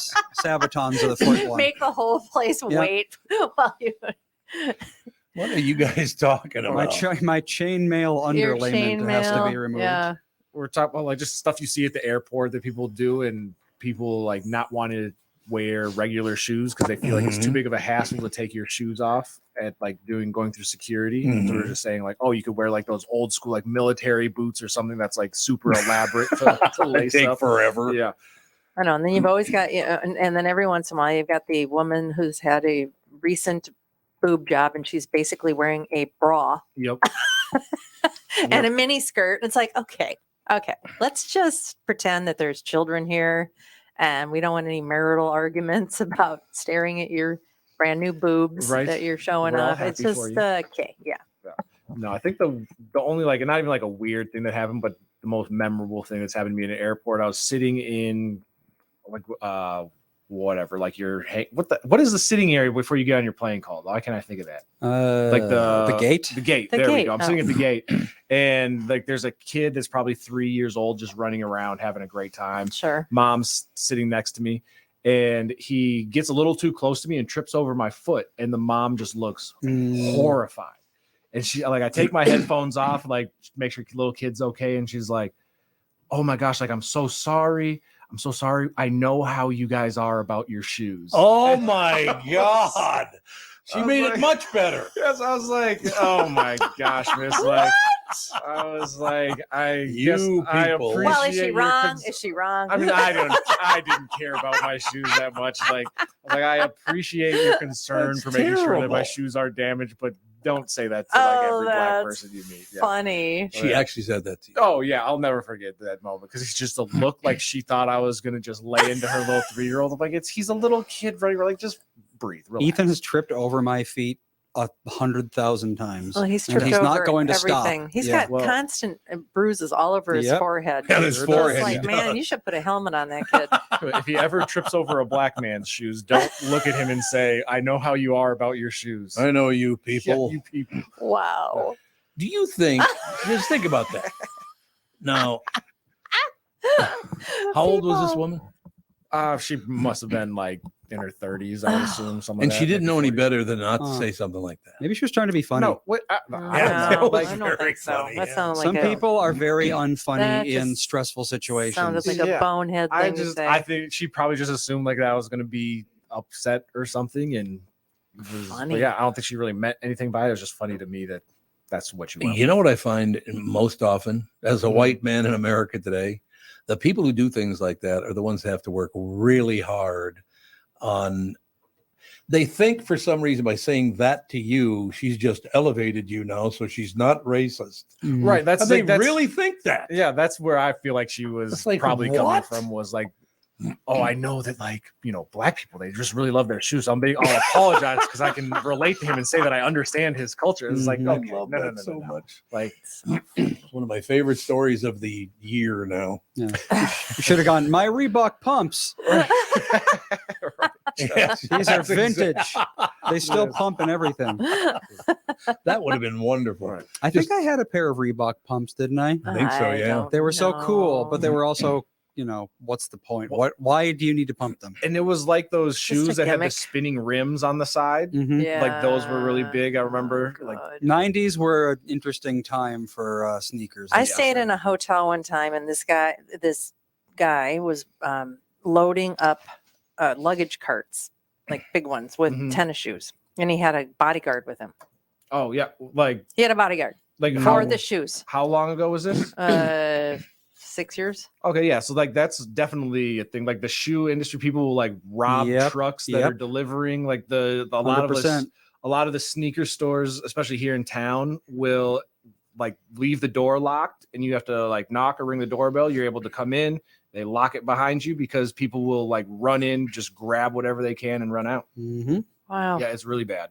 Wow. See? I was like, what's going on with the bodyguard? Is there some singer here or something? No, just Sneakers are very valuable expensive tennis shoes. and very easy to move. That's the thing. You know, probably a pair of tennis shoes cost them what, $6 to make, and they charge Yeah, for 200, real. 300, Yeah, 130. And well, Yeah. especially Jordans, that's what like MJ gets a lot of flack for, is because they're like, people are literally getting murdered in the street for your Jordans. I know. Right. Was it shoes. Chris Right. Rock that was doing a Lululemon bit? He was talking about how they sure hate they talk about being socially aware and social justice and all this stuff, and we support BLM, but he says, but their prices, they sure hate black people. It's like, whoa.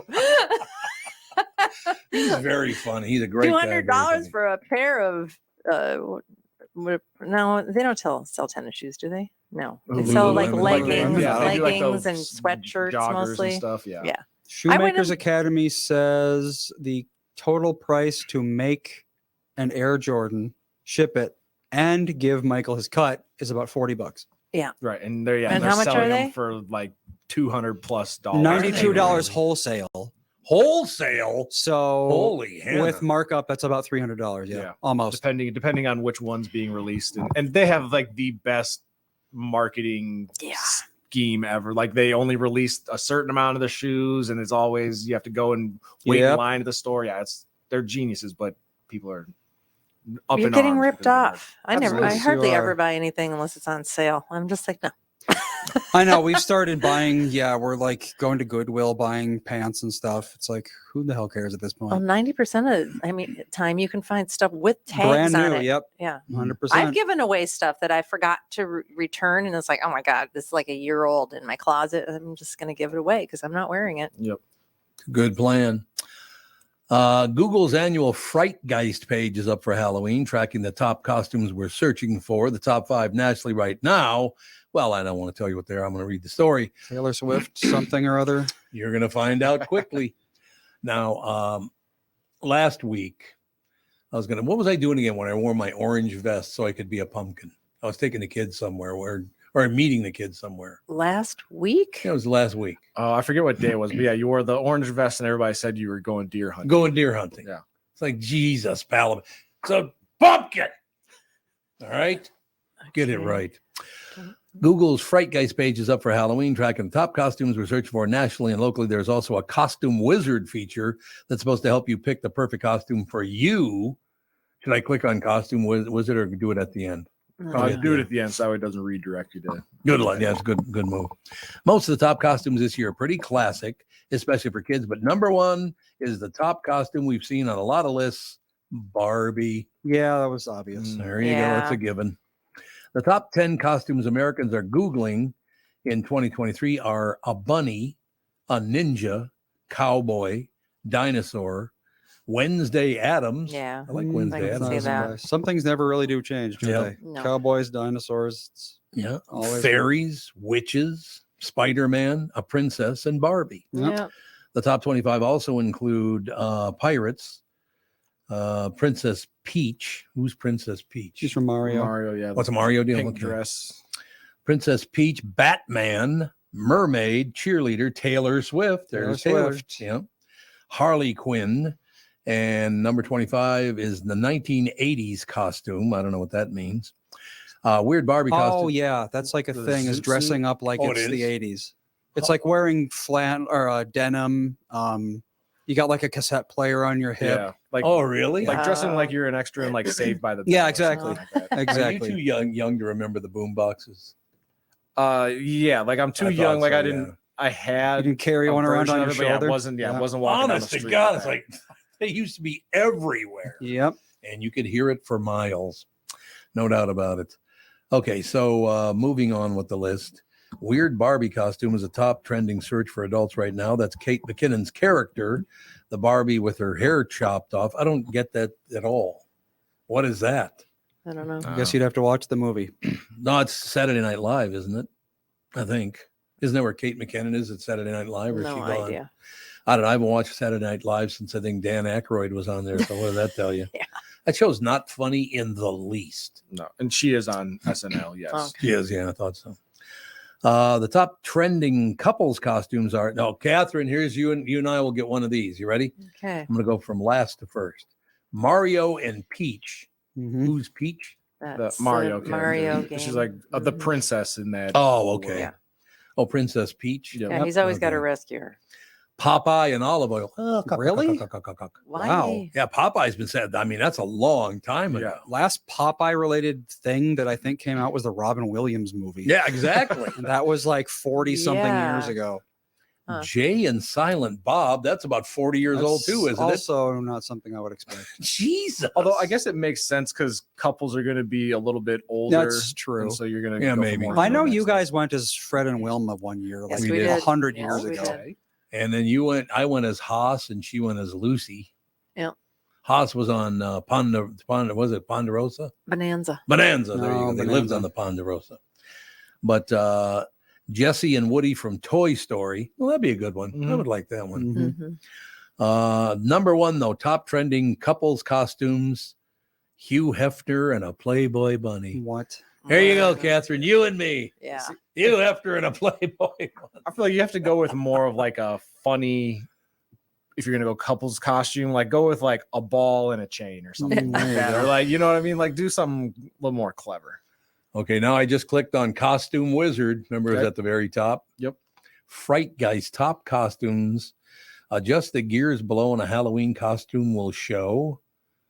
What's that? 50%. Oh, yeah. Doesn't sound like something that's going to be good radio. Yeah, you're gonna probably have to like we'll move just- some sliders. yeah, forget it. Yeah, you know those pop-up Halloween stores. There's Yep, one like by the Spirit. Trader Joe's off of 494 and France Avenue, and the graphic in the window is this little tiny kid holding a knife with blood dripping from it. Oh, I'm yeah, like, yeah, what is this? Chucky or something. Why do you? I mean, it's a little girl. I'm like, this just does not seem appropriate. And holding a knife. Yeah, she's holding a knife.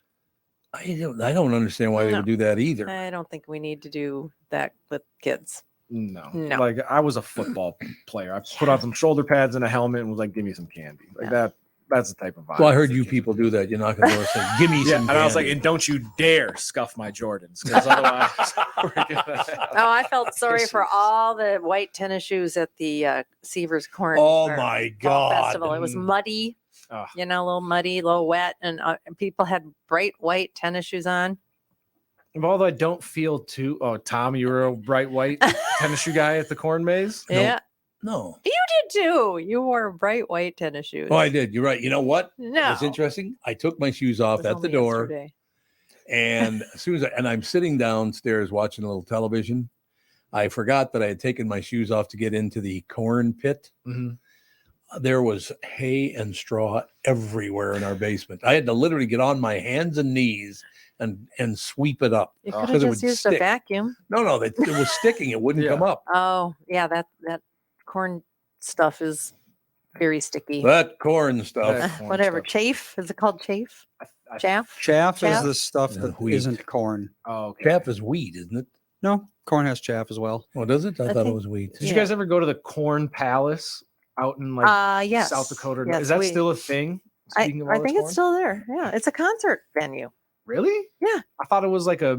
I haven't been there since I was. Isn't it a probably, like, concert venue? 7, but that- Yeah, where like the roof is lined with corn. It's. Well, the I out- made Tom stop. We were driving out there with the kids, and I said I wanted to go in and look at it. You wouldn't even go in and look at it for some strange Look at reason. what? The Corn Palace. out I in went Mitchell, into the South corn Dakota. palace. Not with me. You wouldn't get in. I Get didn't- out of the car. Must have been your other girlfriend. Yeah, it's been Yes, that 'cause we were all hardcore, lined the up. tour. No. What? My God. No. Very, very negative. That's all I've got to say to you. Yeah, I think it's a concert venue, right? Yeah, it looks like it says it's a arena and facility, so they must do concerts. Oh, the Yeah. corn palace? Yeah. It is literally made of corn. Yeah.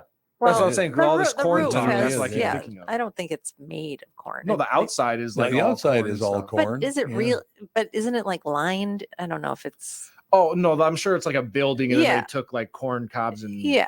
whatever stuck into Yeah, it. it's a strange concept, but it seems to work for them. I mean, again, if you're in Mitchell, South Dakota, Yeah. it's a great option for Right. this Friday night.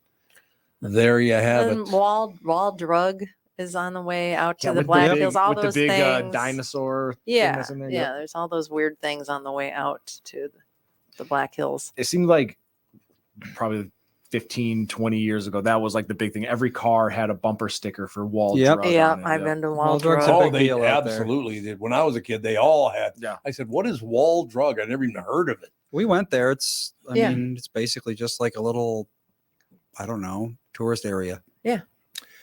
All right, that's going to do it. Any closing words? Any closing words? In other words, no. No. I got nothing.